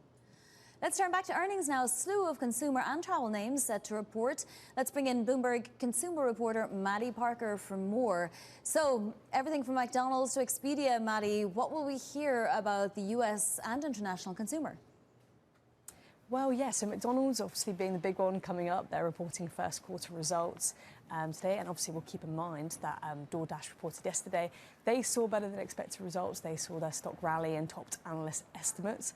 Really, all that focus will be for them on how they're performing with their customer base, and particularly with low-income consumers. Obviously, they're feeling the pinch already from higher gas prices, from inflation, and from weaker consumer sentiment across the board. Analysts generally still think that same-store sales might have risen this quarter, but we will keep in mind that McDonald's, of course, had to shut down some of its stores at the start of the year due to storms across the US, so that will be exciting. Other things to look out for, of course, Expedia, who are operating in quite a disrupted global travel market at the moment. They're a US-based platform, so people think that this quarter's revenue will still be pretty solid, but next quarter might be a little bit more tricky. And Airbnb, of course, who will be looking at how football or soccer fans are seeing the demand in advance of the World Cup in the US, Canada and Mexico. Yeah, absolutely. We'll see if we can keep this trend of great earnings going. Maddie, thank you so much. That's Bloomberg's Maddie Parker. Coming up, we're going to get you set up for your trading day. More data and Fed speak on deck as well. This is Bloomberg.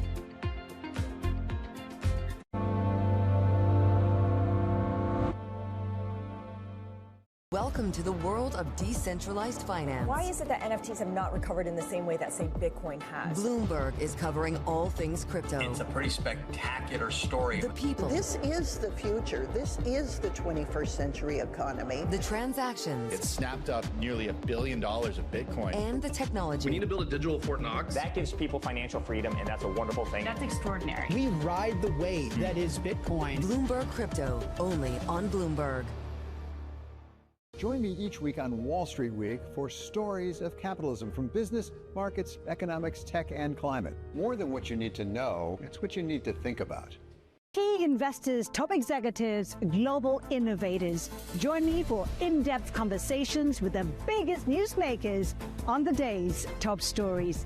Insight with Haslinda Ahmed, only on Bloomberg.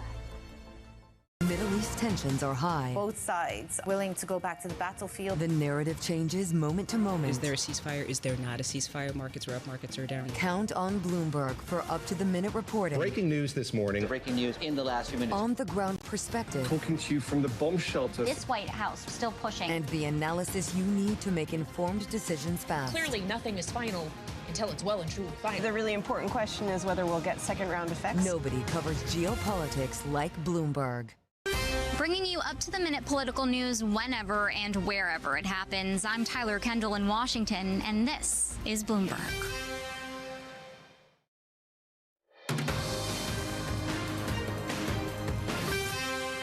This is Bloomberg Brief. I'm Bonnie Quinn in New York. Now look at what's ahead today. Earnings from McDonald's before the bell, and then CoreWeave and DraftKings among companies reporting after the market close.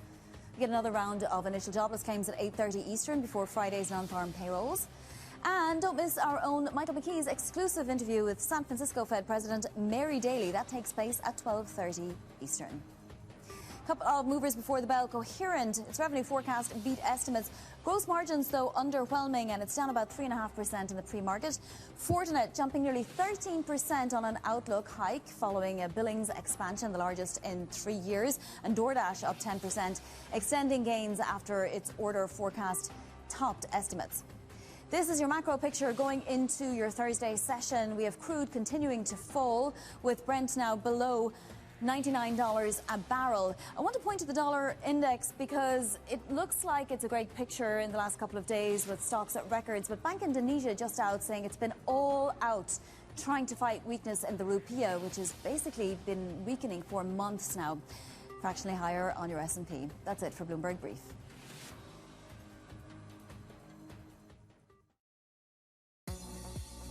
The quarterfinals at the Mutua Madrid Open. Jannik Sinner ended local hero Rafael Hodar's dream run with a comfortable straight sets win to reach the semi-finals. The world number one continuing his excellent run of recent form, which included winning the Sunshine Double at Indian Wells and Miami. And don't forget, you can watch all the action live daily and head on over to Tennis Channel.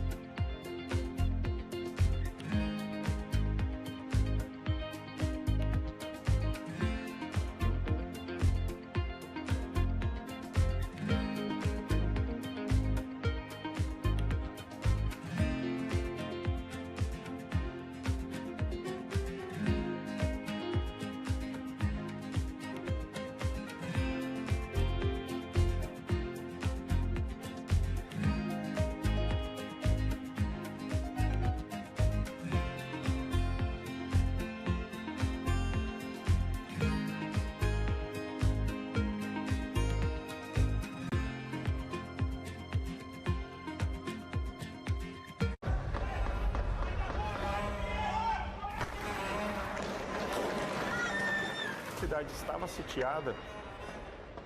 Isso, ao começo, eu também não sabia o que fazer.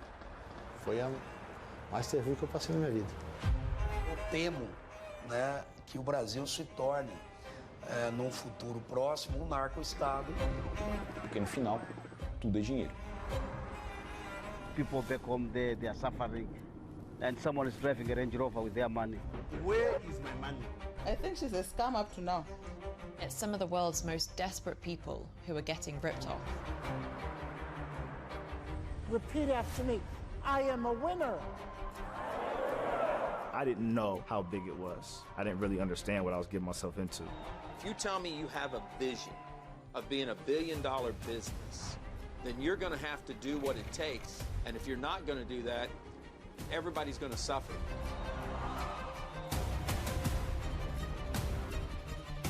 Una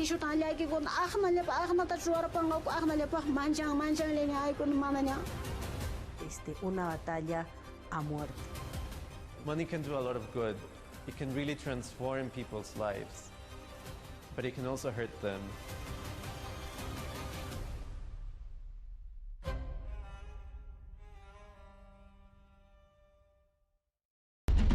What is going to be the consequence for U.S. markets? We are seeing modest gains across European equity markets. Take a look at how we're faring when it comes to Asian markets. Bringing you up-to-the-minute global news whenever and wherever it happens. I'm Hazlida Amin in Davos, Switzerland, and this is Bloomberg.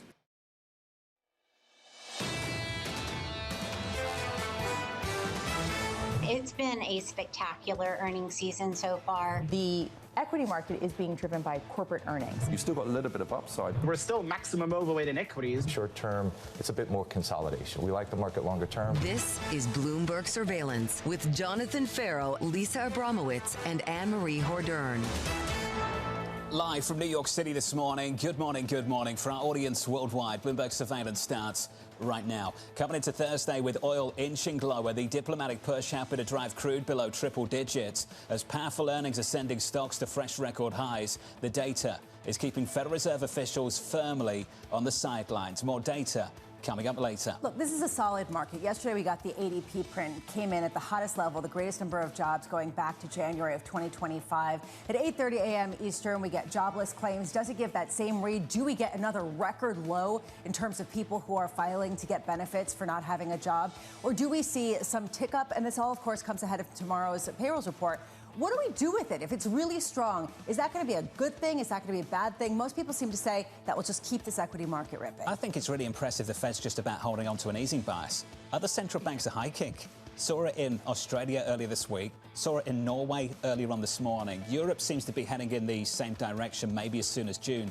And in America, we've got better economic data, really powerful earnings, and we're holding on to an easing bias at the Federal Reserve. This is part of the reason why the dollar is underperformed. This is part of the reason why people have said, ultimately, how much is this a political decision versus something that is rooted in fundamentals? Do we still have the disinflationary tailwinds that so many people were talking about? Norway hiked interest rates. It was a surprise. Very few people expected it, in part because they saw wage price inflation. That was a key aspect of that. If you start seeing that in the United States, well, that might force the Fed's hand. Brent crude this morning, 99. WTI, front end of the futures curve around 93. This from the Journal. President Trump's advisors increasingly worried that Republicans will pay a political price for spiking fuel costs. Will that grease the wheels of the diplomatic effort in the weeks to come? Absolutely. And that's what we've been talking about for weeks on this program. Why do you think the president had Mike Wirth of Chevron and all the oil traders over at the White House to discuss how acute is the situation going to be the next few months ahead of the midterm elections? And it is likely why he is rushing to try to get the Iranians to agree to this one-page memorandum when it comes to the peace plan, because he needs the Strait of Hormuz open. He needs the oil to continue. The fact of the matter is, though, as we wait for the Iranians to respond, the Strait of Hormuz is forever changed, and the Iranians have complete control over it now. You showed me a note from RBC earlier on this morning. Have we actually made progress here, or is this just a ceasefire rebrand? The words of RBC overnight. It's a way of saying, essentially, the war is over, but we haven't really changed we haven't moved the needle, we haven't moved the dial. And guess what? What Halima Croft is talking about is barrels are not moving through the Strait of Hormuz. We still haven't addressed what will ultimately be a shortage as soon as July. As the economic fallout spreads from Asia westward, it will likely become more difficult for positive Axios headlines to paper over the unprecedented physical outage. Halima Croft. And you know what? I saw a tweet yesterday that was like, you know what? If we just had Axios in 2007, maybe we wouldn't have had a housing crisis. Could have avoided the whole thing. Axios is getting some real Real mudslung at them, hey. For the record, I like Axios. So do I. I like the work going on there. There is underpinning that skepticism about the placement and timing of some of these missives. And I think that goes to, and I'm not going to talk about Axios because, frankly, I'm glad that there's reporting out there. It's the market's fault.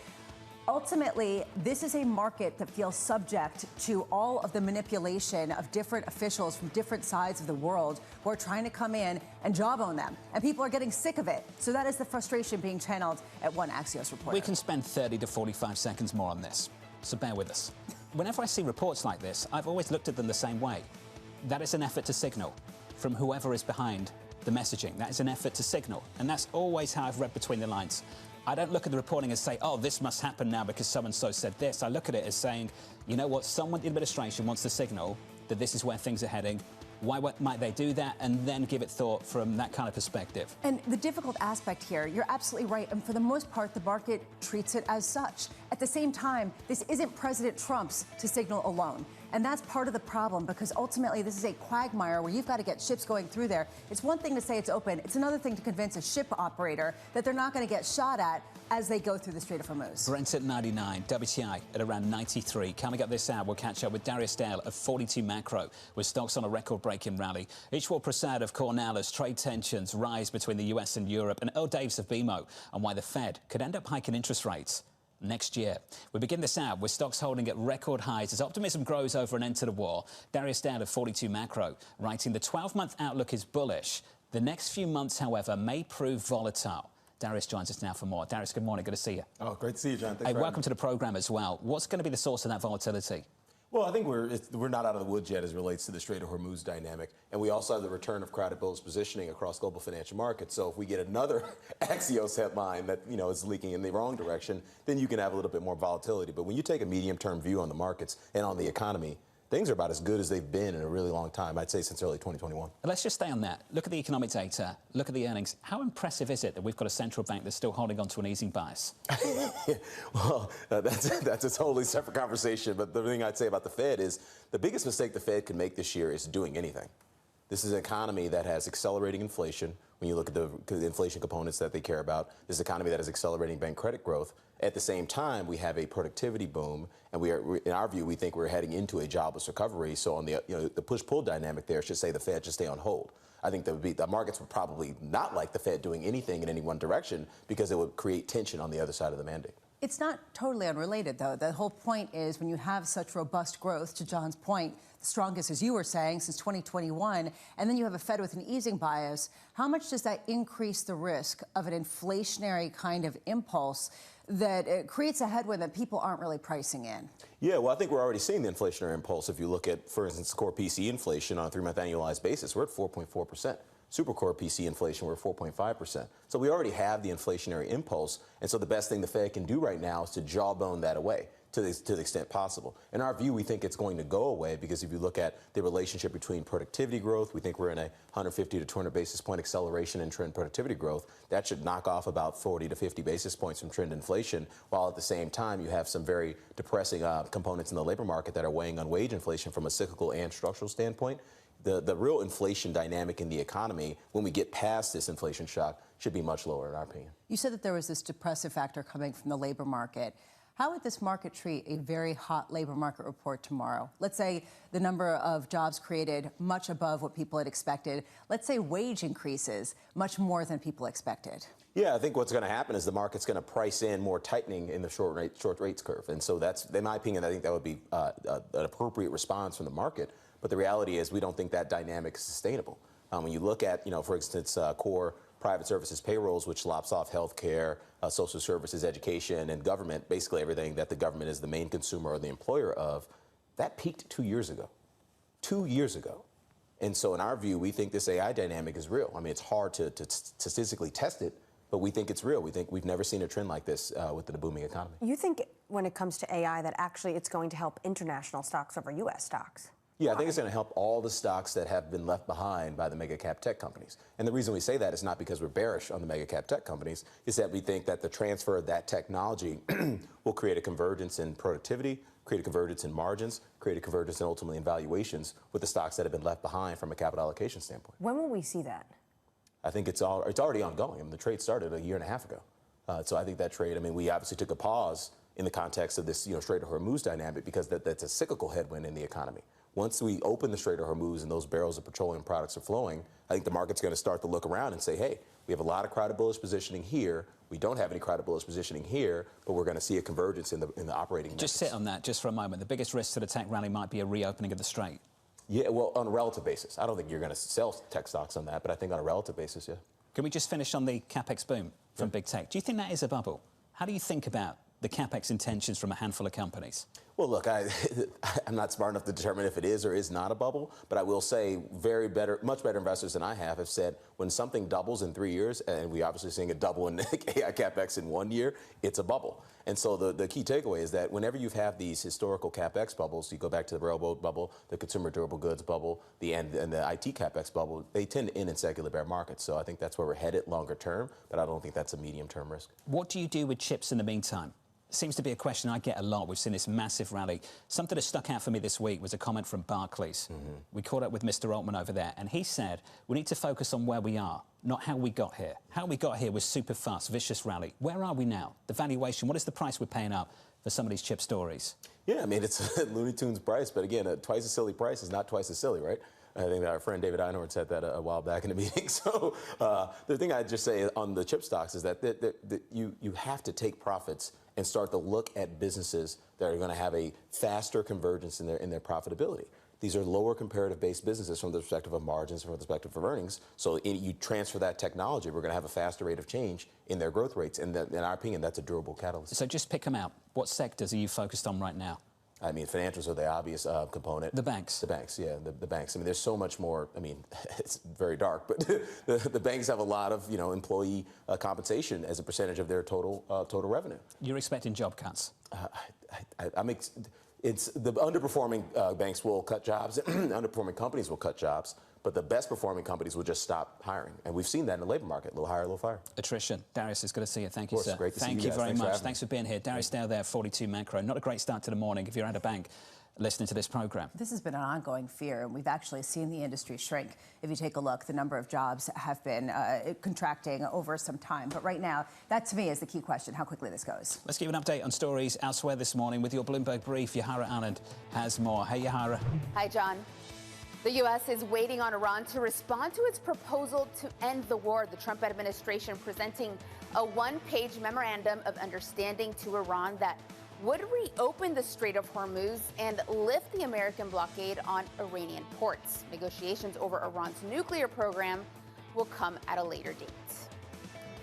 Israel carrying out an attack in the suburbs of Beirut. Prime Minister Benjamin Netanyahu saying Israeli forces were targeting one of Hezbollah's senior military commanders. Tehran has threatened to withdraw from the ceasefire if Israel keeps up its attacks in Lebanon. And the EU failing to finalize a trade deal with the U.S. during overnight talks. President Trump threatening to increase duties on EU cars and trucks if the bloc does not make substantial progress on a deal. That's your Bloomberg Brief. John? Yahara, thank you. Thanks for the update. More from Yahara later this hour. Up next on the program, declaring victory once again. They want to make a deal badly, and we'll see if we get there. Their leaders are all dead, so I think we won. Iran cannot have a nuclear weapon, and they won't. And they've agreed to that. Up next, we'll catch up with Colonel Wayne Sanders of Bloomberg Intelligence, live from New York City this morning. Good morning.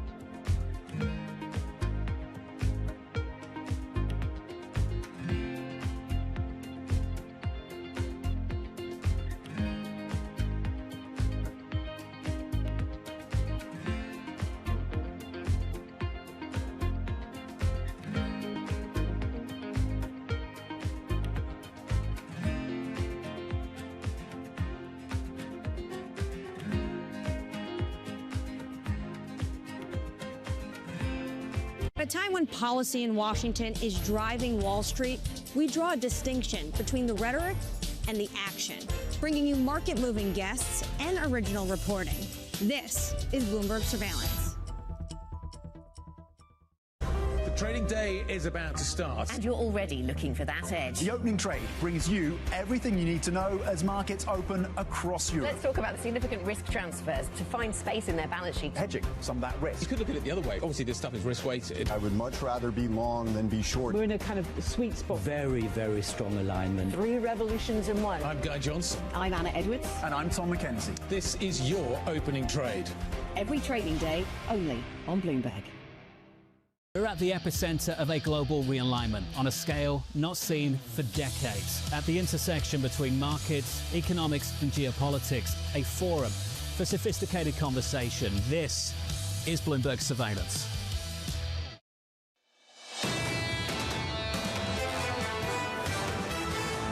More data coming up later this morning, 8:30 Eastern Time. Jobless claims in America at multi-decade lows. Look out for that. The labour market data has been okay heading into payrolls tomorrow morning. Then we get some more Fed speak. Mary Daly of San Francisco coming up a little bit later. We'll join her on Bloomberg TV with Michael McKee, so looking forward to that conversation. From what we've heard so far from Chicago, from St. Louis, the regional Fed presidents, these guys are not in a rush to cut interest rates. They're concerned about inflation, and a lot of the people in markets are seeing what they're seeing and agree with them. I mean, the idea that you just pointed out that the Norwegian Central Bank just hiked rates, which was a huge surprise to economists, show just where the balance is overseas. In the United States, if you get a hot labor market print, how much more difficult does it make it for the Fed to retain that easing bias? It's amazing we even have one.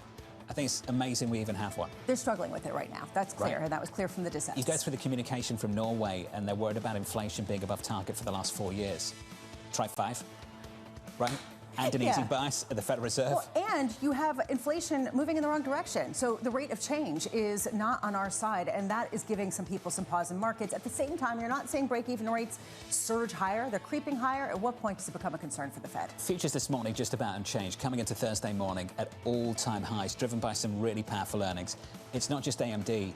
As Lisa pointed out yesterday, the Walt Disney Company, Uber, just speaks to a consumer that's hanging in there and still spending. Will this help? This move in crude? Below triple digits this morning on Brent, down to 99, down by 2%. WTI, a break of 93, down by 2% also. Sneak peek of the 80s in yesterday's session, big move lower. At one point, much lower than where we are right now. Under surveillance this morning, declaring victory once again. No, they want to make a deal badly.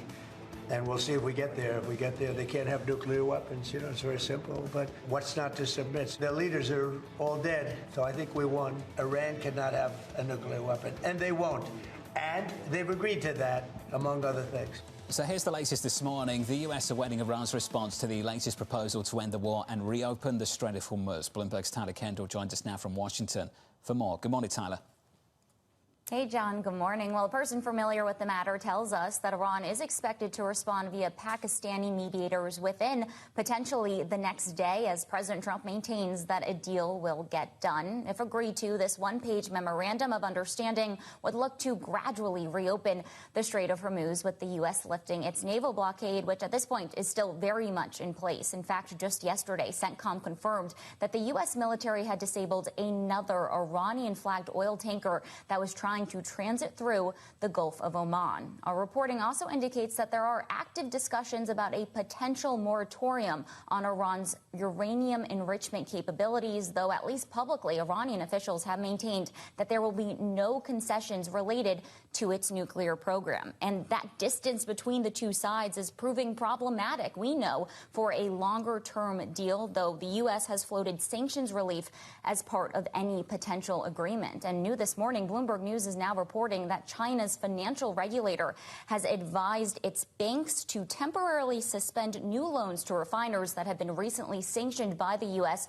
over ties to Iranian oil, in apparent reversal from guidance that had just been issued last week. But, John, as you well know, President Trump is, of course, facing pressure when it comes to domestic policy, but also when it comes to foreign policy in terms of our interactions with other countries around the world. And he gets ready to move to visit Beijing just next week on May 14th. Tyler, thank you. Tyler Kendall down in Washington, D.C. On the illusion of progress. You escalate one week, you de-escalate the next week. ultimately you make no progress at all, but it looks like you've made progress heading into talks. So this is where the market seems to be, and this is where Halima Croft comes into play, and this is where some of the people who are watching the molecules not transport and suddenly get worked down in the inventories, they're getting worried. And at what point do you start to see the shortages come to pass? There is a time frame here. You can't do this forever, and I think that's the big takeaway. It's feeling like forever at the moment, isn't it? I mean, this is such a exhausting, frustrating news cycle. It's on, off, on, off. What are we doing? We're in month 3. I'm kind of losing track of things.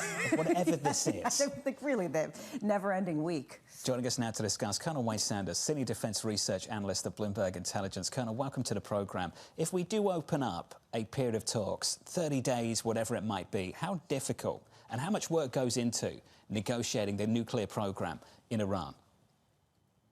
I think that you have a lot of issues between inspections that you have to figure out, removal and transfer of nuclear dust material, the yellow cake, if you will. There are quite a few pieces that require a lot of on-the-ground determinations, right? You can't do it from where we're doing it right now, right? So the inspections piece do have to open back up. What that transfer actually looks like, what infrastructure is left. There's quite a few pieces of that go into play just on the nuclear side. And then obviously the piece that's also going to still be tied to that is still going to be missile related in terms of a delivery mechanism for any type of progress as well, because I know that's big on President Trump's agenda. Can the United States end the blockade before they make headway on any of these important issues, which are their red lines?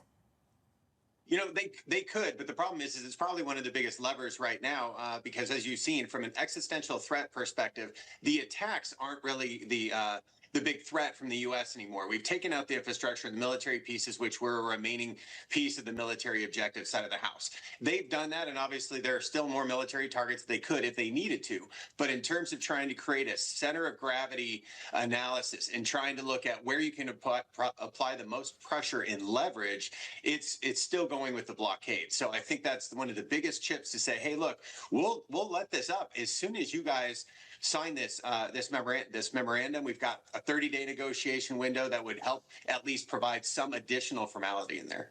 So when it comes to potentially this deal, the United States would get what immediately? Just the Strait of Hormuz being open? Yeah, gradually reopening of the Strait of Hormuz, right? Additional guarantees from Iran that there aren't going to be ties in there. They're going to also have to then look at some type of phased agreement for the easing of the U.S. sanctions, I think. So it's, when I say immediate, it's going to be starting to put that pen to paper in terms of what that deal specifically looks for. The Iranian moratorium on uranium enrichment, I think, is very easy to start. It's much more difficult to actually come in and put it into play.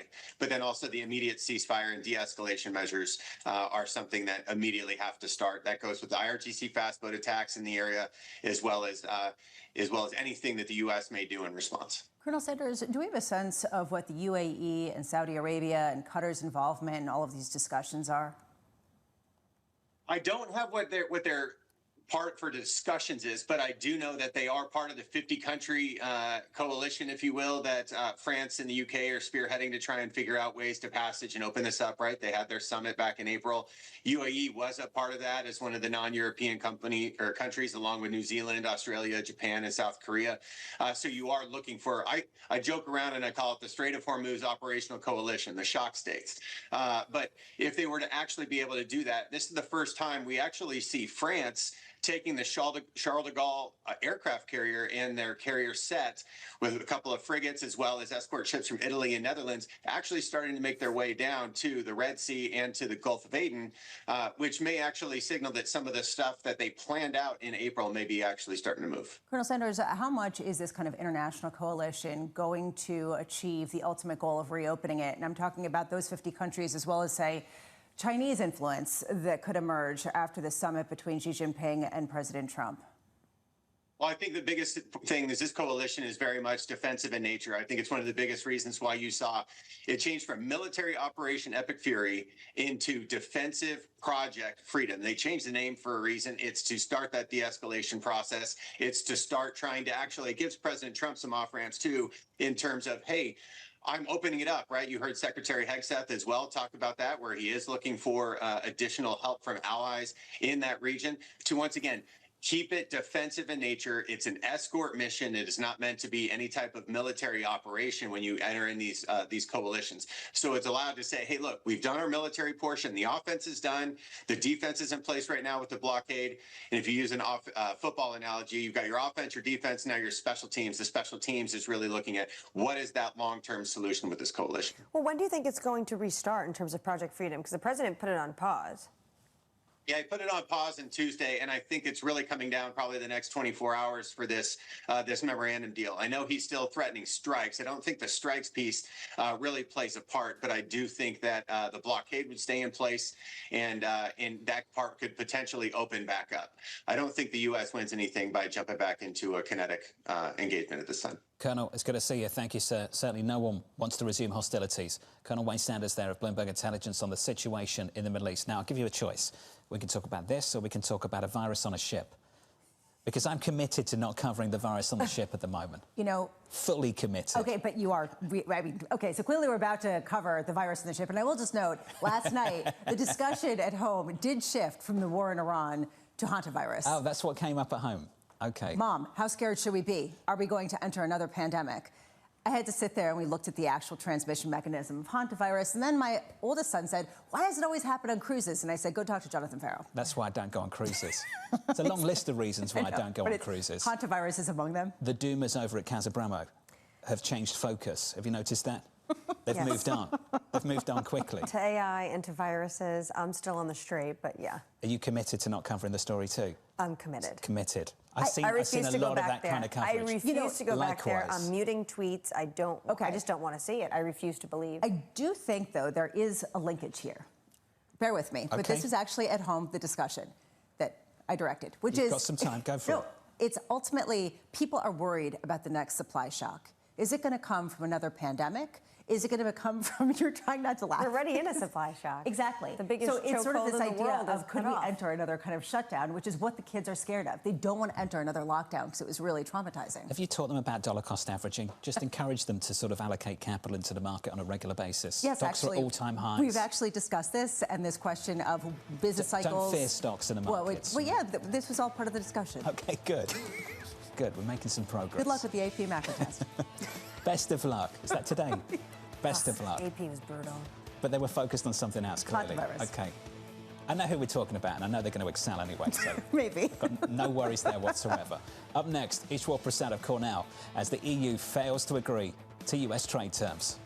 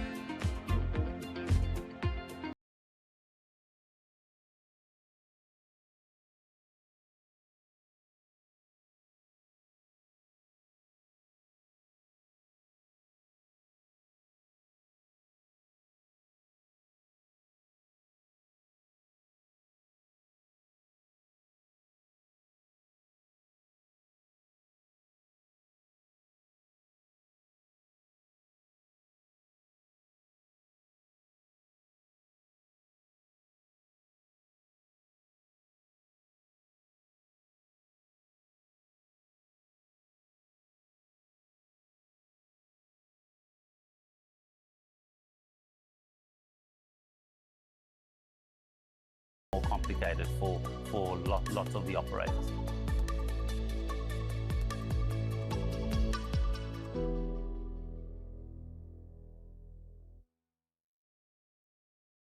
Know how the market day started. Find out how it finishes. Public markets to private markets. From the micro to the macro. Covering retail, entertainment, the business of sports. The supply chains, trade policy, how it all is impacting the U.S. equity market as we drive to the closing bell at 4 p.m. A holistic approach to covering financial markets. If it matters to your life, we're covering it.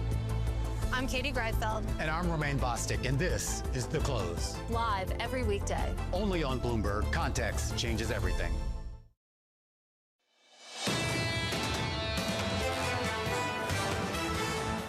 This from Julian Emmanuel over at Evercore just moments ago. Seeing scope for further tech-led upside on the S&P 500 to 7750 and as high as 9,000. His words, should the public's animal spirits truly move into higher gear? He's not wrong, and this is what we're hearing from other people. And what would cause the public to move into high gear? What if the Fed cut rates in the face of an otherwise strong economy with the tech investment going gangbusters? Could that be enough to unleash those animal spirits? There we go. Bramo's bullish. Well, not bullish, because actually... Just about. Then it's a bubble, then it's a bust. Yeah, Got exactly. it. So Okay. it just accelerates. All right, place them up to speed. Equity futures right now in the S&P 500 positive by 1/10%, all-time highs. On the Nasdaq, just about unchanged. In the commodity market, 3 days of losses for crude.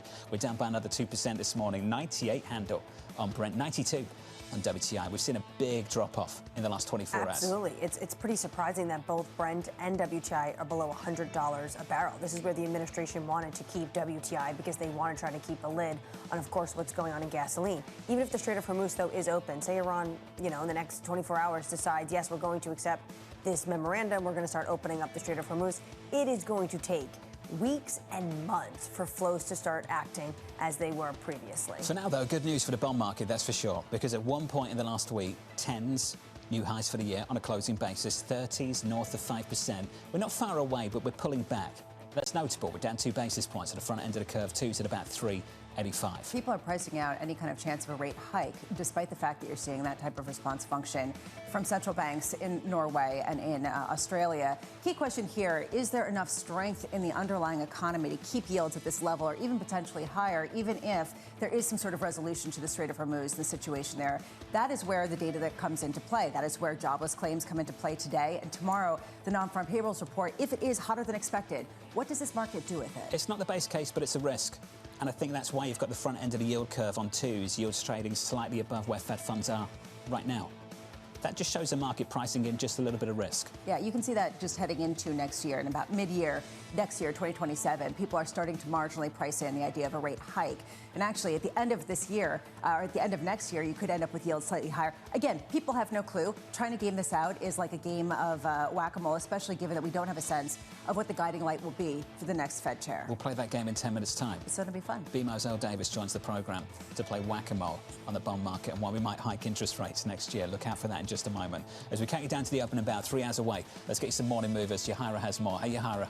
Hi, John. We start with the chip designer ARM. Shares are falling 6.8% after it warned of weakness in the smartphone market. This is still a key source of revenue for ARM, even as it sees more money coming in from the hyperscalers. Executives saying that the memory crunch is hitting the lower end of the market, something we heard from Qualcomm. As this memory squeeze quickly becomes the defining theme of this earnings season for the chip makers.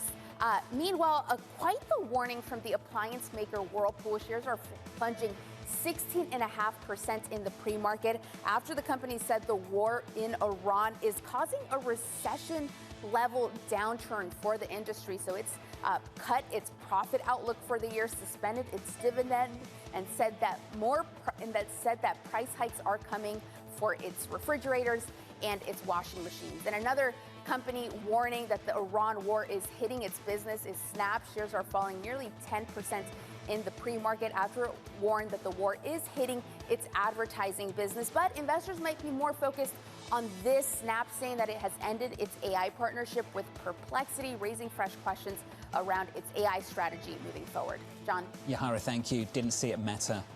Didn't see it at Alphabet.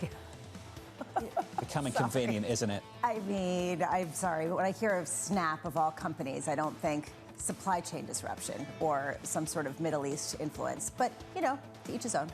Holding back ad revenue. It's just hard to see it elsewhere right now. You know, it's just such a trendy thing. It's either like Snap, but the kids, they move quick. Foreign exchange, the weather. Yeah. Right, there's always something every quarter. Yeah, it's true, but people aren't snapping as much. Oh, is that what's happening? Yeah, they're moving to other venues. We're just getting a real-time update on Casa Bramo every single segment now. No, they're not snapping. They're pulled back on But that. that's literally the audience, right? Okay. It's people who wanted things to disappear because they didn't want the parents to find them. Got it. Or politicians, but we'll leave that one there. I'm pleased with gauging what's going on here. Thank you, Bramo. What does Casa Bramo think about interest rates? We'll find out in the next segment. Stay tuned. There's some heated opinions. I bet there is. On our radar this morning, President Donald Trump declaring victory once again in the war with Iran, signalling a deal could be finalised in a week. The president also claiming Tehran has agreed that it cannot have a nuclear weapon. Elsewhere, China advising banks to temporarily suspend new loans to 5 US-sanctioned refiners over ties to Iranian crude. Washington warning banks of secondary sanctions if they support Chinese private refiners buying oil from Tehran. And finally, the EU failing to finalise a US trade deal in overnight talks. The Trump administration threatening fresh tariffs. The EU has had a lot of time, many, many months, to comply with their tariff commitments and their commitments on non-tariff barriers, and that hasn't materialized yet. We have to have hard conversations with the Europeans. I'm not setting a hard date on this. My view is it's already past due, frankly. The White House set to increase levies on EU autos to 25% if a deal isn't reached soon. I don't have no idea what's going on between Europe and the U.S. right now. They're just going back and forth, and it seems like tensions are rising, but they're speaking past each other, at least in rhetoric that we're seeing. Europe saying we still have time to discuss this. The U.S. saying, are you kidding me?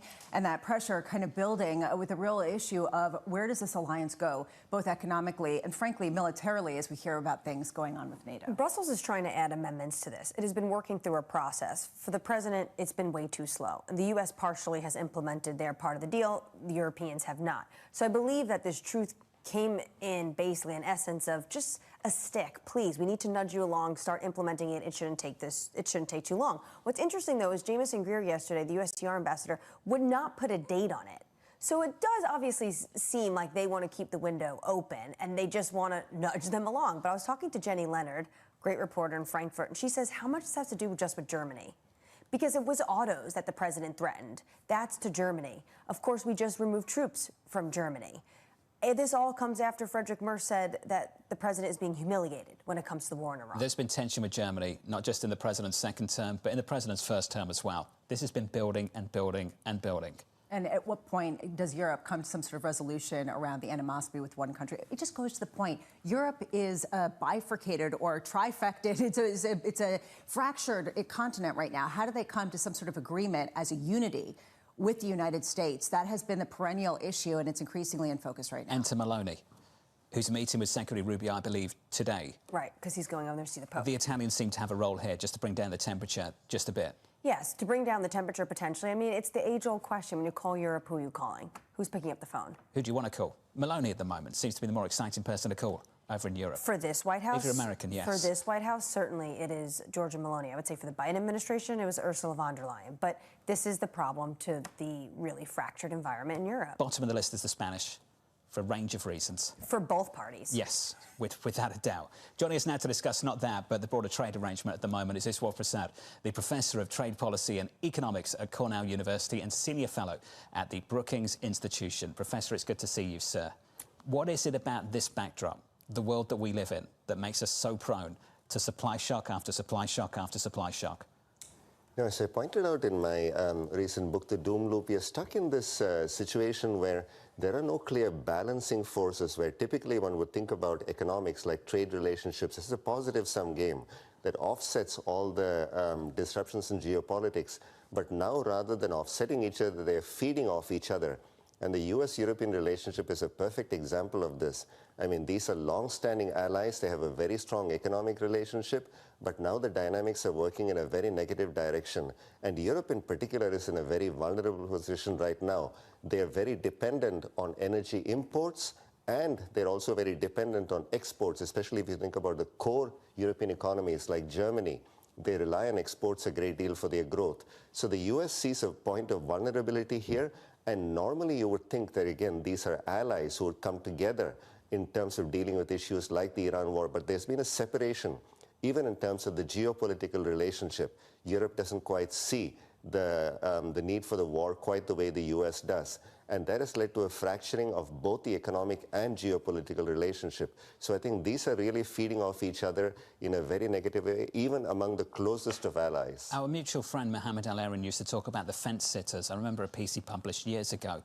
Europe, for me, has been a fence sitter, that it wants the security umbrella of the Americans, it wants the economic exposure to the Chinese economy, and now it might have to make a decision. How hard is it to make that choice? It's going to be very difficult. As you were pointing out, Lisa, you know, Germany is very dependent on exports, auto exports in particular. And the concern right now for the core European economies, which are really hurting even more than the periphery economies like Spain, is that they are very exposed to US tariffs on the one side and to Chinese exports on the other side. China is running the board when it comes to manufacturing, from very low-wage, low-tech manufacturing to very high-tech manufacturing for cars, industrial equipment, and so on, items where Germany used to have a very strong competitive advantage. And what happens in Germany, of course, matters a great deal for the Eurozone.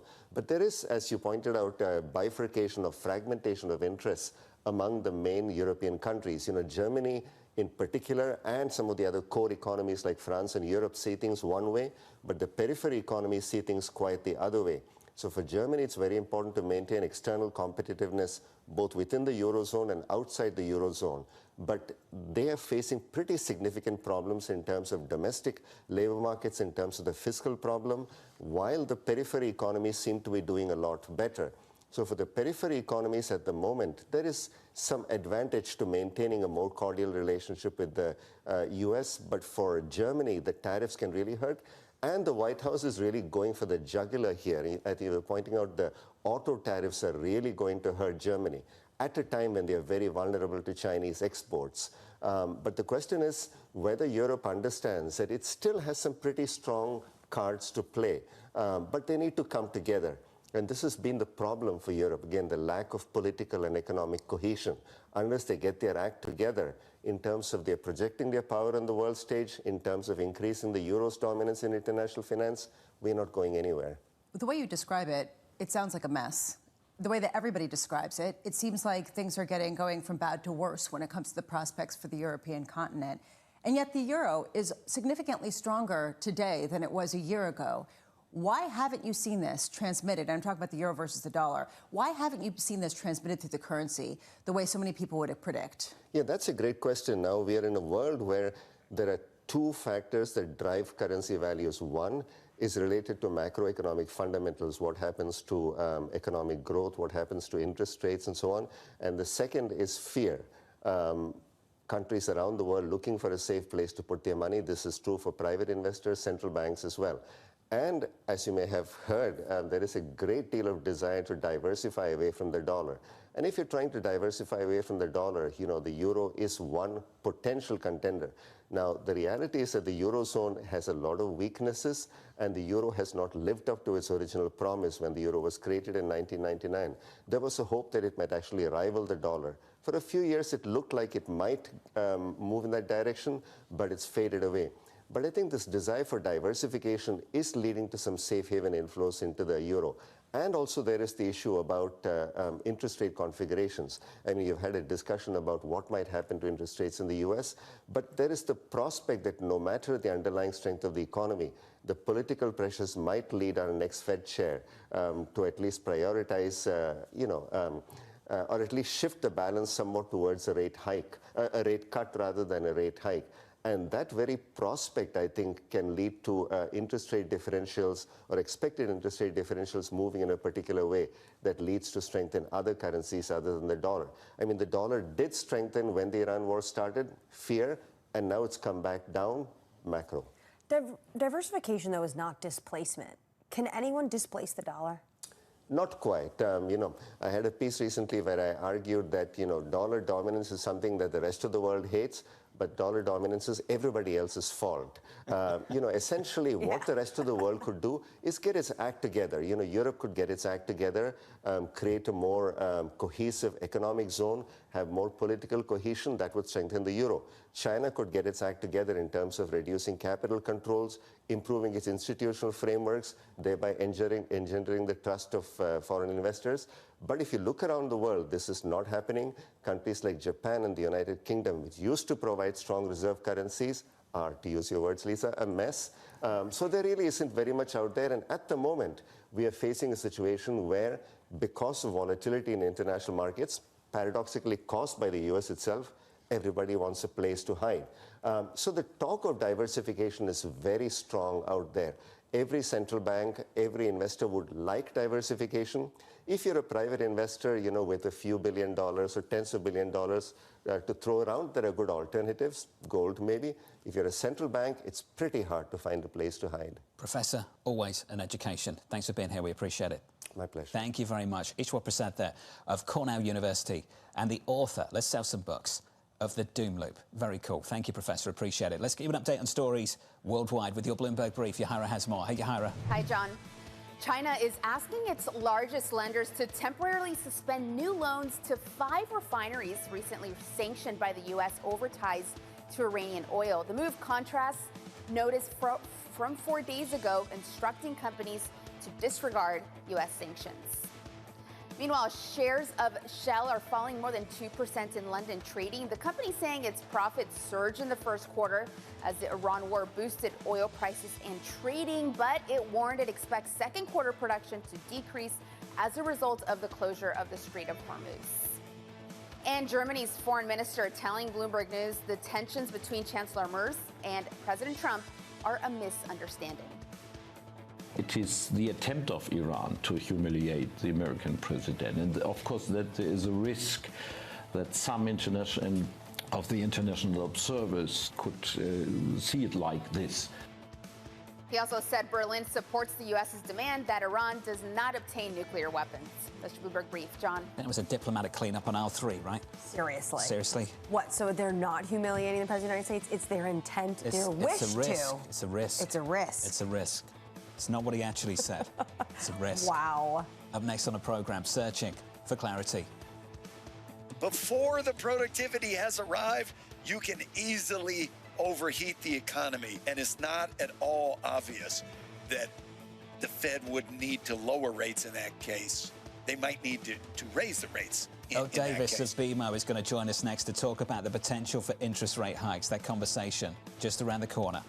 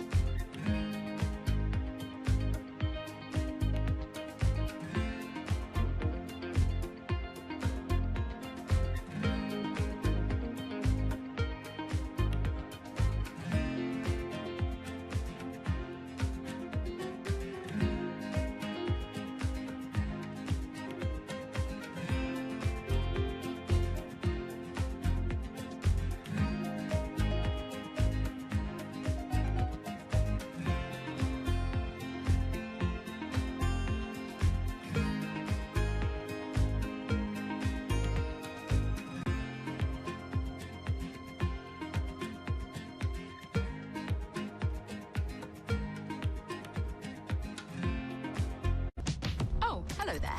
Just wanted to say, Primer is back. We've been scouring the frontiers of science and technology to help explain the difference between the next gold rush and whatever this thing is. And in Season 2, we're upping the stakes. More danger. Now that is some high-grade uranium mineralization. We used to have a stable climate on this Earth. Right now, we do not. More science. We're pushing the envelope of technology in multiple directions. Software, hardware, chemistry, physics. The cable is, very cold. And more CEOs that can nail the photo shoot. Hundreds and hundreds of billions of dollars are at stake. While the problems are economic, the solutions are too. And yes, we will be talking about AI. There is a lot of humanoid hype out there. But our future doesn't run on hype. It runs on innovation. Watch season 2 on all these lovely channels. It's the world's second largest economy with a growing influence in global affairs. Bloomberg The China Show brings you the unmatched expertise you need to keep track of breaking news, in-depth market analysis, and the most influential newsmakers in and around China. We need to do more to engage the market more. We're risk on. I think we caught a little sweet spot. Massive savings right now. It's already a different game. Bloomberg The China Show. Weekdays around the world, right here on Bloomberg. Context changes everything. Good morning. This is Bloomberg Surveillance. Welcome back to the opening trade. Watch Bloomberg 10. This is the Asia trade. This is Wall Street Week. Welcome to Balance of Power. You're watching Bloomberg Deals. Welcome to Bloomberg This Weekend. This is Bloomberg Television. It's a multi-trillion-dollar industry. We'll show you what's happening in ETFs like no one else. ETF IQ, only on Bloomberg.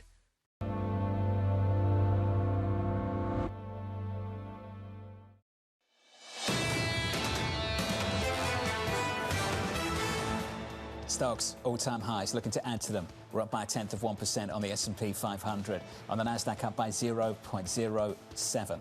In the bond market, backing away from the highs of the year. 2s at 385, 10s at 433. Under surveillance this morning, searching for clarity. If the productivity growth miracle is happening in an unexpected way, then it will mean lower inflation, and I think it means rates could go down. Before the productivity has arrived, you can easily overheat the economy in the here and now. And it's not at all obvious that the Fed would need to lower rates in that case. They might need to raise the rates in that case. So here's the latest this morning. Uncertainty over inflation and productivity clouding the outlook for monetary policy. Earl Davis of BMO writing, we place a higher probability of a 2027 hike than an ease. Earl joined us now for more. Welcome to the programme. Before we start hiking, we've got to drop an easing bias. And according to a headline just dropping across the Bloomberg terminal, one other Fed president actually supported the three who dissented against the language of the statement at last week's meeting. How close do you think we are to dropping that easing bias? We're probably a solid 2 meetings away, at least. I think the next meeting will maintain the bias, but we're close. You see where the tides are going. And what's interesting, like in regards to the inflation discussion, and using your whack-a-mole analogy, we've been having an outstanding year across our funds, especially our strategic bond fund. And the reason why we're having that is that we're whacking at the hole before the mole's there. We're not whacking at the mole. We end up hitting the mole in the head. So the hole that we're looking at now, where the mole's not yet there, is inflation. We believe the inflation genie has been let out of the bottle. Not just because, as you've discussed, the supply shock. We also have the second order of that hitting, which will come through in food. You'll see it in chips and technology because of helium and the like. But we also have, so that's what you call cost push inflation. But now, based off the last clip that we've seen, we believe we're going to have demand pull inflation as well, too. And the reason why we're going to have demand pull is growth has been especially strong, surprisingly strong this year, and will get stronger because of the wealth effect. It's not just a U.S. wealth effect, it's a global wealth effect.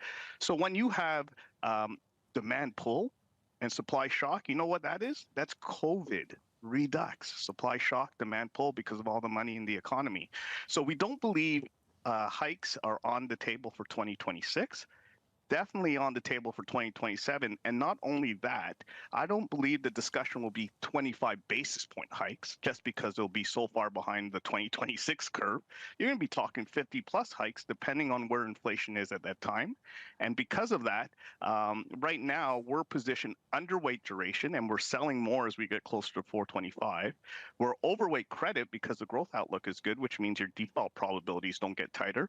But we are looking to lighten up on our overweight of credit right now. Oh, let's just sit on the underweight duration story. I just want to get an idea from you as to where you think yields might go through next year. It's an interesting theory. I just want to explore it further. If you've got them hiking and maybe by more than 25 basis points in 27, what kind of levels, numbers are you thinking about? So what's interesting, and we could discuss it in terms of this year, which applies to next year. Our theory this year was that yields will remain in the range of 2025 10-year treasuries, which was 390 to 480. So 435 is the midpoint. Anything below 435 we're underweight, and the more it goes through 435, the more underweight we go, and vice versa. We're not buyers at above 435 until 450 to cover the short, and then we will start going long. We will have a disciplined process start going long. We think 480 holds, but there's a definite possibility we hit 5%, not next year, this year. But we like being very overweight at those levels. The math and the of fixed income and owning 10-year, call it the Bloomberg Bloomberg Ag, US Ag. The math gives you a lot of protection for another 100 basis points of hike. So if you buy at 5%, you probably have an active manager has 6% yield on their portfolio. You have 100 basis points of protection for additional hikes beyond that. And that's where we like owning bonds. We like owning them towards 480, and we like owning them towards 5%. We believe QE will come into play if we hit 5%, which gives you protection on the first time of being overweight duration. Can you lean into that, Earl, just a little bit? How do you see the Kevin Warsh Fed handling a situation where the market's pushing back on rate cuts, but expecting intervention on the long end? Yeah, I pushed upon that a little bit in regards, the longer they wait for hikes, the more they're going to have to hike. So it's going to make their job very difficult. Also, you have the Treasury versus the Fed, although they should be hand in glove with Warsh coming in. Don't think it has an effect, because the reason why the Fed will have to hike, and hike probably a lot more than the market thinks, is inflation expectations. One of the things of note recently, on the recent sell-off, we saw 10-year U.S. break-evens go above 250. They touched like 252, 253. They're now at 244. The last year high was 245. This is why we believe the inflation genie is out of the bottle. It's not yet the thing they're focused on, but it is the thing that the market will focus on, we believe, in Q4 this year. Oh, Davis of BMO, quite the conversation starter, looking for potentially 50 basis point hikes in 2027. I mentioned that the three dissenters got some additional support from another Fed president. That Fed president is the Boston Fed president, Susan Collins, in an interview with our colleagues in Bloomberg News. Yeah, she said that she agreed with the dissenters and she would have preferred to adjust the wording. She doesn't think this Fed should have an easing bias. Do you think this Fed should have an easing bias? Right in. Dennis Kelly of Morgan Stanley. Do you want to start that? Phone in. Love we it. can do phone That would be fantastic. Phone would be great. Terry Haynes of Pangea Policy will join us too. We'll catch up with the Merrill Wealth Management President Eric Schimpf and Max Layton of Citi. The second hour of Bloomberg Surveillance. Up next.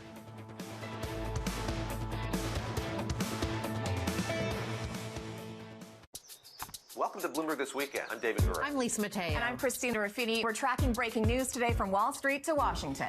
Let's start overseas. The sector is really propelling this deal forward. Yeah, the hope is this will open up new markets and provide some additional liquidity. Of course, now they're going to have competitors. We got a big week coming up in politics. Earnings season is underway. We're going to get some key reports. Everything you need to know before the markets open on Monday. Introducing Bloomberg This Weekend, bringing a little Bloomberg into your weekend routine. Guys, buckle up. World's most powerful investors don't ring a bell. They quietly reshape entire industries. This is the money shaping the world. The Dealmaker playbook, where power and billions of dollars change hands every day. From private equity and credit to venture capital and M&A, we bring you the inside scoop on the biggest deals and debates, plus exclusive conversations with finance's ultimate insiders. Great scoop on this. You've been reporting about an activist investor coming up and trying to shake things up. What's the latest? We've been hearing that there was going to be an activist at some point. The question was who? There is a convergence of technology and national security. The United States is a big country. We're playing in the Northeast. That's an economy as big as the United Kingdom. This is a really interesting space to watch. We're expecting more consolidation. As this is Bloomberg Deals at Bloomberg Invest, I want to talk about the broader deal and M&A environment. This is a moment in time. We'll see how long we're here. It's far too early to call. There is an underinvestment in what's going on in private markets because everyone's looking for additional AI cloud capacity, and it's very tough to build. Everybody wants to get things going, and the IPO market is just one symptom of that. It is an early indicator of what we're going to see in the M&A market. Let's go to Scarlett Fu, who's taking a closer look at drone companies. With ongoing conflicts in the Middle East and Ukraine, there's renewed investor appetite for new names in the space. Excellent reporting. I'm Danny Berger, and this is Bloomberg Deals. Every week, only on Bloomberg Television. Technology is embedded in every aspect of our lives. And laying the foundation for the future.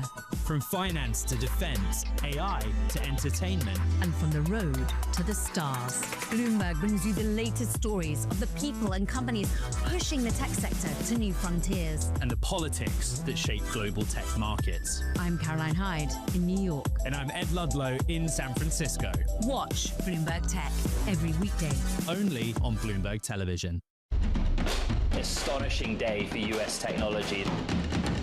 It's shaping the region's technology ecosystem. Asia's biggest tech news and innovation. Good morning. This is Bloomberg Daybreak Europe. I'm Lizzie Burden in London, and these are the stories that set your agenda. Taking you from the U.S. market's close to the overnight session in Asia, we'll walk you through what you need to know to kickstart Europe's trading day. Live from our European headquarters, we bring you the day's top market-moving stories, unmatched expert analysis, and on-the-ground reporting from across the continent. Tune in to Daybreak Europe, only on Bloomberg Television. Context changes everything.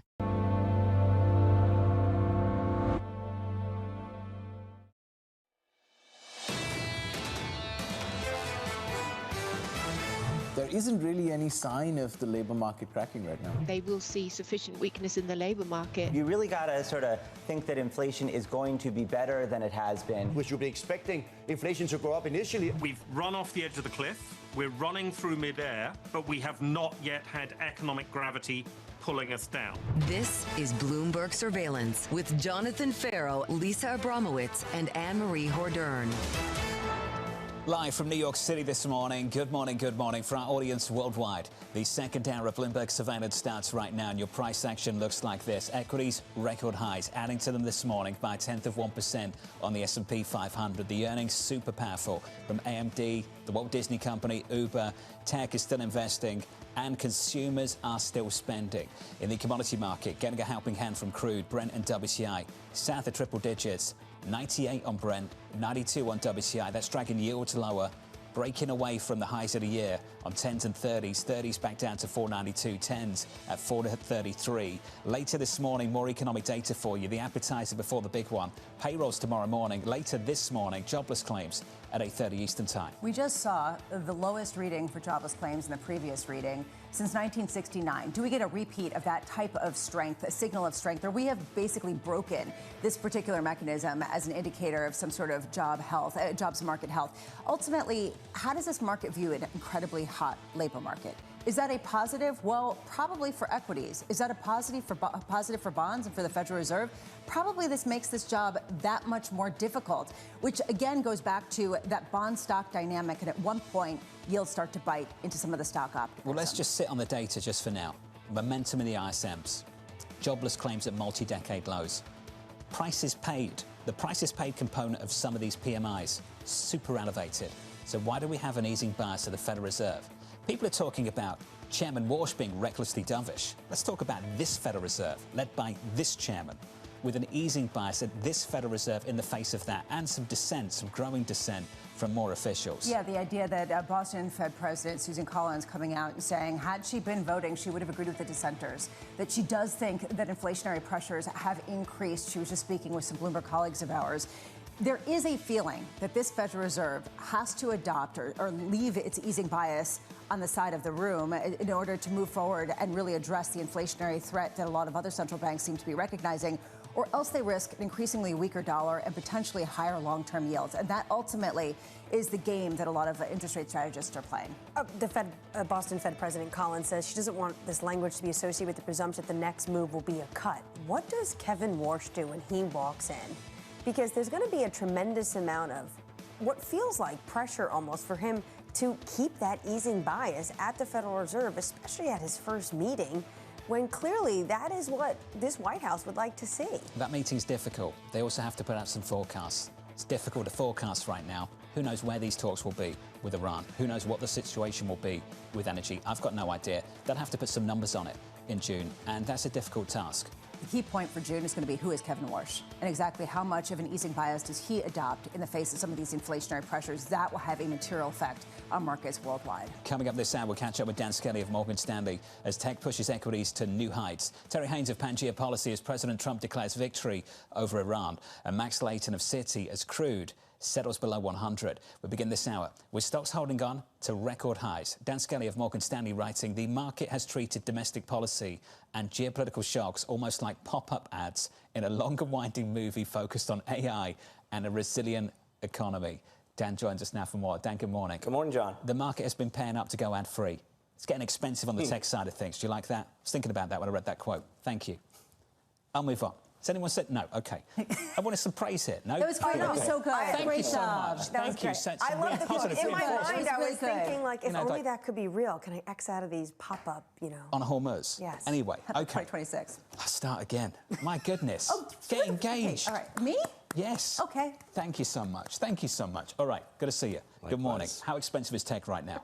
Yeah, so John, tech has really been the story for the past several weeks and really going on for a long time now. And the story clearly within tech is semis.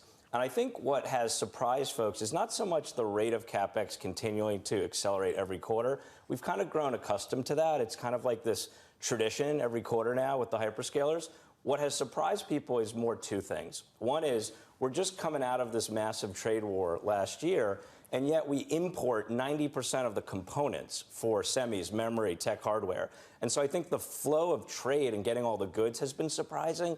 And number two, it's about this rotation within semis. 3 years ago, GPUs. A year ago, memory chips. And now, CPUs. So it's back to the future. And that's the part that's caught people off guard, is the rotation. And this massive move we've seen in some of these chip players is just crazy. AMD exploded. The CPU story, we were talking about that yesterday. Do you think if we can address the situation through the Strait of Hormuz in the Middle East and we can actually move on, that's no longer just a pop-up ad we want to X out, if we move on, that we will trigger a rotation back to the other stories again? We go back to where we were at the start of the year. Yeah, and Jonathan, it's almost as if the market has seen the U.S. flip its cards already in terms of the ceasefire. And I think the reaction, maybe not unfairly at first, was, is this a replay of Russia-Ukraine 4 years ago? When we were thinking, could this go on for a long time? Could it be a forever war, a stalemate? And so, look, I think two things. Number one is, we were telling people to stay the course 5 weeks ago because, number one, we were saying we could deal with high oil prices. We have a K-shaped economy, which we've talked about ad nauseum. The higher income consumer continues to take the lion's share of total spend. And secondly, we never thought the conflict would go on forever. We thought it would be more limited. So the market has almost kind of moved on, and that's been definitely corroborated by the backwardation in the oil futures curve that are still around $80 by the end of this year. The market has moved on from the conflict, but there's certain economic ramifications that could be somewhat lasting. And inflation is a significant part of that, especially given the fact that all of the increased prices that a lot of companies have experienced, they've been able to pass along to their consumers. At what point does that become a headwind to the story a bit more than it would have been earlier this year? So, good morning, Lisa. And so I think it's an excellent question. My point would be thinking about stocks. Stocks are a nominal asset. They are a nominal claim on a real asset. And so I think your issue is more in terms of within stocks, you have to favor companies with pricing power. And you have to be a little bit more kind of keen on other asset classes, maybe fixed income, that doesn't have that type of pricing power. And I think your broader point in terms of when does this affect the economy, look, we've continued to see a lot of people absorb higher travel and airline tickets. We've seen people absorb higher food prices. And we would just argue there is a new range for energy prices, probably 80 being the floor and 100 being the ceiling. If we go much past 100 and the ceiling collapses, that's a problem, but we don't see the issue yet. Yeah, and that's one of the reasons why I was distracted from fully applauding John's joke. Was the McDonald's earnings to come out. Do you know what I remember? Yeah. Do you remember Jeb Bush when he said, please clap? Yeah. That was one, honestly. That was what you were doing? The greatest moments of political campaigning I've ever seen. So you wanted to replicate that this morning. Your campaign was bombing so hard. You've planned the speech. You've got the joke. In the speech, it says, wait for applause. And he turns around and says, please clap. Okay, well, we don't talk about that moment enough. This is why it's better sometimes when politicians actually do what Trump does. McDonald's, forgive me. No, I was looking at McDonald's, and they just came out, and comp sales actually missed, which is notable given the fact that earnings per share actually beat across the board, and a pretty big beat. And they were talking about how they're emphasizing higher margin items. I just wonder how long some of the consumer-facing brands can keep doing this. The whole idea of higher margins, the whole idea of being able to raise prices for a select group of people to pad things out because there are a lot of people who just are not coming to their doors. So I think that McDonald's in particular has one of the highest skews to Europe in particular. And so if you think about just the broad global consumer spectrum, clearly higher oil prices are an issue everywhere, but I would argue they're exacerbated overseas. So that's number one. Number two is when you think about different business models, we've continued to favor what we call the RAG 6, which is a riff on MAG 7, which are these platforms in the U.S., the big box platforms across retail, food, housing.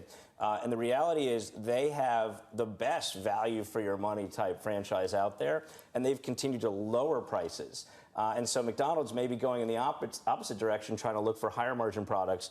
We've, again, continued to favor these broad consumer platforms that are just continuing to aggregate market share across the consumer throughput. Is that a sign that the economy is not doing that well if you have some of these big retailers having to lower prices? Not necessarily, because if you think about it, yeah, you're seeing some of the higher income folks trade down, but their core customers continue to come back, and they're unlike the name you just referenced, they're continuing to see an acceleration in comps and same-store sales. And beyond that, they're the ones who also are able to reinvest, much like the MAG 7 from years ago.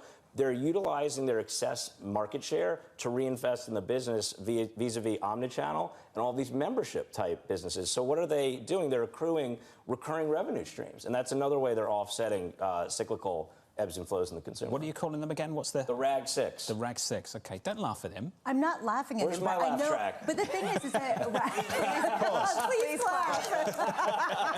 It's like surveillance now. It's turning into North Korea. Exactly. That's not the comparison that we want. You talk about Walmart. You're talking about Amazon. You're talking about the others, which are actually becoming tech companies as well. So that's also the way that they can consolidate market share. Again, though, it becomes the haves and the have-nots once more. Please clap. It's good to see you, Dan. Likewise. Thank you, sir. Thank you very much. Good morning, Lisa. I love that every single time. Every single time. Dan Skelly, constructive. Yeah, Lisa, super bearish. Good morning, Lisa. Dan Skelly and Morgan Stanley there. Let's get you an update on news worldwide. Your Bloomberg brief with Yahira. Hey, Yahira. Hi, John. The Trump administration is looking at using oil under U.S. military bases to refill the nation's emergency reserves. Sources telling us here at Bloomberg, no decision has been made on the initiative. The SPR is poised to reach its lowest level since 1982. Meanwhile, McDonald's shares are rising 3% in the pre-market. The fast food giants reporting first quarter sales that fell just short of expectations, but did show a rebound from a year ago. EPS also beating. The company said larger orders boosted U.S. results, helped by pricier items like its hearty Big Arch. And in sports, the matchup is set for the Champions League final. PSG is looking for back-to-back trophies after beating Bayern 6-5 in the aggregate. They'll be taking on Arsenal, who held on to beat Atletico. The match is set for May 30th.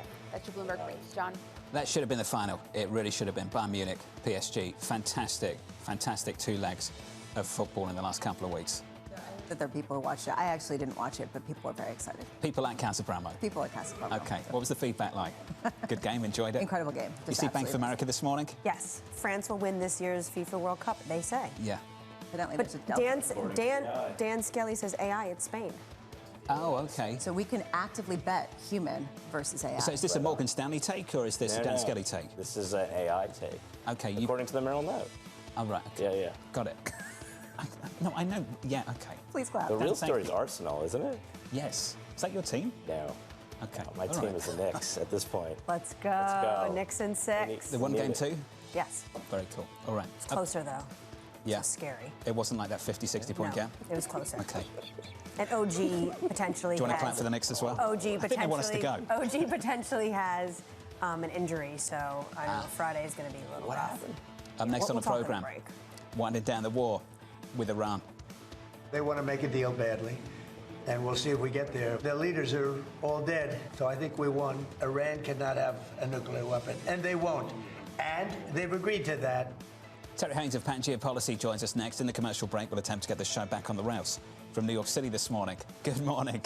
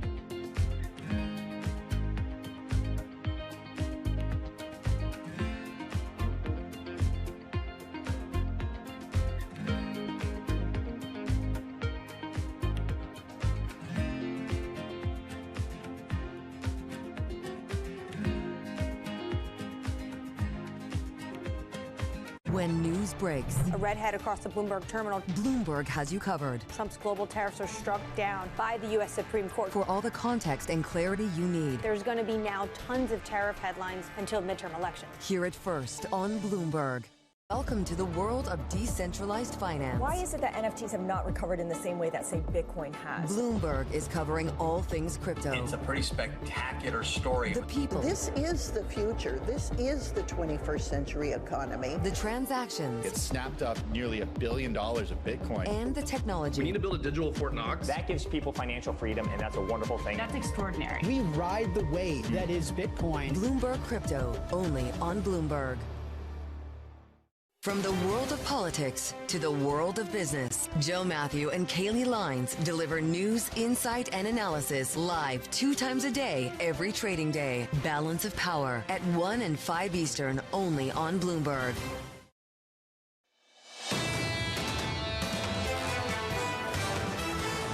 I didn't know this, but Bloomberg Intelligence apparently has a Please Clap weekly ETF update that they send out as a newsletter every week with a picture of Jeb Bush up.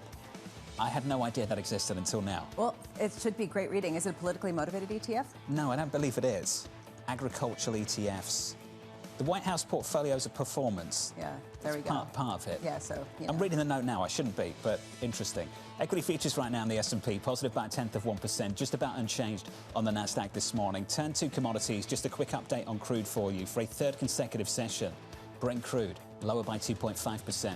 We're down to 98. We were lower than that yesterday, briefly breaking 90 on WTI. We're down by 3 percentage points so far this morning. People are taking the signal and running with it, which is that this White House wants to be done with the war and ultimately want to come to the table. Key questions and concerns linger in terms of, will Iran come to the table and will they actually be able to agree on anything? And frankly, the bigger question, how long before ships actually start to go through the Strait of Hormuz? Under surveillance this morning, winding down the war with Iran. No, they want to make a deal badly. And we'll see if we get there. If we get there, they can't have nuclear weapons. You know, it's very simple. But what's not to submit? Their leaders are all dead. So I think we won. Iran cannot have a nuclear weapon. And they won't. And they've agreed to that, among other things. So here's the latest this morning. President Trump saying an agreement with Iran could be reached within a week, with Tehran expected to respond to Washington's proposal at some point in the next day. Bloomberg's Tyler Kendall has the latest in Washington. Good morning, Tyler. Hey, John, good morning. Well, at least publicly, the two sides still feel very far apart, though the White House does maintain that a deal will get done. Our reporting does indicate that there are active discussions about a potential moratorium on Iran's uranium enrichment capabilities, but Iranian officials have long maintained that there will not be any concessions related to its nuclear program. Though before we can get there, this one-page memorandum of understanding would first see a gradual reopening of the Strait of Hormuz, with the U.S. lifting its naval blockade, which at this point is still very much in place. In fact, CENTCOM just yesterday confirmed that the U.S. military has disabled another Iranian-flagged oil tanker that was trying to transit through the Gulf of Oman, because conditions right now related to the Strait of Hormuz is really compounding that domestic pressure that this White House is feeling when it comes to the conflict, as the Wall Street Journal is now reporting that at least privately, senior advisors to President Trump are growing increasingly worried that the rising cost in fuel is going to cause Republicans to pay a political price as we get closer to the midterms. In fact, just this week, a new poll out from Marist College finds that nearly 8 in 10 Americans say that higher prices at the pump are putting a strain on their household financials. And John, of course, it's not just domestic pressure that is building on President Trump, but also foreign policy pressure as well, as he gets ready to head to Beijing next week to meet with Chinese President Xi Jinping. President Trump told reporters just yesterday that he thinks there's a, quote, very good chance a deal can get done before then. As our analysts at Bloomberg Economics say, the recent visit by Iran's foreign minister to China does signal that the country wants to get more involved in the diplomatic efforts. Tyler, thank you. Thanks for the update. Appreciate it. Tyler Kendall, down in the nation's capital. Terry Haynes of Pangea Policy writing, we put the potential for snapback to hostilities as more than a trading risk, at least. Terry joins us now for more. Terry, welcome to the program. This White House seems pretty committed to de-escalation. They had the opportunity to escalate things earlier this week when things got volatile. What would it take to resume hostilities? Well, I'll take in answering that question, John, I'll take the other side of that argument. The I think the White House would very much like to de-escalate, but they want to de-escalate based on Iran not getting a nuke and the Strait of Hormuz reopening. So as long as Iran won't agree to that, they're going to continue to do that, or continue to push.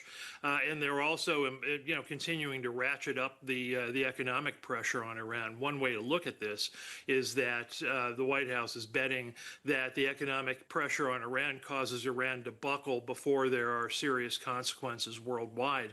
But fundamentally, if Iran remains recalcitrant on any of this stuff and sticks to it, then I think you are at least likely to see not just rhetoric on ramping up. I think you're likely to see some action to show people that in Iran that the United States is serious about this. Terry, though, when it comes to this one-pager, a lot of reporting about it basically outlines something very similar to the JCPOA. How is that in and of itself acceptable to this White House? Well, I think there's a lot of crossfire reporting on this, Anne-Marie, frankly. You get the kind of memorandum of understanding, and at the same time, the memorandum of understanding is supposed to describe a condition where serious negotiations will start based on that memorandum. So, there's a lot of gauze here. And Trump is trying to limit their options in order to provide more progress and ultimately get them to a deal. But the way I would look at that is, I don't think that's certainly the base acceptable condition to the United States.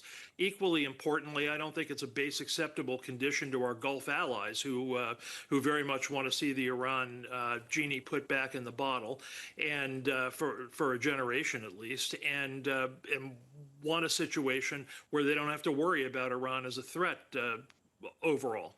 But when it comes to this White House, they're clearly concerned about how stocks around the world are being drawn down when it comes to fuel and other gasoline products and the midterm elections. How are they weighing both these options? Because obviously, if you escalate in terms of kinetic hostilities, that's going to be an increase in oil prices.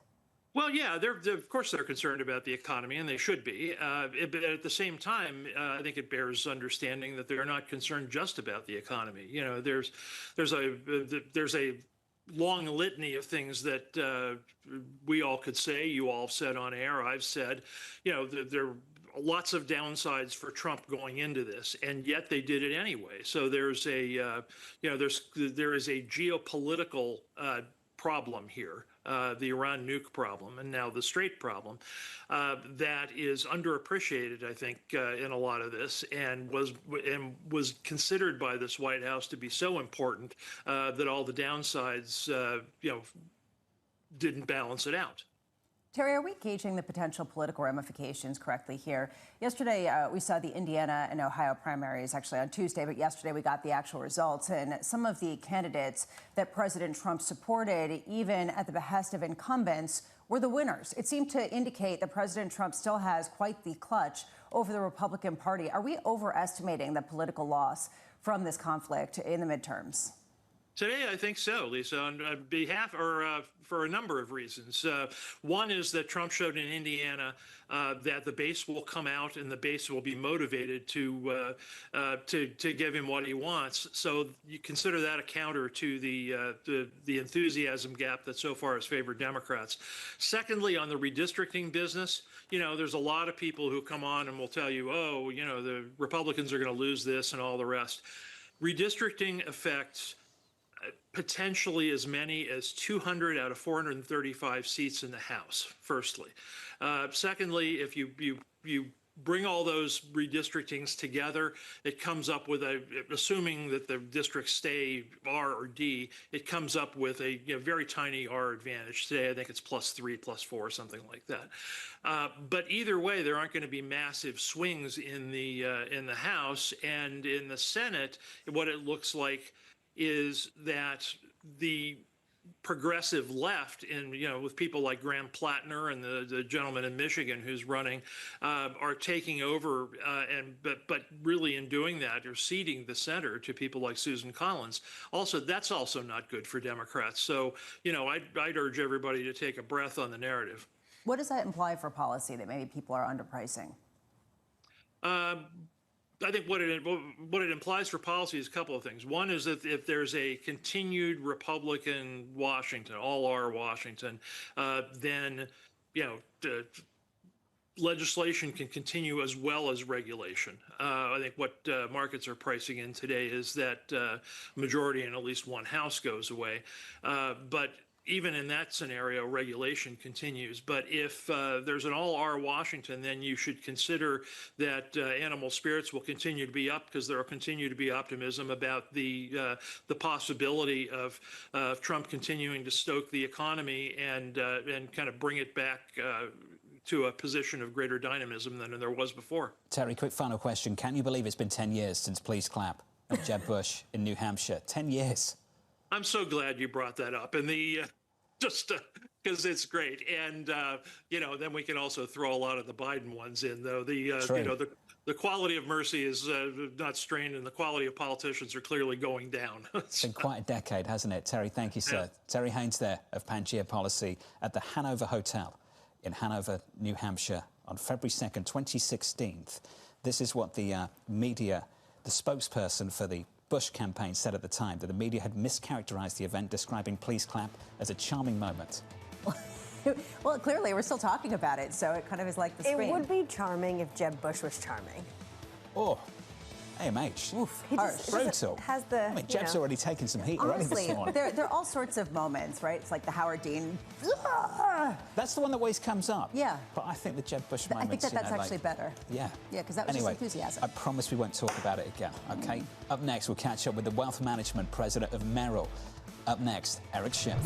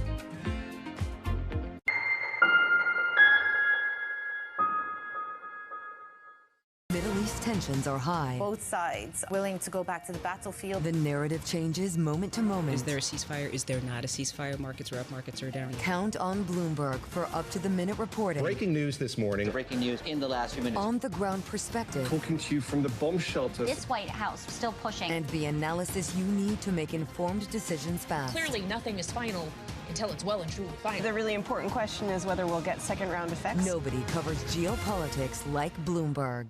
Key investors, top executives, global innovators. Join me for in-depth conversations with the biggest newsmakers on the day's top stories. Insight with Haslinda Anim, only on Bloomberg. Bringing you up-to-the-minute global news whenever and wherever it happens. I'm Jumana Bersecci in Davos, Switzerland, and this is Bloomberg. The Trading day is about to start. And you're already looking for that edge. The opening trade brings you everything you need to know as markets open across Europe. Let's talk about the significant risk transfers to find space in their balance sheet. Hedging some of that risk. You could look at it the other way. Obviously, this stuff is risk-weighted. I would much rather be long than be short. We're in a kind of sweet spot. Very, very strong alignment. 3 revolutions in one. I'm Guy Johnson. I'm Anna Edwards. And I'm Tom McKenzie. This is your opening trade. Every trading day, only on Bloomberg.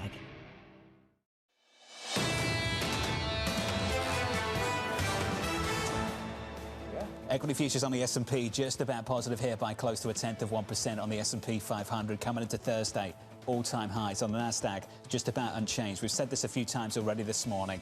The earnings story of the last 24 hours has been so powerful. AMD, and not just tech. You mentioned Walt Disney. You mentioned Uber. The consumer is still spending, and big tech, of course, is still investing. DoorDash, perfect poster child for this. Some people are ordering food, and they're ordering food a lot, even though you have to pay a fee, and even if you cancel, you don't get your money back necessarily. So if people are just paying as much as they can to order food for the privilege of having someone else bring their food to their doors, and they're willing to pay up for it, it gives you a sense of where we are. Some people. Okay. Is this you? Please clap. It's definitely me. I own it. The please clap moment is just... I know. I told promise you we'd it wasn't move on, going but away. you Anyway. Okay. It's not me. I Just don't do took that. us right back in there. I walk. I go pick it up. Oh, do you? It's good for your body. But then you build a relationship with the restaurant too, and I think that's important. Oh, that's... There's a restaurant that I really like in Manhattan, and every Friday I would order from there, and I guarantee they've got no idea who we are. And every single week we'd order from there. And then, but you've got a relationship with DoorDash, which no is their relationship. capitalized. I do like whatsoever. picking up. I used to go to this one place in London. I used to pick it up. I moved, came back and visited, and they said we had no idea where you went. They were actually nervous about me, my safety. This was in London? Yeah, you know I've which been one. to that restaurant with you, yes. Yeah, Nora. In Mayfair. Okay. There you go. There you go. Wonderful Lebanese food. Okay, and Marie's Carnet restaurant. That's the score in the equity market. Let's turn to crude. Brent WTI. Brent crude down for a third consecutive session. 97 handle on Brent. We're down by more than 3%. This is where things stand. We could be signing a one-page memorandum of understanding.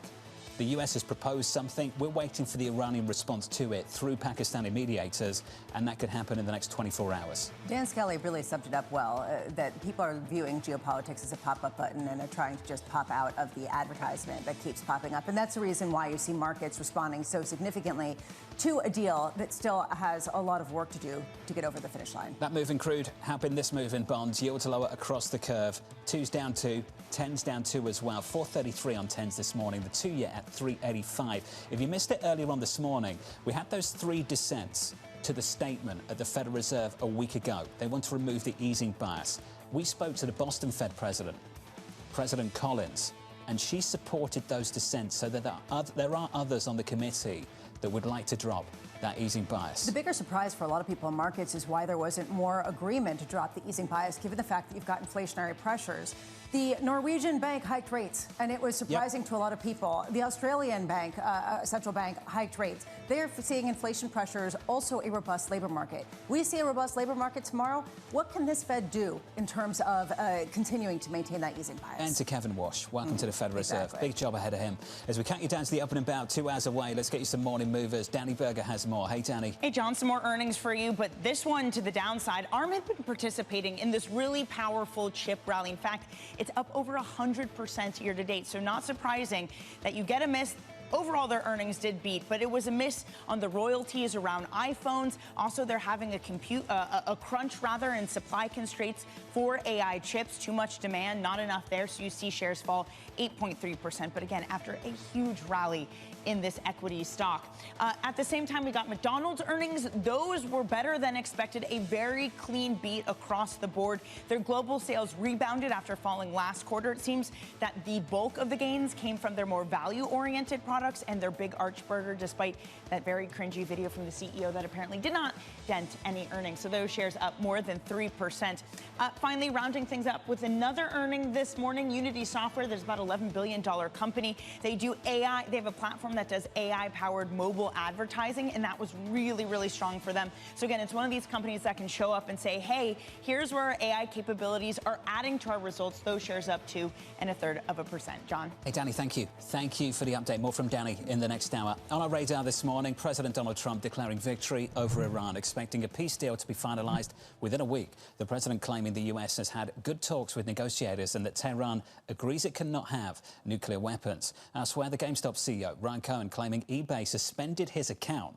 The alleged ban coming after Cohen listed personal items, including a pair of socks and life-sized Halo 2 statue, to help fund his $56 billion bid for the company. And finally, Anthropic, partnering with Elon Musk's SpaceX, signing a landmark deal to access the Colossus One data center. The move is expected to boost computing power for Anthropic's Claude AI, allowing the company to raise usage limits and meet some surging demand. Elon Musk said that he agreed to this after making sure that Claude is good for humanity, saying that no one set off my evil detector. So long as they engage in critical self-examination, Claude will probably be good.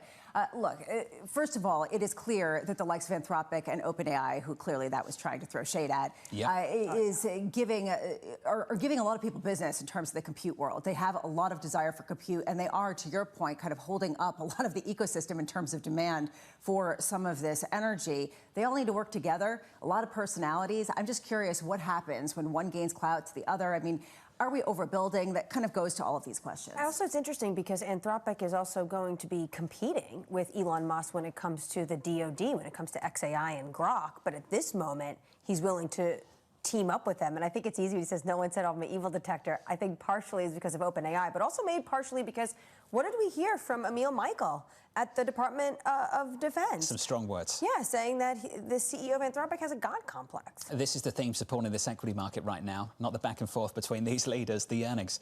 The earnings and the investment we're seeing in big tech with stocks at all-time highs. The Merrill Wealth Management President, Eric Schimpf, writing this: profits have surprised to the upside and forward estimates have been moving higher, helping offset the uncertainty. Eric joins us now for more. Eric, good morning and welcome to the program. Yeah, good morning. Good to see you. Usually, guys, you come our way, but it's nice to. Well, it's nice for you to come to the studio and nice do a return visit. Yeah. What are the client balances now? Close to $4 trillion? Correct. Yeah. You've got a lot of insight across a lot of money. Just describe the last 2 months. What have people been doing? Yeah, if you would have thought, right, from where we are into March to all-time highs today, clients have sort of said, hey, this is kind of contained, and as you guys have been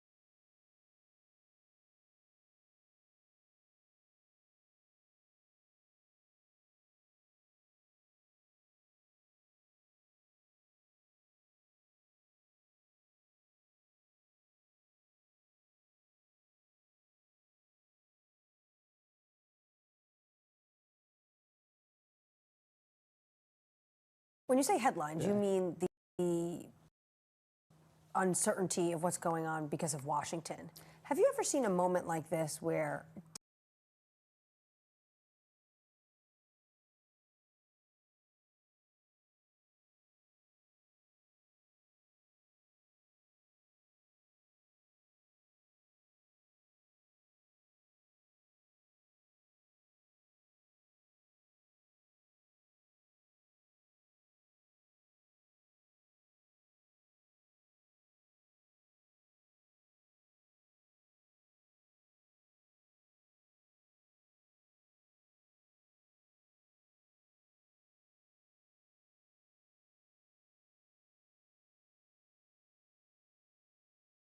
day in, day out, is this what clients continuously ask you about?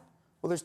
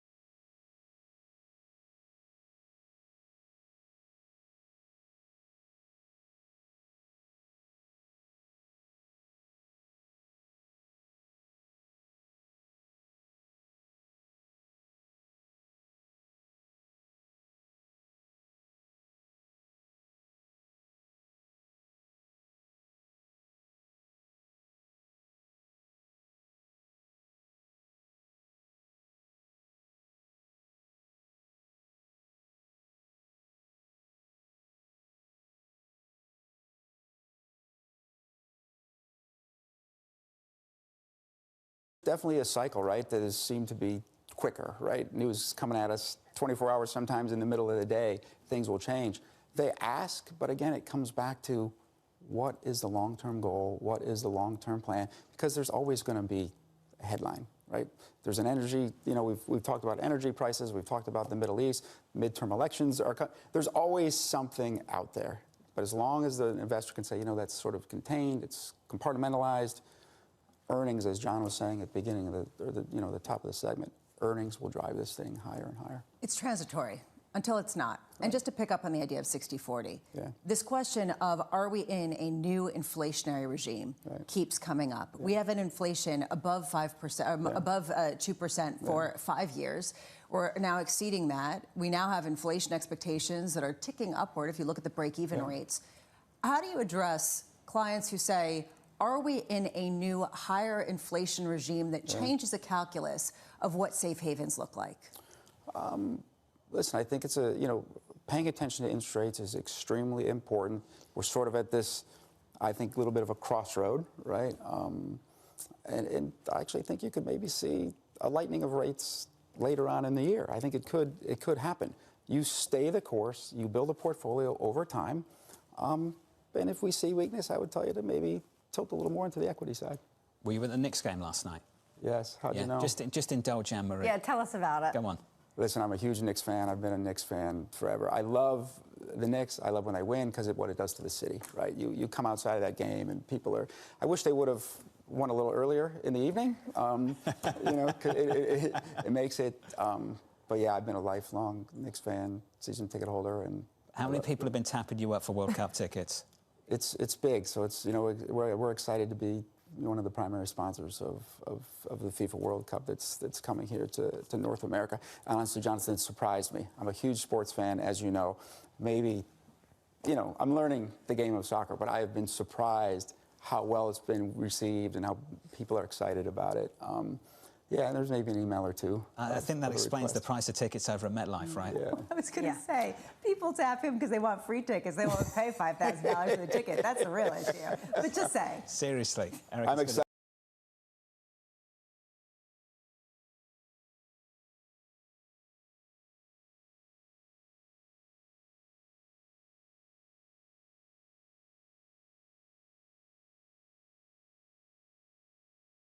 And I've chosen, you know, Go USA. They're going to win it all. That's your call. That's a bold call. That's That it. is bold. Okay. Merrill Research, right Eric, there. stick And to the Knicks. stocks. Eric, it's good to see you. Thank you, sir. Thanks again for having me. Hey, thank you for being here. Eric Schimpf there, the president of Merrill Wealth Management. Let's give you an update on news worldwide with your Bloomberg brief. Yahara has more. Hey, Yahara. Hi, John. In the labor market, U.S. job cut announcements falling nearly 21% in April compared to the same period last year. Challenger Gray and Christmas reporting just under 84,000 layoffs in the month, with most of that coming from the tech industry.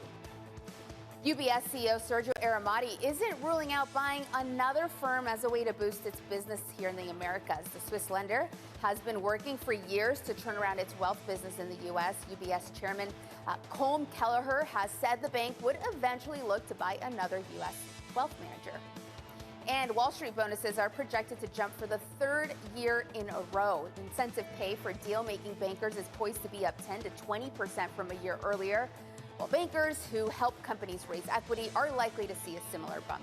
That's your Bloomberg Brief. John. Yahara, thank you. Appreciate it. More from Yahara in the next hour. Up next on the program, a crude wake-up call. Refiners who are now buying because we're entering the peak season are going to continue to buy at high prices. So we are looking at higher prices longer, regardless of what we're seeing in the futures market now. Up next, we'll catch up with Max Layton of Citi from New York City. You're watching Bloomberg TV.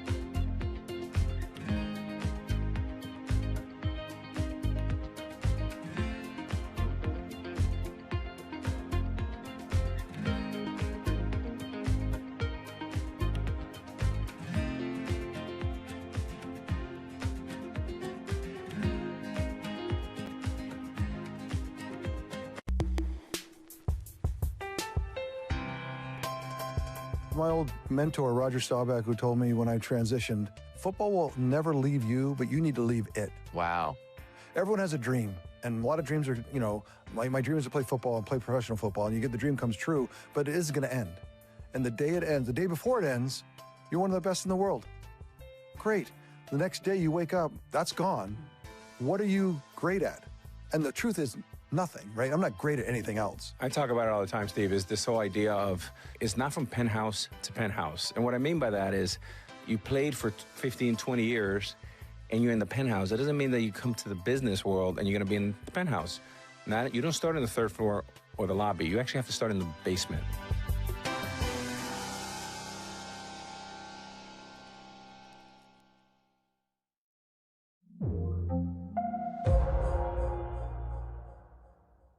Know how the market day started. Find out how it finishes. Public markets to private markets. From the micro to the macro. Covering retail, entertainment, the business of sports. The supply chains, trade policy, how it all is impacting the U.S. equity market as we drive to the closing bell at 4 p.m. A holistic approach to covering financial markets. If it matters to your life, we're covering it. I'm Katie Greifeld. And I'm Romaine Bostic, and this is The Close. Live every weekday. Only on Bloomberg. Context changes everything. What is going to be the consequence for U.S. markets? We are seeing modest gains across European equity markets. Take a look at how we're faring when it comes to Asian markets. Bringing you up-to-the-minute geopolitical news whenever and wherever it happens. I'm Stephen Engel at Japan's Akasaka Palace in Tokyo, and this is Bloomberg.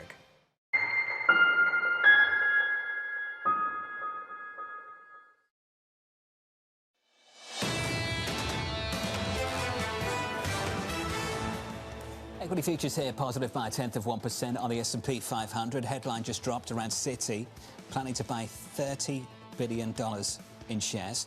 Planning to buy back $30 billion in shares. That headline just crossing moments ago. A multi-year buyback program starting in the second quarter, Lisa. Yeah, shares lower by about 3.6%. They also are talking about their ROTCE, return on capital, to 11% to 13%. For 2027 and 2028. So they're talking about some of their targets, and you're seeing a response in markets as a result. Just on buybacks, Savita Subramanian of Bank of America has put out some research on this, and I think it's interesting. Citi, by the way, down 4% to Lisa's point, but just on buybacks more broadly. This is the quote: "Say goodbye to the equity shrinkage bull case. Since the early 2000s, a confidence of factors systematically reduced available public equity year after year." That's including buybacks, by the way. She says this, though, and this is what to watch for. "An issuance deluge may be imminent. The three largest private companies represent more than $2 trillion of market cap." Now, it's not a story for like next week, next month, but maybe on a multi-year basis, that story, that tide's starting to turn. There has been an equity scarcity, if you will, over the past 4 years or so, with companies like Citigroup planning to buy back their shares. A lot of these buyback programs have been expected. Now we've got the IPO potentially of OpenAI, of Anthropic, of SpaceX, and you're talking about a deluge, to your point, and to Savita's point, of new equities coming to market. How does that influence some of the valuations? Right now, it seems like companies still are buying back their shares, but that dynamic is waning as some of the tailwind of the U.S. equity Big tech spending more on CapEx, shifting the focus away from capital returns. Yeah. Things are really changing. That's the equity story. Equity futures positive by close to 0.1%, record highs. In the commodity market, Brent and WTI pulling back. Brent below triple digits, $98 a barrel this morning at the front end of the futures curve. We're down by more than 3%. Under surveillance this morning, a crude wake-up call. The futures market can reprice instantly. They can reprice as fast as a trader can hit the sell button on their keyboard. Vessels that have been diverted away from the Persian Gulf are going to remain diverted. Refiners who are now buying because we're entering the peak season are going to continue to buy at high prices. So we are looking at higher prices longer, regardless of what we're seeing in the futures market now. So here's the latest this morning. Oil hovering near triple digits after plunging on hopes of a deal between the US and Iran. Max Slayton of Citi joined us now for more. Max, welcome to the program. Hopium will drive the paper market. It will not help demand and supply clear at spot. Can we start with physical? How tight are things still? What kind of prices are people paying up for physical barrels? Sure. Yeah. So the physical barrel price isn't too much higher than the futures price, actually. We've had a lot of questions about that particular subject over the last couple of weeks. And, you know, it reminded me of what happened back in 2020 when oil went negative at WTI. Actually, across the USA, physical barrels went negative and priced negative that day and the next day across the US, even though they didn't fill up on storage. And the point I'm trying to make here is that actually there's a lot of information in the futures price. People talk a lot about how spot price is the real physical price, but the spot price, this physical price, actually, for example, in the second quarter 2020, actually priced off the futures price. So I'm not sure it's as clear cut as, hey, all the information's in spot, because a lot of the spot people, you know, they will be trading based on where the futures are.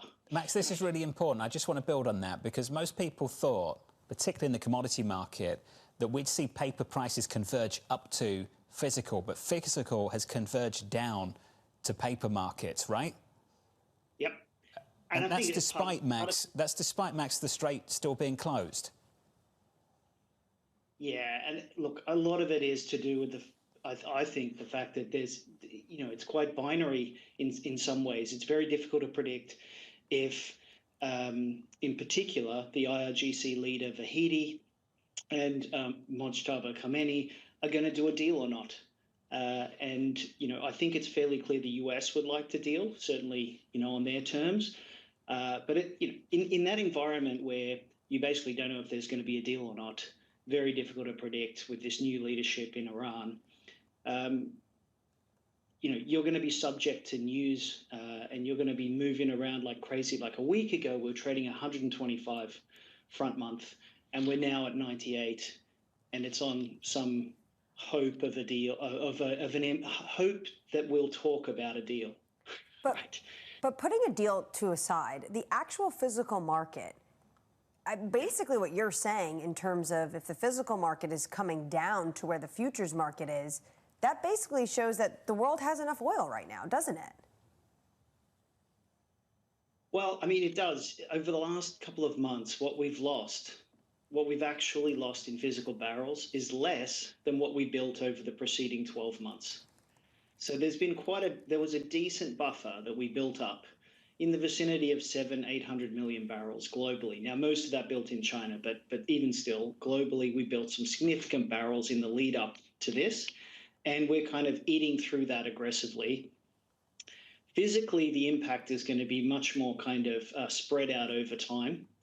So for example, even if there was a deal today, it would take at least a couple of months to ramp back up production, to clear mines, to do all those kind of logistical things. And you would roughly double the losses that we've already seen over the last 2 months, over the next 2 months. So physically, it's going to happen over time. Yeah, and I mean that. And the other big thing is obviously as you draw the inventories, there's a convex relationship between inventories and price. So, you know, so initially we're just drawing what we built over the preceding 12 leading up to the conflict, but eventually, certainly by the time you get into the third quarter, and that's why a lot of people are, you know, talking about that being the pinch point, then you can potentially get inventories down to levels which are consistent with, you know, $150 to $180 Brent, $200 plus product prices, that kind of thing. So that pull is a bit more gradual. Max, just real quick here, what would it take for you to actually lower your forecast for oil prices, given that you seem to see the market as much more realistic than other commodity strategists? Yeah, so look, I think it's all about, for me, it's about any signs that this regime is going to do a deal, and that they're essentially going to put, I guess, you know, one of the benefits of them doing a quick deal is it can be tied to legitimacy, that they don't want to disrupt the global economy and that they'd rather do a deal and in exchange for obviously reduced sanctions and a number of other monetary benefits. So I think any sign, because to me, when I take this to an extreme, I think this regime can last not just months. I think this regime can last under blockade for years. It's plausible that they simply print money and prioritize that money towards the pro-regime portion of the population, and so when you think about it from that perspective, this regime, a lot of the choice about when they deal, how they deal, is up to them. Hey, Max, we'll leave it there. It's good to hear from you. Max Layton there of Citi. A conversation about crude just as this headline drops, that the DOJ is probing $2.6 billion in oil trades related to the war in Iran. This from ABC just moments ago. We'll spend some time on that headline in just a moment. This story is really important. Up next, we'll catch up with Liz Ann Solders of Charles Schwab, Mo McHugh of PSP Growth, Nita Richardson of ADP, Cameron Dawson of New Edge Wealth. The third hour of Bloomberg Surveillance just around the corner.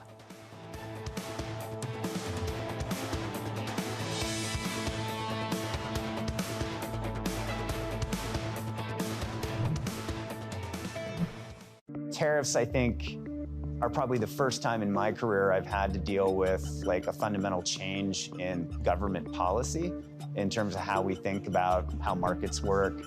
The challenge, especially within my supply chain, is now how do you have enough productivity initiatives to offset the increased cost of all the product?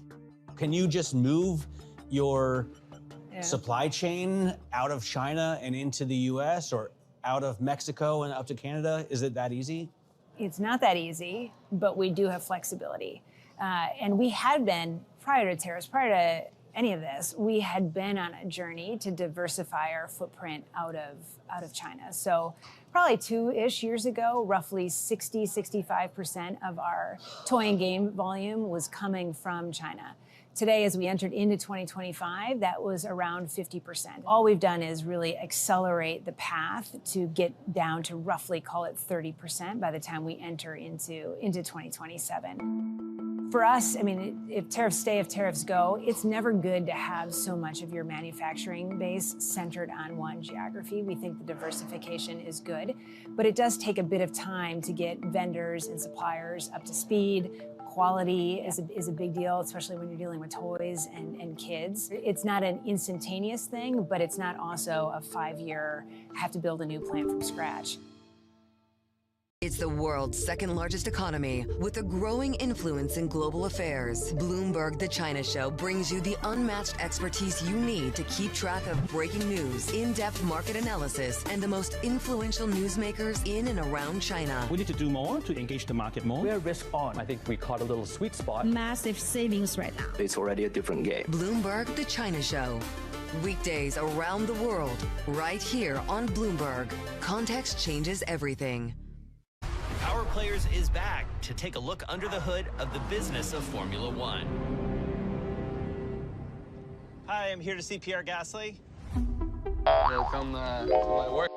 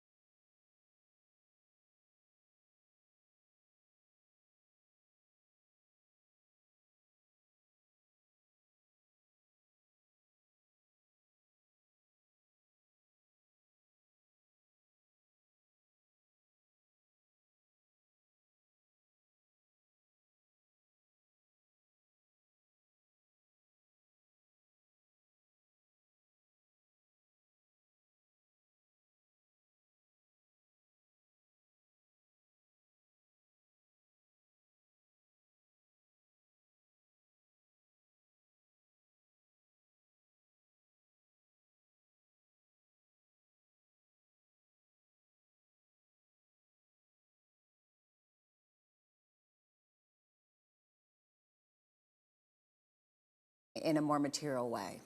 I think the market is fine if rates stay where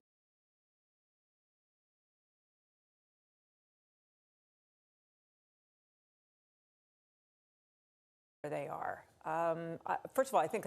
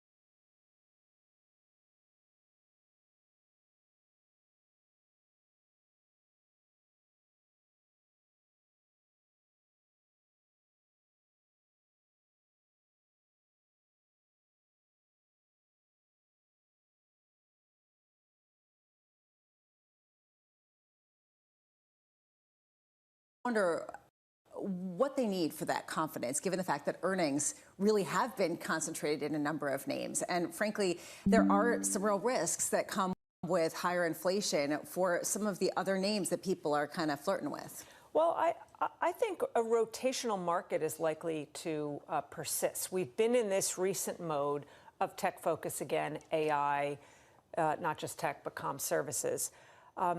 But that started with a rotation back into the meme stocks, the heavily shorted stocks, retail favorites, quantum computing. That you've already seen a shift away from those areas back to more traditional tech, with the likes of an Intel being the second best performer, SanDisk, Micron. So to some degree, some of those old school tech names. But I think those rotations are going to continue. The churn and rotation under the surface, I think, tells a fuller story of what's going on in the market versus just what the index level returns are. You're one of the first notes I've read in a while that didn't mention Iran once and the conflict in the Middle East. Have you just fully moved on? No, but the intraday and day-to-day correlation, inverse correlation between Brent oil and the S&P has eased a bit. First of all, I think this market does at times look very casino-like. The story you broke on some of those trades, I've been writing about this a lot recently. I wrote a piece a few weeks ago with Kevin about gambling versus investing and how the lines are blurring, and just wrote a piece again, or I just recorded a video again that will be posted today on the same subject, on the prediction markets. and further blurring of the lines and the minuscule percentage of accounts that actually make a profit with those bets. But I think it's indicative of the mechanics of the market right now and how much short attention span money is driving the market. And that's the short attention span. It's not my personal attention span. I think the war is extremely important because the quote you read from me, the filter into the economy is still ahead of us, not behind us. But the nature of the market right now is shiny new object. And but what is going on with some of these trades? Does it degrade U.S. capital markets where potentially people wouldn't want to invest, or is that going too far? Well, yes. In fact, a poll that was recently done that I cited in this video that is posting today, it was a very wide survey, and I think it was only 4% that felt the prediction markets and betting markets are good for society. So I do think, but there was a recent Harris poll that suggested a lot of younger folks view this as the only key to success. They don't believe in sort of the systems. They don't have trust in the systems.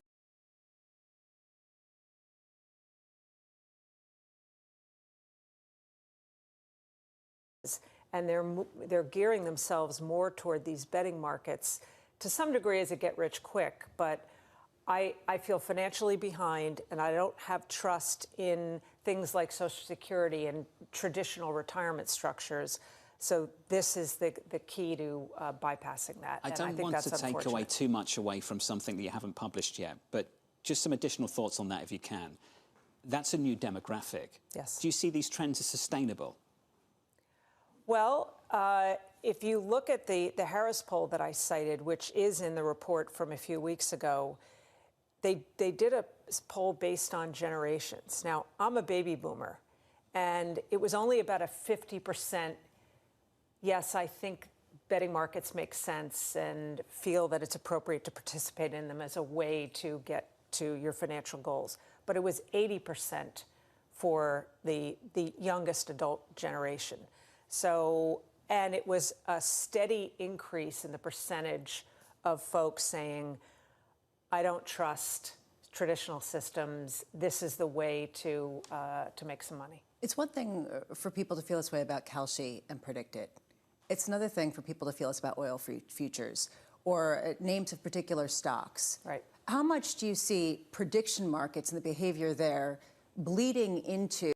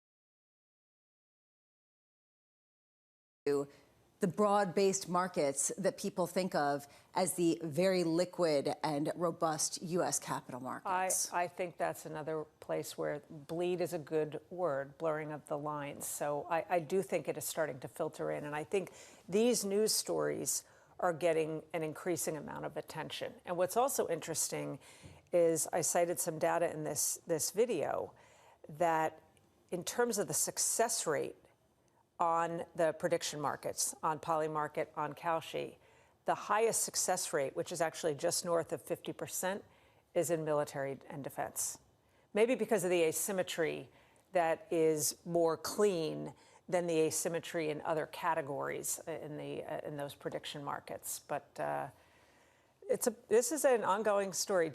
Was it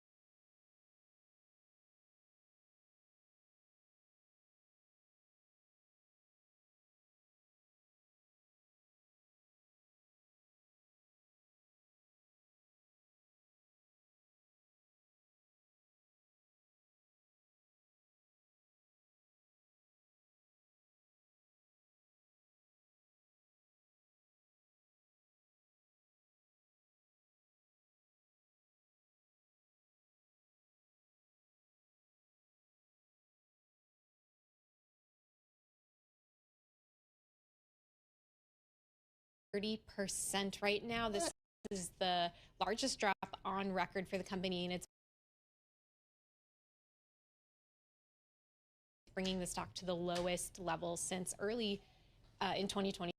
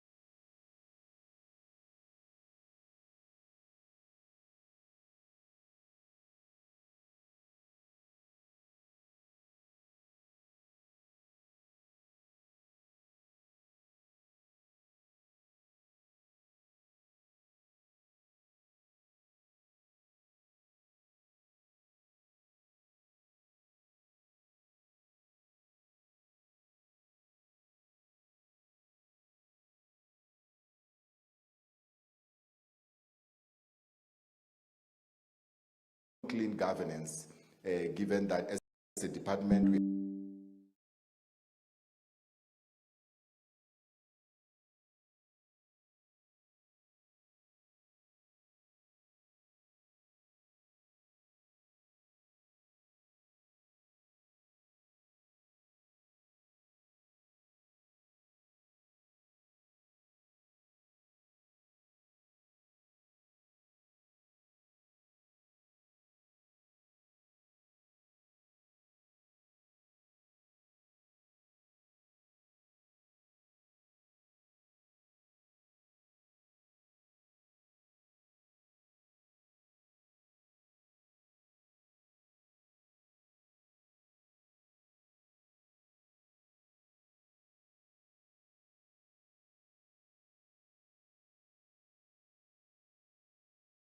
are clean audit, LTAs, clean audit, and I suppose that LGB and LEADER will also follow suit with their subsidiaries. So indeed, as staffers and the boards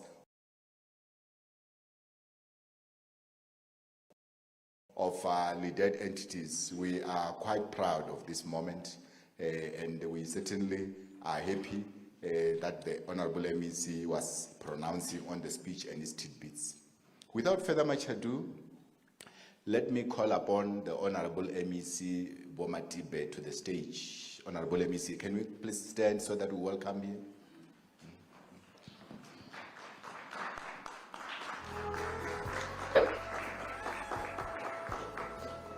Thank you very much, HOD. We can be seated.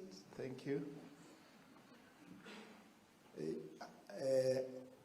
Program Director, Dr. Matoziratum, I'm not yet used to this title of yours.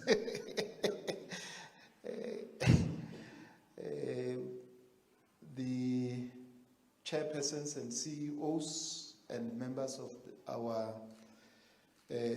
boards, entities, our esteemed members of the Fourth Estate.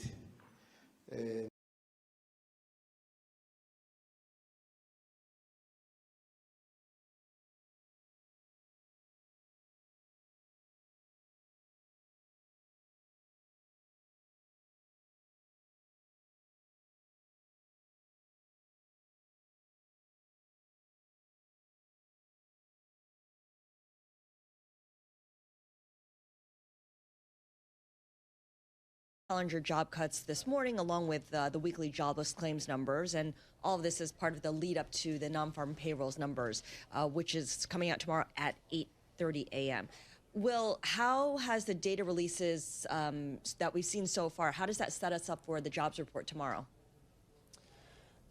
I'm in the Bloomberg economics camp, frankly. Anna and crew have done an incredible job, and it's been steady as she goes with some of the more frequent but second-tier labor data that we've seen. Challenger job cuts are floating right at about their 3-year average and is not particularly concerning. They've even come down from the levels we saw last year. Continuing claims has gone nothing but sideways, if not down. Same thing with initial. And so looking ahead to payrolls, which is the #1 most sensitive economic release in terms of data surprises that we get for the U.S. 10-year yield, unless we see a massive deterioration, which is not particularly likely in my 2 cents.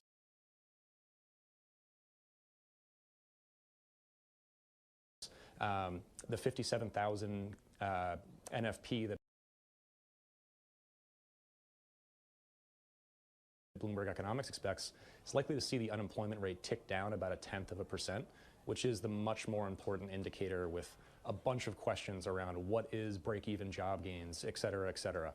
And so even a negative payroll print in a world where break-even employment gains is somewhere between 0 and 50,000, it should be pretty tame, and all eyes should remain on oil and the situation in Iran, which is what we've seen this morning. Absolutely. So unless there's a giant shift, it'll be steady as she goes and focuses on oil.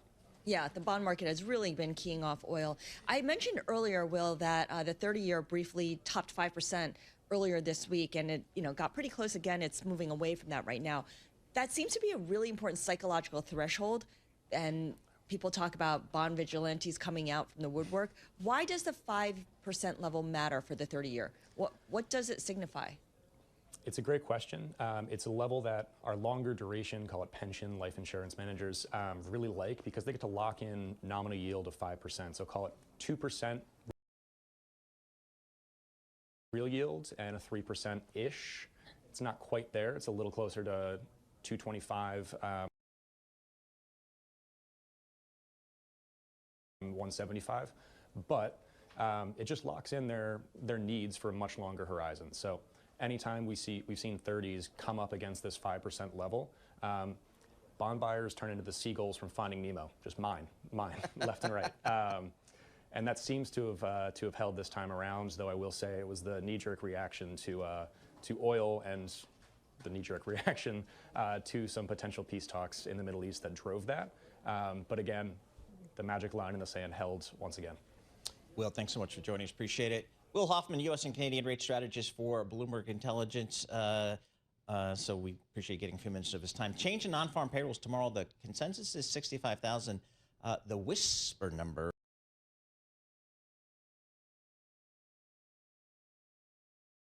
for WHIS is just a smidge higher, maybe like 67,000. But no longer are we getting the 150,000, 200,000, 250,000 numbers. Although we did get that last month, right? We got it in March. 178,000. That kind of surprised the marketplace. And it feels like this number has kind of been all over the place sometimes. When it surprises, it really surprises in a big way. Yep, and that, along with inflation, is the dual mandate for the Federal Reserve. So it's a big number. We'll have it for you tomorrow at 8:30 a.m. Wall Street time. Yeah, the number that the Fed's watching is the unemployment rate, and that is expected to stay unchanged at 4.3%. Yep, that feels like full employment-ish, you know?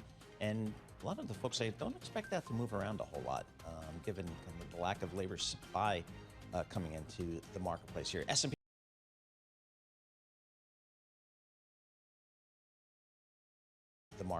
S&P up 4 points, the Dow minus 120 points, that's 0.25%, and the NASDAQ up 115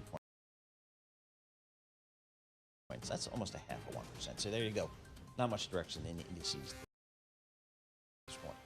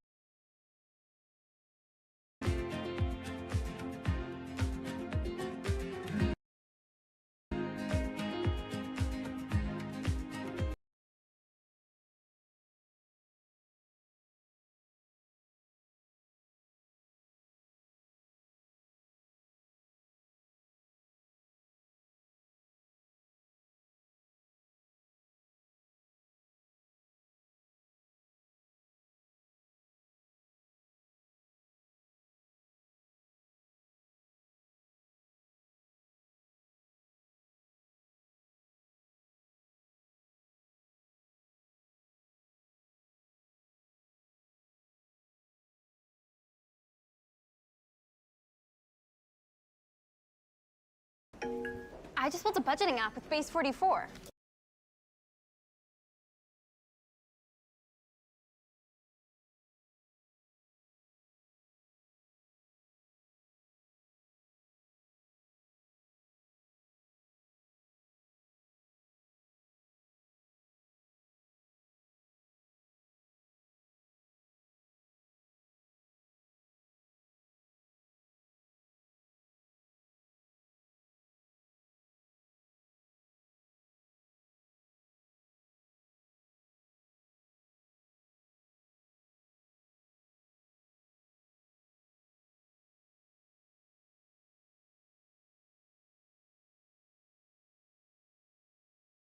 It does seem like there's so much optimism. Stars are aligned, especially with Trump saying, you know what, the war is ending, or, you know, we're done with this. We've had him say that about 49 times since the war started. Some say even like 5 times in the last 9 weeks.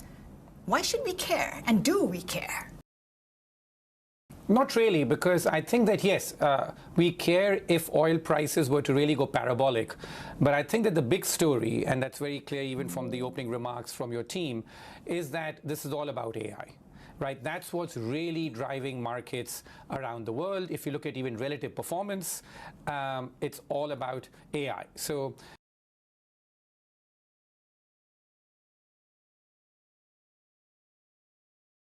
just stepping back a bit, that something similar happened last year, which is that we were all obsessed with tariffs on the news front. And yet tariffs did go up. But people forgot about that story because it was superseded by the AI boom, the amount of capex which is happening as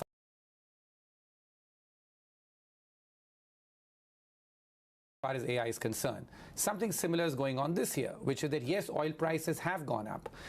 They have settled at a much higher plateau, even after the decline over the last day or two. But the AI boom is just so much bigger that it's swamping all other effects. So it's very analogous to what happened with the tariffs, which was a negative, that the average tariff rate in America today is much higher than what it was, even though people talk about Trump having walked back and stuff, which is true. But it was 2.5%, the average tariff rate, before Trump started the escalation on the trade war. And even after he pulled back, we settled at about 10% or so, very significantly higher from where we were. And yet the markets and the economy withstood all of that, mainly because of the AI boom. Same thing is happening this year, that oil prices are higher, but because this AI boom is so powerful, the companies just keep increasing capex. Everyone's convinced that the world is moving towards AI as the future, that's all that markets seem to care about. Interesting you talk about parabolic, and we have seen parabolic moves before, right? Mm-hmm. Gold, silver, even oil to some extent, a moment in time. But never at this scale. The question really is, how long can this last? I mean, the momentum, the rally can't go on forever. Yeah. What are the catalysts you're looking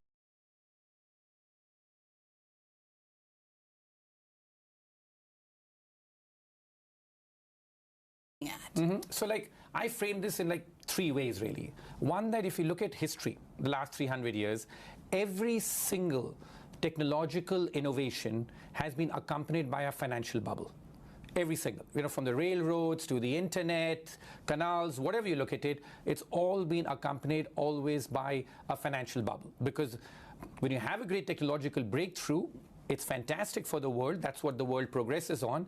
But it leads to a huge amount of overexcitement. Companies invest, and then they overinvest. And so that's how it goes on. But there are 2 lessons to this. One, that very rarely do these companies which are investing end up making money on their investment, because they typically overinvest. It's the consumer that ends up making money. And the second most important thing is this, and we learned this in 300 years of looking at bubbles, that the consistent factor which pricks the bubble is that when you have higher interest rates, until you have high interest rates or some sort of a liquidity event which tightens money in the marketplace, bubbles don't just burst under their own weight. So I think that's the zone we are currently in, that interest rates are pretty stable across much of the world. I'm watching the 10-year in the US obsessively. It's not, in any sort of a major breakout. It's stuck between 4 and 4.5%. Now, if the 10-year in the US were to get to 5% or more, that's when I think that you'll begin to get people asking questions. What's my return on investment? How much am I going to make out of all this massive capex I'm spending? Until then, this arms race goes on. So yes, this is a bubble. When I look at the, like I have 4 criteria to try and map out if we have a bubble or not. It deals with overvaluation, overinvestment, over leverage, and over ownership, the 4 O's that I call them. On most of these 4 O's, this is quite advanced. Now, you can argue that we're not that leveraged. The balance sheet of these companies which are over-investing now, they are still doing it out of the cash flows. The debt they're taking is still relatively small. But apart from that, we are overvalued on most metrics. We are over-owned. I mean, 60% of American households today have exposure to the equity market. Which is the highest in the world, actually, among all countries. It's the highest in the world, and in fact, America is the only country where people have more of their wealth in the stock market than even in the property market, which includes their own homes. Typically in China or other places, it's the other way around. People have 5 times more wealth in the property market than in the stock market. So this is a very extended bull market. But having said that, as I said, that as long as interest rates are low, and interest rates, I say, are low because they're about 3.5%, 4%, whatever you take the short interest rates. But nominal GDP growth is much higher. Like it's running at 4, 5%. A fad to some. The future of money to others. We see crypto's trillion-dollar swings. While others follow the noise, we follow the money. Equity indices built on opinions? That's the old way. The new way is Bloomberg Equity Indices, built using transparent, rules-based methodologies that are more responsive to changes in the markets, powered by 450 billion daily data points, and backed by research from hundreds of global experts, delivering benchmarks driven by the markets, not opinions. Bloomberg Equity Indices. Get evolved benchmarks for today's equity markets. Roger, concentration risk. You take a look at Korea, at Taiwan, all the massive rally has been pretty much down to 3 stocks. Exactly. I mean, the risk has become structural, no? Absolutely. I think that this is why looking at indices has become very misleading now, because like the same few companies are driving the index. So you spoke about the emerging market index. In fact, the emerging market index today is even more concentrated than the US index. Remember, for years we have spoken about how in the US, the S&P 500 is very concentrated, dominated by these big tech companies, almost like never before. In emerging markets, something very similar has happened. So you're getting this massive dislocation take place that for this year, markets like China, India, these are actually down in dollar terms, or like India is still down 10% in dollar terms, and yet these Korea, Taiwan markets, these are up anywhere between 70% for Korea, 40% for Taiwan. On a one-year basis, they've all doubled or so. So you're getting massive dispersion. So as I said, the world has now become about a monomaniacal focus on AI. Which countries have AI?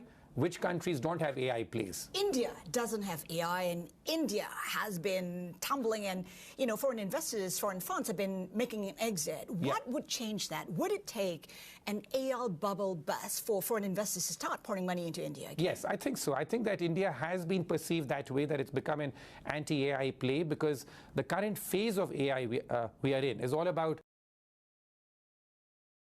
infrastructure build out, who's got the compute, who's got the infrastructure to build all of that. And India never invested that much on that front. I mean, India, if you look at the amount they spend on research and development as a share of the economy, it's 0.6% or so. Whereas these Korea, Taiwan type people, they do 4-5% of their GDP in R&D. even China, US is closer to 3%, right? And those are very large economies. So I think that that's been India's so-called fault line. Now, of course, at a later stage, when it moves much more to AI adoption, then maybe India has an opportunity of using AI to try and improve its productivity and its efficiency. But currently, the problem is that countries like India are seen on the wrong side of the AI trade for two reasons. One, as you mentioned, that they don't have this kind of semiconductors or compute, which the entire world is chasing just now. And the second, and this may be a bit of a myth, but at least that's the perception, is that a lot of jobs are seen to be at risk. Because of the AI disruption that India has. Especially in the software sector. Software, even the GCC sector. So these kind of sectors, there's a job risk, and there are about 10 to 15 million Indians employed in this, and some of them tend to be well-paying jobs in India, and jobs has been a structural issue in India. So on both those fronts, India is seen as a bit of a risk. Now, at some point in time, valuations will get attractive, and the fact that India, that the nominal GDP is growing at 10%, will offer an attractive entry point. But for now, sentiment has become that way. And it's true not just of India, it's true of some of the Southeast Asian countries as well. Like, I was having a look at Philippines the other day. Like, no one even talks about it. But the Philippines market today, on some metrics, is trading at the lowest valuation since the East Asian financial crisis. Would you buy it then? Well, I think that, like, the way I'm thinking about the portfolio today is this, if I can say so, that you think about how much AI you want in your portfolio, and then what are the cheap hedges that you can have in the portfolio, which is that these are cheap, they will not work just now, but let's say this reverses, that for some reason interest rates go up or the bubble bursts, like, what are the things that could benefit? So yeah, I think that India, Philippines, could be the kind of places, but in general what I find is that the best hedge to this currently is not even gold and all, because what's happened to gold is that gold used to be a good hedge, but because it had such a tearaway rally, it's no longer become a risk-free asset. There's a lot of risk now embedded in that price. So yeah, gold will do okay. But I think that the best quality stocks in the world today are the best hedge to this, because quality as a factor has done quite poorly, particularly like in international markets. And by quality, like good companies with an ROE of more than 15%, some earnings growth, but they have all done poorly because there's been such a focus on just having AI, and many of the AI plays, I mean, we speak about the Magnificent Seven, apart from that are in fact unprofitable. You talk about AI plays. The US, they say, is still the place to be. And yet back in 2024, you called peak US exceptionalism. Yeah. That's not the case. We've seen record after record after record, yeah, and we'll continue to test that record. No, yeah, I mean, so I'd written, back in, as you're saying, like in December of 2024, that US exceptionalism is peaking. And what did I mean by that? What I meant was that America had a 15-year great run of stock market performance, but I was talking about relative. The fact that the American stock market, relative to the rest of the world, was likely to peak. And when I look back at it, that has happened. That even though the American market has continued to climb higher, since December 2024, in fact, when I wrote that piece that you're talking about, I think since then, international markets have outperformed the US. Like, despite all this money flooding into America, and there's massive amount of money flooding in, the dollar has, in fact, at the margin weakened. It hasn't strengthened against most currencies. Now, there are some currencies like the rupee and the peso, etc., which have clearly weakened against the dollar. Crumbled. Crumbled is fine. You can use the word crumbled. But generally, currencies have done okay. So international markets have significantly outperformed the US since December 2024. And that's very interesting, despite the AI boom happening. So now to the counterfactual, that if the AI boom ends for some reason, I think America would be very vulnerable. So the other follow-up piece that I'd written last year, like for my FT column, was that America has become now one big bet on AI. And that's why even Trump and is able to get away with so much. Like a lot of people here in Singapore and other places are befuddled that how does America get away with all these actions that it takes? And my point is because America keeps bailing out Trump or other policies simply because of its pre-existing strengths, and because of the AI boom continuing, that's why the other actions of America are superseded by the AI boom. You talked earlier about how you're keeping a very close eye on 10-year yields, which you say is not at 5%. But when you take a look at 30-year yields at 5% and expect it possibly to go higher, isn't that sending alarm bells? Well, I won't say alarm bells, but it's sending like an orange signal. It's telling you that this is what you should be looking at. As I said, 300-year history of bubbles. Higher interest rates is what kills them. So if you get higher interest rates, the entire equation changes. But, this is still broadly, if you look at it, it's been stuck in a range for a while now, right? So in terms of that. But I think that if interest rates go up, that's when it tells you, hey, this boom is coming to an end. Now, you can say that it's already very advanced. I don't want to be around these, like in this bubbly phase. But there's a lot of performance pressure that people are facing just now. Because if you look at even bubbles historically, you get the best returns typically at the end. Even in 99-2000, that a lot of people speak about how Alan Greenspan in 1996 had said this is irrational exuberance, and it took more than 3 years after that for that to really manifest itself. But, from that statement, the NASDAQ went up multiple times. But I think there are a detail which is often overlooked here is that even in October of 1999, from then to the peak, the NASDAQ doubled. So, the end, when it happens, the last phase of this, when there's a scramble going on, the price action tends to be the most parabolic. And that's what we're seeing in some markets, like in Korea and these places. Like now all of a sudden these chip stocks, they're going up 10% a day. I'm talking about, and we're talking about really large cap chip stocks here like Samsung, Hynix and Stoll. That's not normal price action. That tells you that this is in that parabolic stage. But as I said, that until interest rates come and undercut this, it's very hard. There's no science to say that it should stop right here because these things just tend to carry on with a momentum of their own. There's so much retail speculation going on, not just in US, even in Korea. And then now you have, like pro-cyclical things going on, that American individual investors are now being allowed access to buy Korean equities as well. So it just fuels this further. Ruchir, I'm just wondering, against the current geopolitical landscape, how are you pricing that into your investment theory? Because if you take a look at what's happened, amid this Iran war, the U.S. has had to move all its weaponry from Asia to the Middle East. And now we're talking about a shortage of weaponry. In fact, the U.S. has told the EU that perhaps, all the transfers of weaponry may have to be delayed.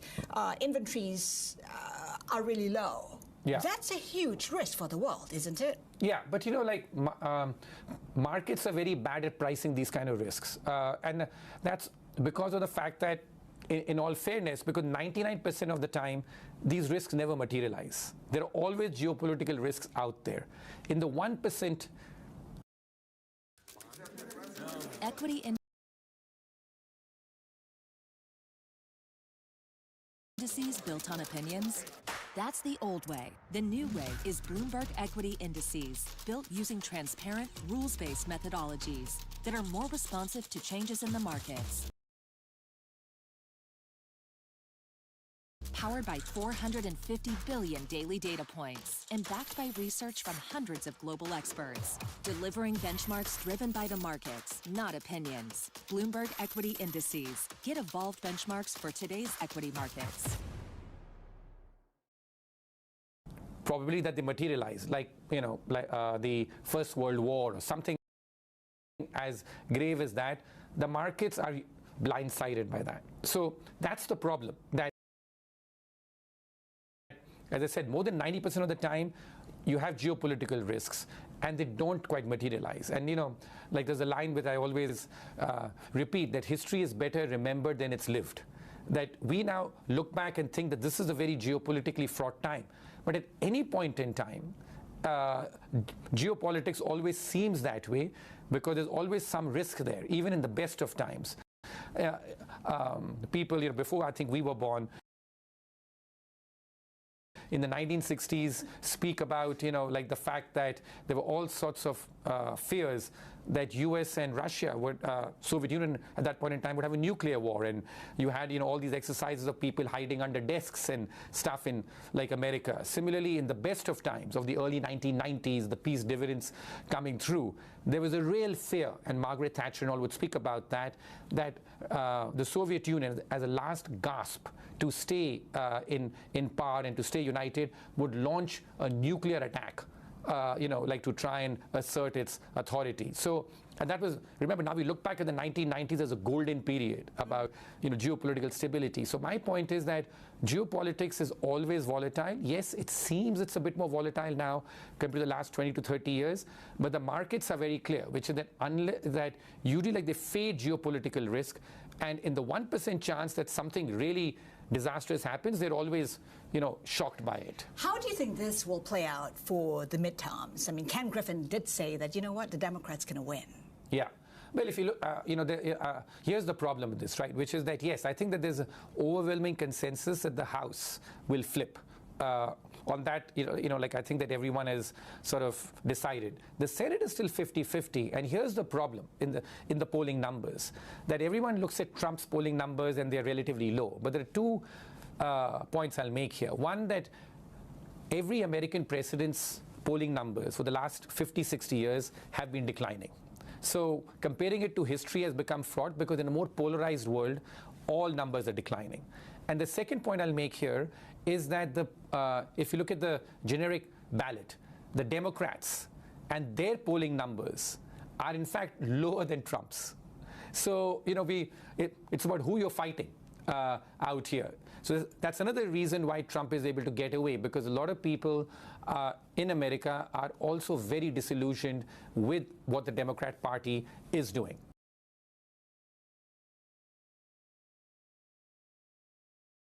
Ten years ago, Illuma Capital set out with one goal: to help people like you build a legacy for tomorrow through personalized strategy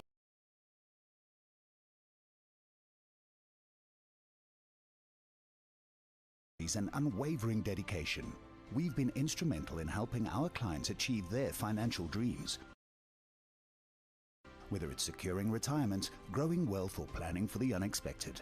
For a decade, we've been trusted to guide your financial journey. Expertise and care. Visit illuma.co.za today. Illuma Capital is a licensed FSP. T's and C's apply. First of all, take us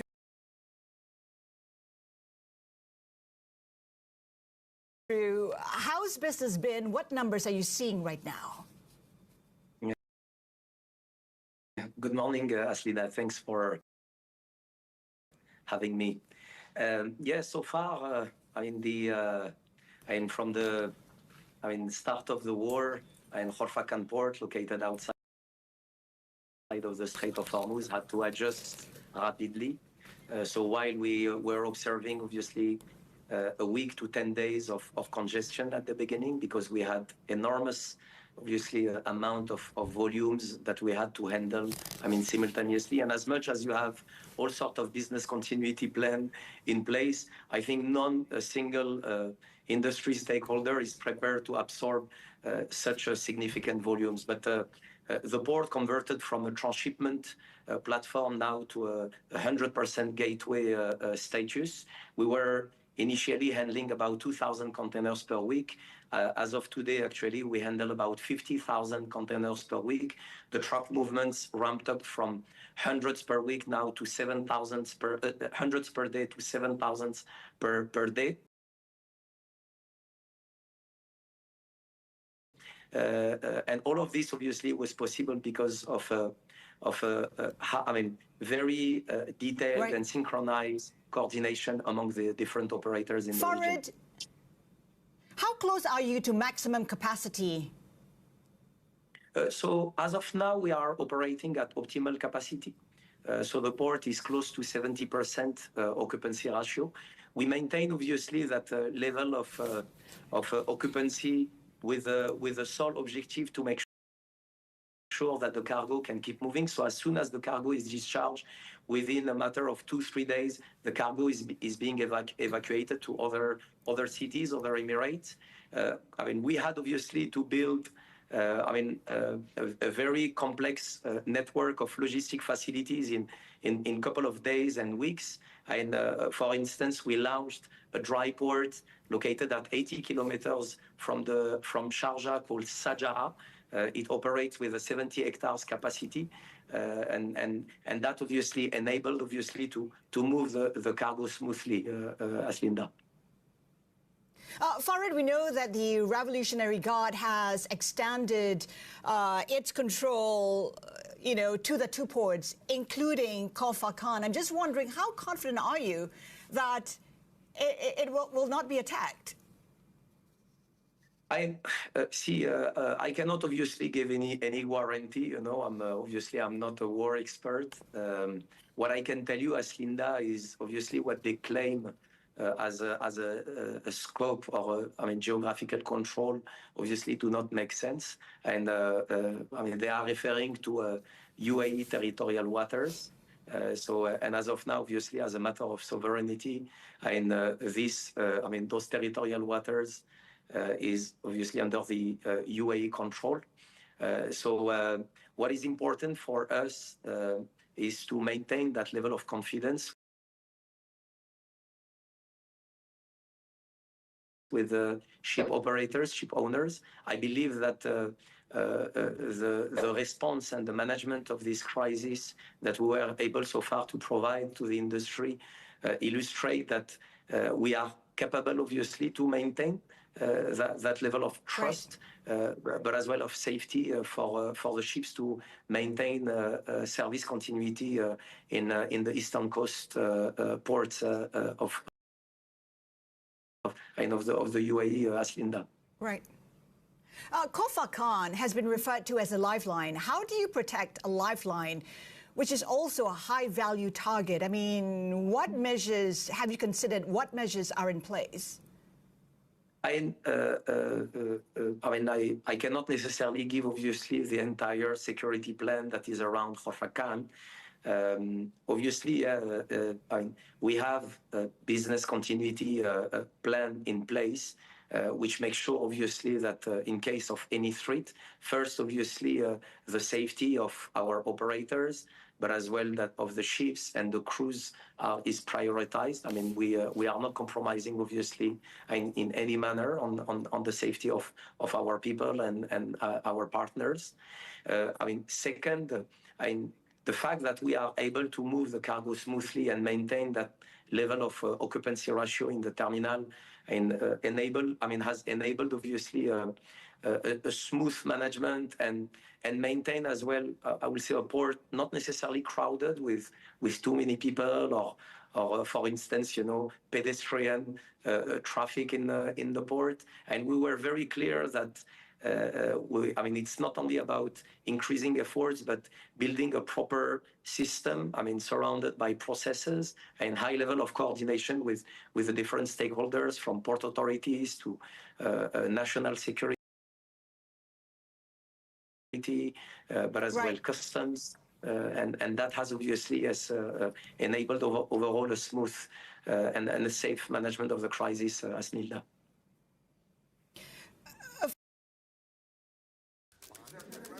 Equity indices built on opinions? That's the old way. The new way is Bloomberg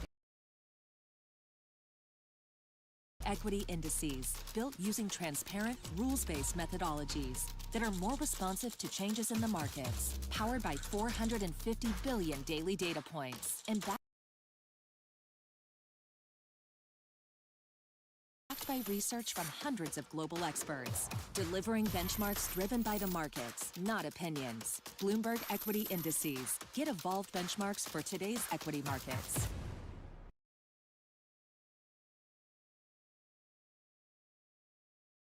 Some see heroes.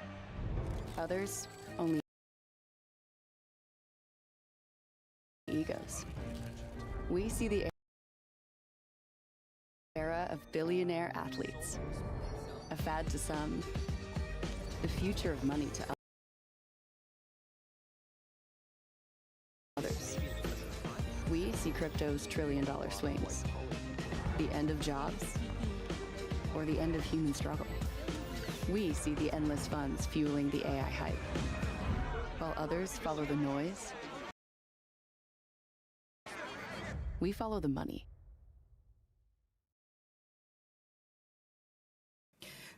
Farid, overnight we heard from President Trump saying that the war is close to ending.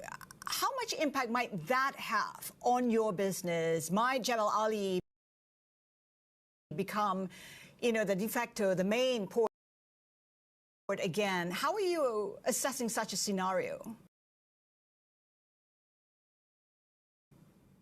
I think we have clearly learned that relying obviously today on a single point of entry or particularly on the Strait of Hormuz obviously do not make sense. And as I'm speaking, corridors have been redesigned and projects now are underway to reinforce this new UAE Eastern Logistic Corridor. The objective is obviously to provide alternative options. I would say beyond alternative options. I believe that today Khorfakan as a gateway has proven that it should and it became a default setup. So while yes, the strait will definitely reopen and traffic as well will flow via the strait, but shippers, ship owners, importers are very clear, obviously, about their supply chain strategy that relying eventually on only one option is obviously of a risk. And I believe since COVID, we learned the hard way of adjusting and being flexible, obviously, when it comes to alternative routes, as Linda. So, Farid, you're suggesting that the customer psyche has changed for good, has changed fundamentally. It's not about cost anymore. Correct. I think the fastest route or the longest route today do not matter. As long as we are capable to deliver cargo at destination is what matters. And obviously we have noticed an increase with the supply chain costs, which are to some extent justified, considering the risk that the ship owners and the ship operators are facing in the region. This will stabilize, obviously, along the way. We have seen that trend during COVID when rates jumped literally from $1,000 to $15,000. I mean, along the way, rates obviously drilled down and adjusted. I believe that all those disruptions are proving that supply chain today is not just in a single element of consideration in a trade strategy. I would say it's the critical de facto factor of success of making sure that trades continue to work, as Linda.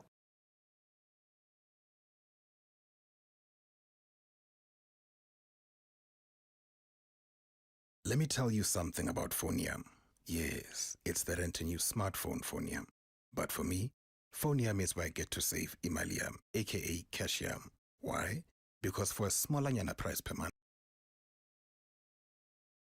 I get a smartphone, insurance, and connection. To think all it takes is visiting Acumen's, PEP, or phonium.co.za. T's and C's apply. You should also apply. Now, quick, simple, connected. Let's talk about how things are going on behind the scenes at your firm here. Obviously, a ton of growth here, but you've kind of taken a different approach here. You're not really going out there trying to grow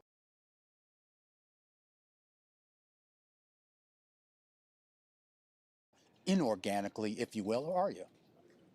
Well, it's always good to see you both. Thank you. It's been a long week at Milken, but it's been a really productive and exciting week. And, it's when we started the week, I feel like we've come full circle, right? We're seeing volatility still in the fixed income markets, but the equity markets are absorbing and resilient and keeping everybody really excited about what's to come. At Guggenheim, you know, we've been around for close to 22 years now. I've been at the firm for about that time. And at Guggenheim Investments, we just continue to focus on delivering the strategies that where our core competencies are, and that's across the fixed income spectrum, private credit.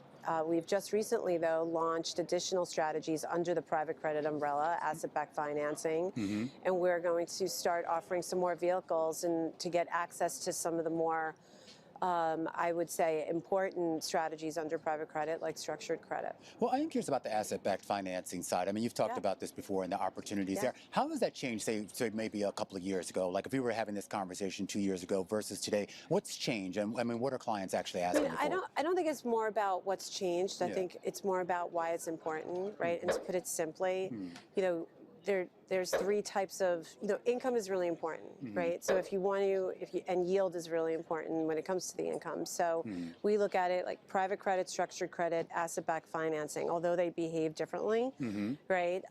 They have that, they add a more resilient form of income stream. And the asset-backed financing, and to put it simply as I was going to say, is it relies on cash versus the collateral of a company. So when investors, especially institutional investors, insurance companies, are looking at asset-backed financing, they're really focused on the cash flows and based on the hard assets. Well, that's where I wanted to go because, you know, we've heard a lot about asset-backed financing in the past couple days. It seems like that's where a lot of folks are seeing opportunity here. And I want to talk a little bit about that demand and, you know, why it seems to be picking up right here. Is it because, you know, it speaks to a broader, more defensive stance that folks are taking? I mean, can you extrapolate it that far?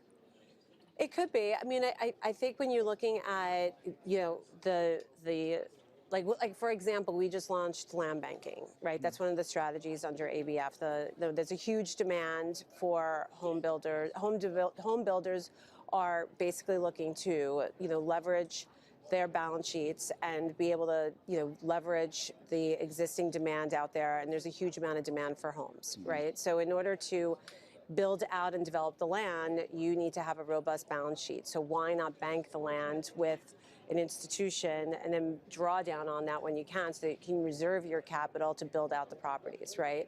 I mean, these are types of strategies that the private sector is really looking to get invested in because, like I said, you can rely on those on the cash flow that they give off. And I do also want to talk a little bit about the product landscape as well. I know that Guggenheim, you know, has sort of re-entered the ETF market. It's an industry that I follow very closely, and we know that it's fiercely competitive there. And I would just love to hear how that experience is going so far, you know, what you've learned at this point. So at Guggenheim, we really focus on not saying you should buy a product, but more about these are the strategies that we offer, and these are the track records that we have in each of these strategies. And we could create bespoke solutions, or we create, you know, certain wrappers to help you get access to those. We believe that providing the active management in ETF right now is really important because it provides you with the flexibility and the liquidity as well as the transparency. And for just not only retail clients, but also institutional clients like insurance companies, some of the strategies that we're offering are really good for their capital requirements, right? So they like particularly covered call strategies, enhanced equity strategies. We're offering that. We believe that, like I said, I think I, you know, talked to Bloomberg in the past about how important we think structured credit is as an asset class. We're going to be offering securitized credit and CLOs in the form of an ETF, which democratizes those strategies that in the past are often perceived as very complex and hard to access. So if you're packaging them in wrappers that provide you with that liquidity and that valuation, there'll be a higher sense of comfort, you know, and accessibility. Well, I am curious, and I mean, we should point out, I mean, you guys have kind of been, you know, we talk about this rubbing of the shoulders between public and private markets. I mean, that's kind of been your bread and butter. You were doing that before anyone. You were doing private credit before anyone called it private credit. Yeah, and I think that's a real differentiator for us, right? I mean, you have the firms that really focus on private credit. And you know, now you're seeing the ones that were really focused on liquid credit, trying to get out there and buy and merge and bring those offerings in-house. I mean, we've been specializing in both since we opened our doors, and the operating model around that is super important because Yeah. it's not just about generating the performance. Mhm. It's really about providing the efficiency of the operational infrastructure, right? Yeah. And that is why you've probably seen some of the reactions with certain vehicles like BDCs. We're leaning into the BDC. Like we're launching a non-traded BDC because we believe that that private credit asset class is still an important asset class. There's still a tremendous demand for Yeah. it. And if you manage the product correctly and you have a tremendous amount of experience operating it, Yeah. you should really have no issues. Well, can you draw a distinction, though, between your underwriting standards and maybe some of the newer entrants into this space? Because, I mean, you've seen all the hullabaloo over this. And, I mean, you brought up the insurance companies. I mean, you're doing like $140 billion for insurers right now, which is a different type of capital and a different type of risk profile here. Your underwriting standards, have they shifted at all? Our investment process is team-based, and we've always had a very strict due diligence process. Like, I'll give you a statistic, which I'm really proud of, right? I mean, we keep track of all of the opportunities that are presented to us or that we source ourselves in a very technologically sophisticated system, right? And I would say depending on the surge of originated transactions that come our way, we look at anywhere between 800 to 1,500 opportunities a year, and maybe we allocate capital to 10% of those deals. It's all about, and this is really important, right? Like right now, our focus is adding duration, like correctly, being very selective on the long end. Underwriting discipline is immensely important, right? Making sure that you're structuring income correctly as well, right? So with our due diligence process, our underwriting savvy, the fact that we've been through several credit cycles, it's quality over quantity is strictly important to us. And we share all of that transparency with our clients. Like, for example, right now with the software issue that most of our competitors are facing, yes, we're exposed to software, but we've been managing that risk. We keep an AI scorecard, right? We are definitely on top of where you're supposed to be investing, allocating capital, and being weary of, some of the yellow flags that may surface. I do want to go back to what you were saying about the fact that you're also leaning into BDCs, because definitely that has been sort of a vehicle that's been a little bit of villainized. And the non-traded BDC that you're launching, who is the intended audience there, the audience that you're thinking of? Because it seems like there's a big distinction between demand when it comes to institutional investors versus retail investors right now, and I just wonder what you're seeing there. Well, we're launching it for both. So the seed capital, believe it or not, is coming from institutional, right? And it's really for the insurance. Some see heroes. Others, only egos. We see the era of billionaire athletes. A fad to some, the future of money to others. We see crypto's trillion-dollar swings. The end of jobs.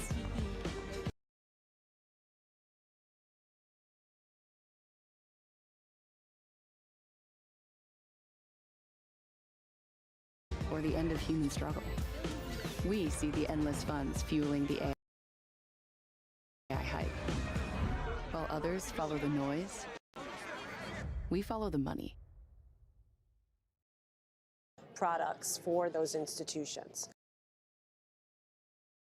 So there's still a huge demand for private credit, and the way we're approaching the BDC is it's going to be a commingled approach with structured credit, ABF, as well as private credit. So again, although they behave differently, they're giving you that stabilized, resilient income stream that you're going to need and want in those types of vehicles. Interesting. And then I do also want to talk a little bit more about CLOs. You mentioned you launched a CLO ETF, and that really has been a hot spot over the past couple of years as you have these elevated rates. But the idea that they're coming down, you've seen that, sort of start to manifest itself in the form of outflows. And I wonder if that's a concern for you at Guggenheim, or is that just the way the markets? No, as a matter of fact, CLOs has been our bread and butter for a really long time, so much so that we've actually enhanced the team. We've just onboarded a team from that was previously at Blackstone. They joined back in the fourth quarter of 2025. We're continuing to hire. We just actually announced one of our a CLO that we just a warehouse that we just launched into the institutional marketplace. And we believe that right now, especially given the uncertainty with the rates, right, the Fed policy, the geopolitical tensions, and really it's not just about, I would say, rate fluctuation, but also inflation. It's real return risk, right? Like, what is the real return based on the yields that you want? And with the CLOs, you really get to access that floating rate structure, right? And then you get those pooled tranches, so you mitigate some of the risk, right? So CLOs, you could buy a CLO and be an equity partner, or you could just be a straight owner in the CLO. So educating our clients, providing that thought leadership, and now packaging those into a retail-like structure, I think is going to be really interesting and differentiate us from the. Is your job harder now in this environment? Is your job hard? Yeah. You know, I would say no. My job, I love my job, and mostly because I love the people I get to deal with. Right. Yeah. Our clients have been our clients for a really long time. I have a wonderful leadership team. Right, and together. We face these fluctuations, and we know we grew up in this business knowing that you should expect cycles, and we're really excited for cycles because that brings opportunity for us. Where we look for opportunity is in the volatility, so we're excited.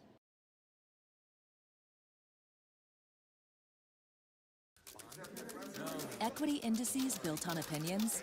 That's the old way. The new way is Bloomberg Equity Indices, built using transparent, rules-based methodologies that are more responsive to changes in the markets, powered by 450 billion daily data points, and backed by research from hundreds of global experts, delivering benchmarks driven by the markets, not opinions. Bloomberg Equity Indices. Get evolved benchmarks for today's equity markets.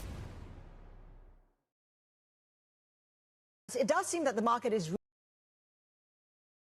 reading this ceasefire wrongly. It is not de-escalation.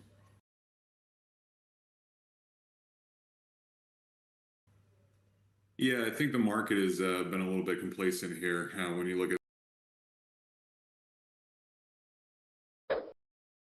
sort of the reaction to the ceasefire. Yes, you know, the temperatures have cooled down a little bit. But I think the bigger implication is, how do you think about energy prices, and how do you think about the flow of energy from here on out? Because realistically, even if you started today and you started, you know, everything sort of magically restarted, you magically started seeing the flow of energy coming back through. It's a couple of months to work your way through just the logistics of getting all those freighters back through. I mean, you're still digesting a month ago the last freighters that would have left, you know, the Strait of Hormuz that would have been arriving in Europe into Asia and things along those lines. We're not even actually seeing the physical disruption from that yet. And then on top of that, you've had destruction and impairment of some of these assets within the Middle East as well. So you have Qatar, you know, was hit, and that major natural gas facility. That could be up to a 5-year process to get that up and running back to full capacity. You talk about Iraq, because they haven't been able to get a lot of their energy out. That's 4 million barrels a day. They've shut in about 70% of their production. And then even after the ceasefire was announced, you had drone strikes that hit the East-West pipeline from Saudi Arabia, which is the main point that they were using to sort of get oil out, even after the sort of the strait was hit. That pumping facility was slowed down. And then Fujairah as well in the UAE, that facility was hit as well. So I think the market is taking this a little bit too lightly. If you think of the grand scheme, you know, you had you know, $60 oil before we went into this crisis. That was pricing in a surplus of energy supply.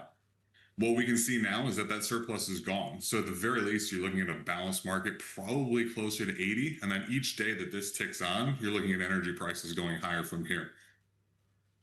It's not just mispricing in terms of the energy market. It's also elsewhere. If you take a look at the stock market right now, where are you seeing the biggest mispricings?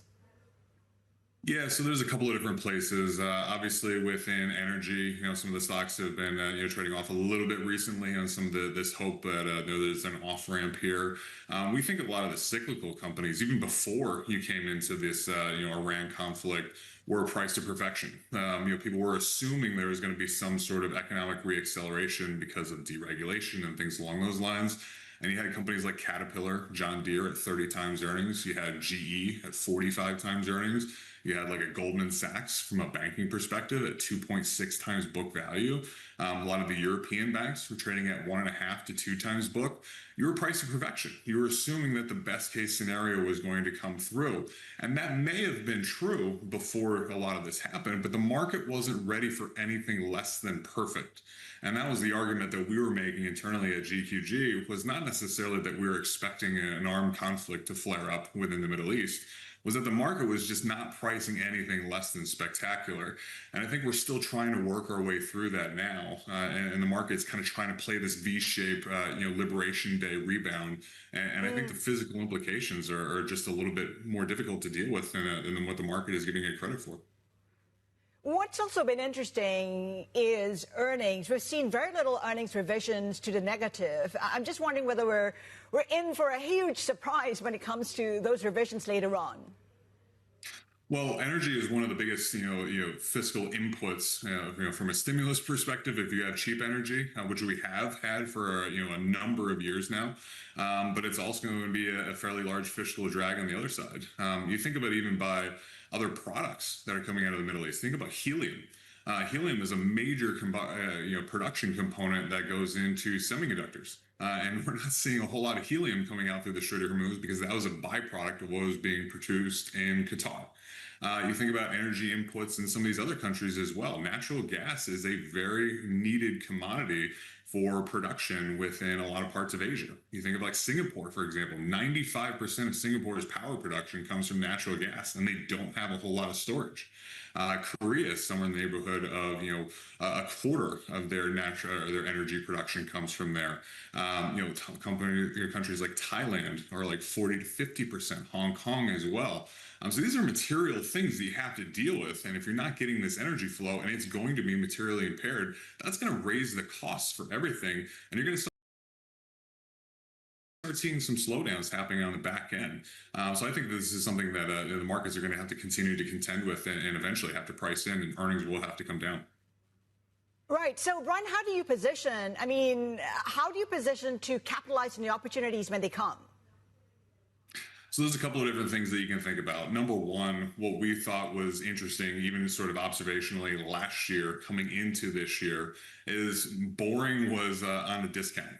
And so things that were perceived as a little bit slower growing, a little bit sleepier, more boring, things like utilities, things like staples, things like large pharma companies, if you think about the European context, or utilities, power utilities, developed regulated utilities, tend to grow a little bit slower, but you're still getting, call it 6 to 8% EPS growth. In some cases, a little bit even faster than that. Getting a couple hundred basis points of dividend yields. You're not paying an egregious multiple. Those things now become more in focus because they should hold up substantially better during these types of environments. I think energy is another one. People are very quick to sort of call like, okay, well, energy had a little bit of a movement on a year-to-date basis, so therefore we want to sell into any sort of strength. Again, as I mentioned before, the situation that we see in the Strait of Hormuz, you've taken out that surplus. So now your baseline of where the bottom of that energy pricing is going to come through, even if this thing ends tomorrow, is probably closer to $80 a barrel. And if ExxonMobil can make, on an average energy price through 2030, the end of the decade, if they can make double-digit EPS on an average energy price of $60 a barrel, what can they do when energy is sitting closer to 80, let alone at 95 or 100 where we're sitting right now? So I think those are some areas that become extremely interesting, especially at these level of free cash flow yields and the dividends that you're getting off of these businesses coming through. They might be the only areas that actually work well if you get into a true energy shock type of scenario. So, Brian, when all these risks are being priced in properly, what kind of correction might we see, for example, in the S&P? Yeah, so the S&P is still baking in. Actually, some folks have even increased some of their estimates from an S&P 500 standpoint, I think you can see some fairly material downside from an S&P estimate standpoint. And although multiples have come in a little bit, largely driven by some of that tech rotation that you saw to some of those quote unquote halo assets, those hard asset, low obsolescence risk is kind of a phrase that folks have coined. I think that you still see some downside pressure from an earnings perspective. The additional thing that I think people maybe aren't necessarily connecting the dots on is if you think about where does a lot of the funding from the technology side actually come from? So if you're concerned about an AI bubble at all, where does a lot of that funding come from? A lot of it is Middle Eastern investors. And if you've seen that has tightened up, and those investors haven't necessarily, opened up to, putting more money into private equity, private capital, or investing in data centers or investing in AI, and that's where a lot of those deep-pocketed sort of flows were going to, that could create a problem even on the U.S. technology side of things. And what's interesting there is we've already heard and seen some cases where folks have enacted force majeure, and they've actually pulled their investment funds back, in these types of scenarios. So could we actually see a slowdown in that capital cycle accelerate what might be the bubble burst on the AI side of things? We haven't even mentioned the fact that if energy is actually driving interest rates and inflation higher, that is the very first thing that kills an economic cycle or a tech cycle as well, when you already have some questions about how much AI CapEx spending is actually going to yield from a return standpoint. So again, those are some of the things that we're concerned about, and I think the market has just been extremely complacent about pricing some of these risks in. So you're essentially saying that this Iran war could lead to the AI bubble bursting, but how might that play out? I mean, some companies are less exposed to that than others. Would it be, the big players versus the smaller ones, like the ones we're seeing in Asia? So a couple of things we've already heard is some of the smaller semiconductor manufacturers have seen some delays or been communicated some delays. So you're shifting around some supply there.